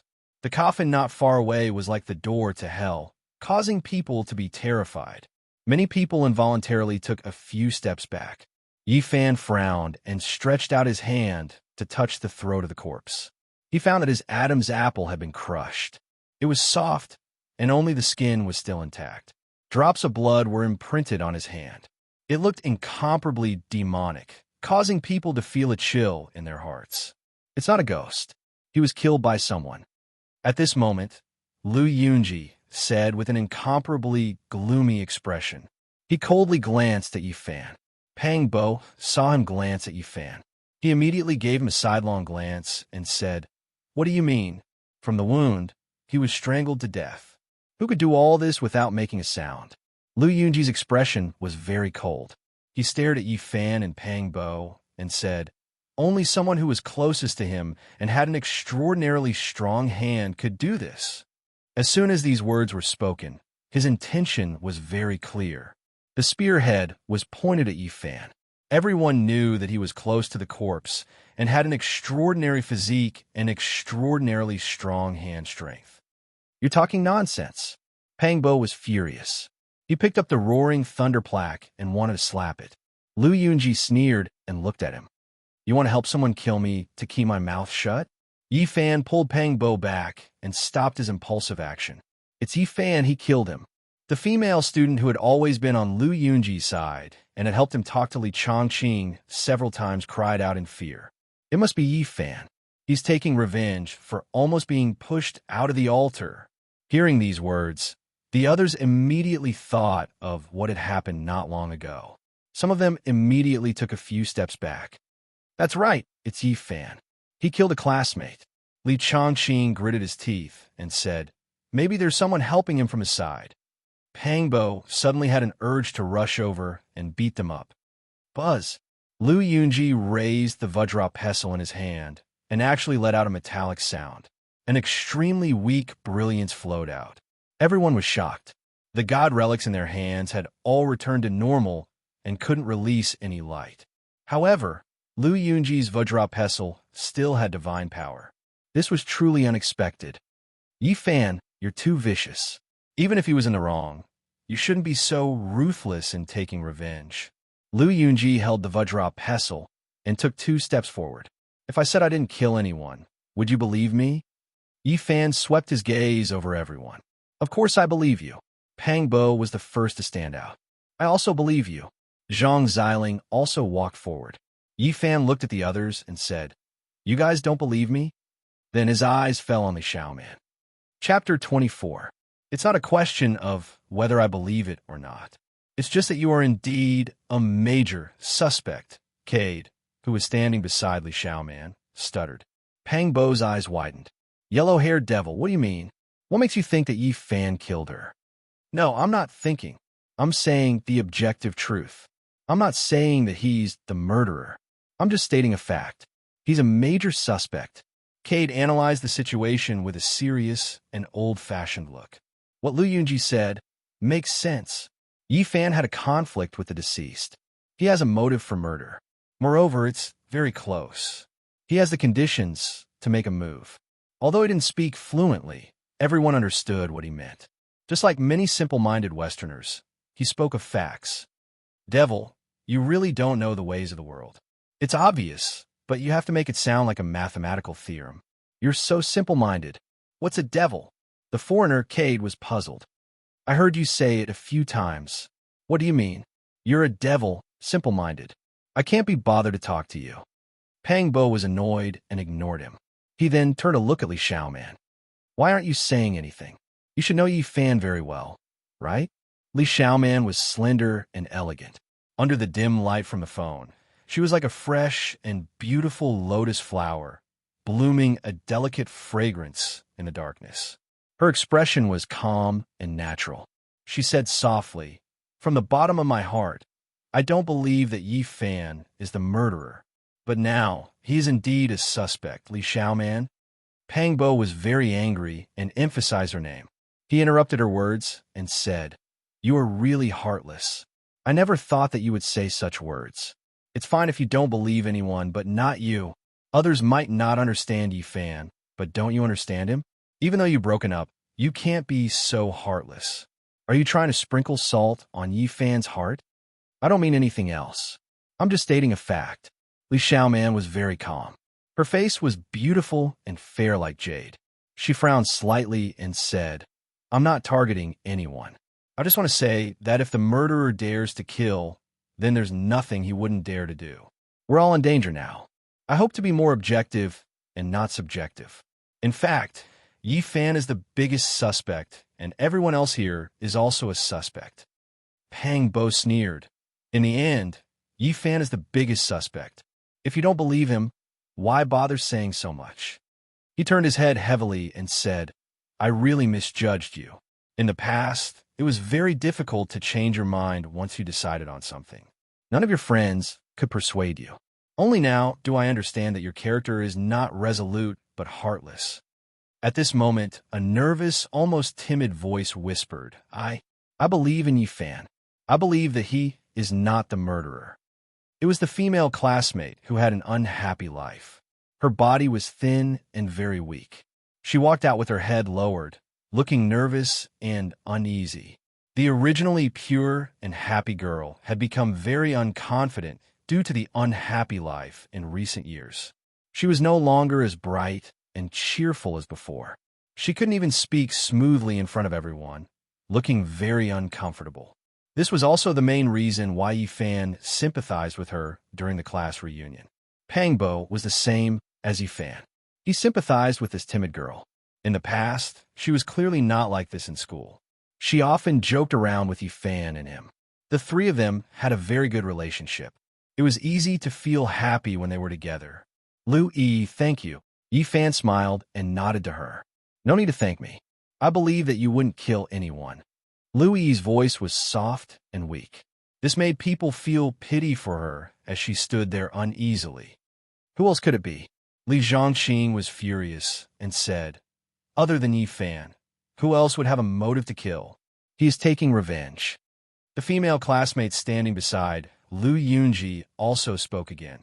"Yi Fan, how can you be so heartless? That's a classmate you've known for 4 years. I'll say it again. I didn't kill anyone." Yi Fan was very calm in the face of responsibility. He was very calm and said, "You can suspect me, but before the matter is investigated clearly, please don't throw dirty water on me. The facts are right in front of us. You and the deceased were almost next to each other. There's no way for others to bypass you and kill him without being discovered. Only you have a motive to kill him." Pang Bo was very hot-tempered and couldn't take anger. He said angrily, "Can you be more reasonable? Before the matter is concluded, don't put sh*t on others. I really don't understand. When you graduated, You and Lu Yunji parted ways. But to put it bluntly, Lu Yunji dumped you in disdain, which made you hate him. Why are you so eager to stick to him and cheer for him now? This is a vicious, personal attack. The female classmate was so angry that her face was pale. Her body was trembling as she pointed at Pangbo. Attack? Yes, attack a chicken. Pangbo was someone who refused to suffer losses. Sometimes, his mouth was very poisonous. He said, "This is called fighting poison with poison. When I see a person, I speak the human language. When I see a ghost, I speak the ghost language. When I see a toad, I just casually spit it to drown it." The female classmate's body trembled. She was so angry that she couldn't speak. Lu Yunji's face was gloomy. He said, "Enough, Pangbo, are you still a man? What's the point of saying these things?" The Vajra pestle in his hand was surrounded by a few fine rays of light. It was especially eye-catching in the darkness, reminding everyone that it possessed an absolute deterrent force. If a conflict were to break out, perhaps no one would be able to resist. Pangbo's face also darkened. He said, "Because the murderer isn't Yi Fan, and you all are pestering endlessly. I'm giving you a taste of your own medicine." Yi Fan's gaze swept over Li Xiaoman before turning to the others. At this time, 3 students stepped forward and said, "We believe that Yi Fan didn't kill anyone." In addition to Lu Yi, Zhang Xiling, and Pangbo, there were suddenly 6 people standing on Yi Fan's side. Including himself, there were a total of 7 people. And now, there were a total of 16 people who had survived. Almost half of the people here believed in Yi Fan. Linjia was extremely beautiful. Her figure was lithe and graceful, and her naturally red phoenix eyes gave her a natural charm. Even in this kind of atmosphere, although she was speaking calmly, she still appeared somewhat enchanting and bewitching. I also feel that it can't be Yi Fan. We all understand his character. He isn't such a ruthless person. He would never haggle over every little thing with others. Li Zhangqing was displeased. He interrupted her words and said, "Who else could it be other than him? Among us, who would kill someone? Who would have such thoughts?" Pangbo was immediately enraged. He glared at him and said, "Li Zhangqing, can you be even more wicked? Can't you find more reasons to pour more dirty water? I really want to press this bronze plaque on your face. How can you say such arbitrary words? I can't be bothered with you." Li Zhangqing angrily turned his head away. Even now, his nose and face were still swollen. On the rainbow altar, he had not been lightly beaten by Pangbo. "I also believe in Yi Fan. He isn't that kind of person. He wouldn't do such a ruthless thing." At this time, Wang Ziwen walked over and chose to believe in Yi Fan. From beginning to end, he was like a bystander. However, at this time, he also made a choice. He looked at the glowing Vajra pestle in Lu Yunji's hand, and then looked at the calm and composed Yi Fan. He said, "We can't easily come to a conclusion as to who the murderer is. I believe that Yi Fan wouldn't harm a fellow student." At this moment, the majority of people stood on Yi Fan's side. He knew that some people were sincere, while others, through observation, believed that he must have a so-called trump card to be able to remain so calm in the face of Lu Yunji's Vajra pestle. It was almost an opportunistic choice. If it isn't Yi Fan, then who is it? Could it be that the murderer is someone else among us? Lu Yunji's face was cold. He stared at Yi Fan, and then looked at Pangbo. "Put away your attitude. Don't think that others will be afraid of you just because you're holding a glowing pestle." Pangbo didn't care at all. He was very fierce and said, "I can still use this bronze plaque that doesn't glow to smash you." Lu Yunji's expression immediately became gloomy. He gripped the Vajra pestle tightly and took 3 steps forward. Yi Fan pulled back Pangbo, who was about to rush over. Then, he faced everyone and said with incomparable seriousness, "I can tell everyone that the murderer is not anyone among us." Chapter 25. What? Everyone was shocked. They believed that Yi Fan did not speak without thinking. He must have found something.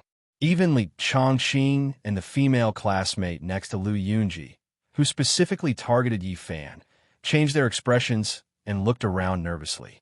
Just now, Yi Fan had seen everyone's reactions. Throughout the entire process, his expression was as calm as still water in a lake. He also understood who was sincere and who was pretending. Only now did he begin to prove his innocence and directly pointed out a key point. You can touch his throat with your own hands. His Adam's apple was crushed. No matter how strong a person is, it is impossible to do that. Someone squatted down and touched it with his own hands to confirm Yi Fan's words. More people took a few steps back. Facing the unknown corpse, their hearts were full of chills. If it was not caused by humans, then what was it? Everyone felt a chill down their spine. Yi Fan, do you know what it is? Will it find us too? Someone asked with a trembling voice. The purplish-red bruises on the corpse's neck were like fingerprints left by malicious spirits. Thinking of this, many people could not help but look at the coffin within the coffin. We did not get rid of the divine crocodile. When they heard Yi Fan say such a sentence, everyone was horrified. They firmly grasped the relic of the god in their hands and nervously glanced around. A female classmate said with a sobbing tone, "Did the ancestor crocodile suppressed under the Tempest Temple follow us in?" It was a great demon that was suppressed by the Buddha himself.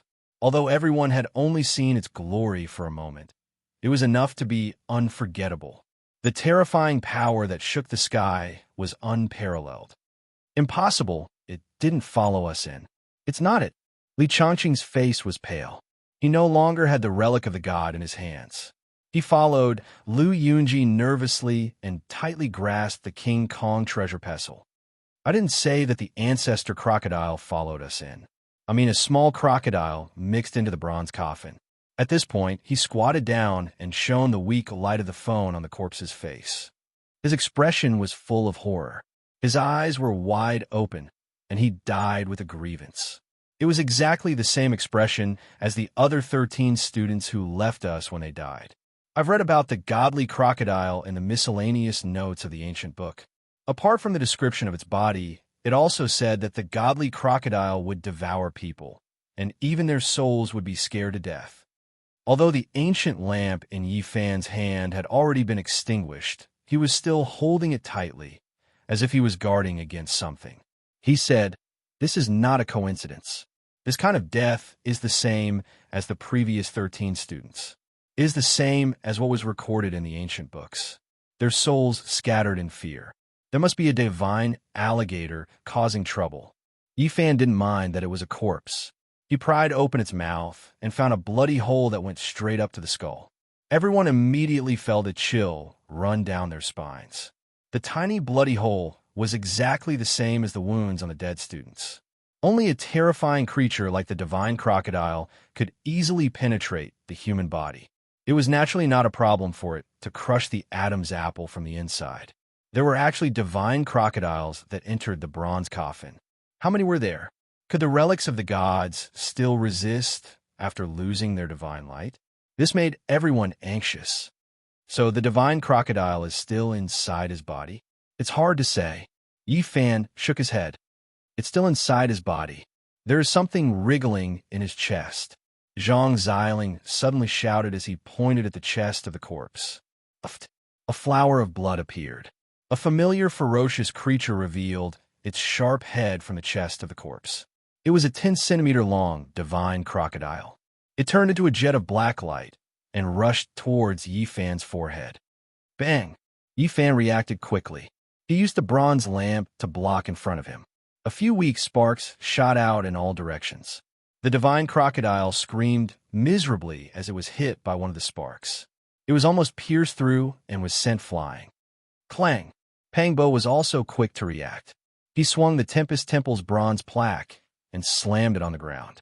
Strands of divine light shot out as the bronze plaque smashed the divine crocodile into meat paste. Lu Yunji, what else do you have to say?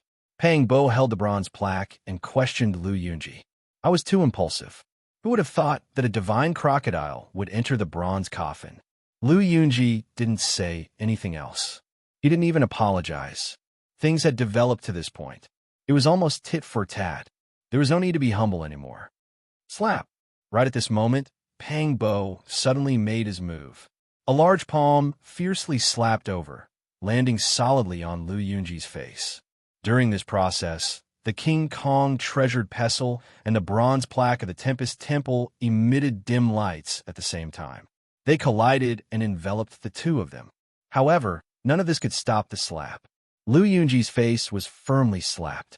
Blood trickled down from the corner of his mouth. "Sorry, I was also too impulsive." Pang Bo mocked Lu Yunji. "You." Everyone hurriedly stood between the two of them to prevent them from fighting.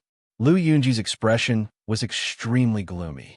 He was about to rush over with the King Kong treasured pestle in his hand. However, he remembered that the bronze plaque had also emitted some divine radiance. In the end, he restrained himself. "Chill." Yifan suddenly made a shushing gesture. He then gazed at the coffin in the center as if he was listening to something. After a while, Yifan asked the crowd, "Did you guys hear something?" Everyone was startled because they didn't hear anything. Yifan revealed a puzzled expression. In the end, he slowly walked toward the 4-meter-long bronze coffin. At this moment, the Bodhi seed in his arms suddenly became hot. It made his heart feel warm. It was also at this moment that he heard an even clearer sound. He couldn't help but reach out to touch the coffin. The coffin was covered in green copper rust. There were many ancient ancestors and gods carved on it. It emitted a simple and ancient aura. At this moment, he felt that the Bodhi seed in his arms had forcefully opened a door for him. It allowed him to hear an extremely special sound. At first, the sound was very soft. Then it actually became louder and louder. The Bodhi seed in Yifan's arms also became hotter and hotter. The Bodhi tree was also known as the Tree of Wisdom, the Tree of Enlightenment, and the Tree of Thought. Legend had it that the Buddha achieved enlightenment under a Bodhi tree. Yifan's Bodhi seed had a naturally formed Buddha diagram. It was completely formed from the intersection of natural veins. It was clearly not ordinary. The ancient and mysterious bronze coffin in front of him emitted a louder and louder sound. It was like the heavenly voice of the great Tao, but also like the most profound truth. The way of heaven takes from the surpluses and makes up for the deficiencies. The first sentence of the mysterious heavenly voice of the great Tao was a famous sentence from the Taoist scriptures. However, what followed was a profound ancient scripture that had never been heard of. It was difficult to understand its meaning. The vast and profound sound seemed to come from the primordial world. Finally, it reverberated in Yifan's ears like a great bell and entered his heart. Chapter 26. Yifan held onto the ancient bronze coffin. His body was like the moon on a still lake. He stood there motionlessly, exuding an otherworldly aura. At this moment, he looked elegant and out of this world, like an immortal who did not eat the food of mortals and could fly away with the wind at any time. However, his inner world was not as calm as his body. The heavenly sound of the great Tao was like an abyss or an ocean, profound and vast. Every word sounded like the sea was collapsing and the abyss was splitting. It was like the chanting of an ancient Buddhist monk, but also like the prayers of a primordial god. It was endless, piercing through the ancient sky and slowly flowed into Yifan's heart. His mind was shaken and his thoughts fluctuated. He did not know where he was. In the distance, everyone looked at him motionlessly with puzzled expressions. They did not know what was going on and only felt that he was like an immortal who had not been tainted by a speck of dust. He had an otherworldly temperament. Yifan's entire body was frozen there. The heavenly sound was like a bell, distant and vast. It was difficult to understand, and he could not understand its meaning at all. One moment, he felt like he was in the abyss of hell, and the next moment he felt like he had walked into the pure land of the gods. All kinds of inexplicable feelings floated in his heart, making him alert and confused. This mysterious heavenly sound was not lengthy. On the contrary, it was as if the words were gold. There were only a few hundred words in total, and it had a simple and unadorned feeling of the great Tao being simplified. The heavenly sound rang over and over again. Every word that fell into Yifan's heart first shook like the mountains and rivers, and then became as quiet as the moon on the sea. The hundreds of ancient words had been clearly engraved in Yifan's heart, But the heavenly sound did not stop and continued to echo in his ears. During this process, the Bodhi seed in Yi Fan's chest was extremely warm, making him feel warm all over. Because of it, Yi Fan was able to hear this mysterious sound. Legend had it that the Bodhi tree could awaken one's divinity, enlighten one's self, and capture the rhythm of the world. It was obvious that this Bodhi seed buried under the ancient Bodhi tree in front of the Thunderclap Temple had an extraordinary origin. While Yi Fan was silent and motionless, the others were puzzled. Someone suggested pulling Yi Fan away. After all, he was leaning on an ancient bronze coffin. No matter what, it was hard for people to have a good association with him. Pang Bo circled around Yi Fan twice, but he didn't see any signs of pain on his face. On the contrary, his body had an otherworldly temperament, and it was faintly discernible. This copper coffin had the aura of a god. In the end, Pang Bo didn't act rashly, and he stood guard at the side and waited silently. There wouldn't be a demon possessing his body, right? Li Zhongqing stared at the ancient bronze coffin, and then looked at Yi Fan as he spoke. When the others heard this, they clenched the god's relic in their hands tightly, and some of them couldn't help but take a few steps back. The mysterious ancient coffin was filled with the unknown, and it made them feel uneasy. Your position determines your brain. Will you die if you don't slander Yi Fan? What are your thoughts? What are you thinking? Pang Bo didn't like him from the bottom of his heart. Ever since they stood against each other on the five-colored altar, the other had been targeting him and Yi Fan, so he didn't hold back in his words. All right, stop quarreling. He frowned slightly, then glanced around and said, At the moment, we still can't be sure if there are more divine crocodiles in this bronze coffin. Let's be more careful and search carefully. When the others heard this, their hearts instantly tightened. This was the truth. Since one divine crocodile had been found, it was hard to guarantee that there wouldn't be a second, third, or even more. This concerned everyone's life and death. 14 people had already lost their lives because of the divine crocodile. This kind of ferocious and terrifying creature made people shudder. The crowd didn't split up too much and only divided into two groups so that they could look out for each other. They lit up their phones, held the god's relic tightly, and began to search in the darkness. However, after searching every corner until the two groups met up again, they still didn't find anything. Even so, the crowd didn't dare to be careless. The bronze coffin was huge, and in such an open space, it was more than enough to hide a few divine crocodiles without being discovered. Furthermore, there was no guarantee that there wouldn't be any divine crocodiles clinging to the walls of the coffin. Those places were completely dark, and they couldn't see clearly at all. Be more vigilant. We can't go wrong being careful, Lin Jiao reminded the crowd. At the same time, she comforted them. Even if there are still divine crocodiles, they must be very afraid of the Buddhist artifacts in our hands. Otherwise, they would have attacked us again long ago. Suddenly, the crowd heard a strange sound. Although it was very weak and almost inaudible, it shook their hearts. The sound of drums seemed to be coming from a distant time and space. It was dull and full of sorrow. Then, the sound of bells rang out, filling the air with sorrow, ethereal yet real. Where's that sound coming from? Everyone was shocked. They looked around but found nothing. The dull sound of drums and sorrowful bells seemed to be coming out from the walls of the coffin, and it made everyone's hair stand on end.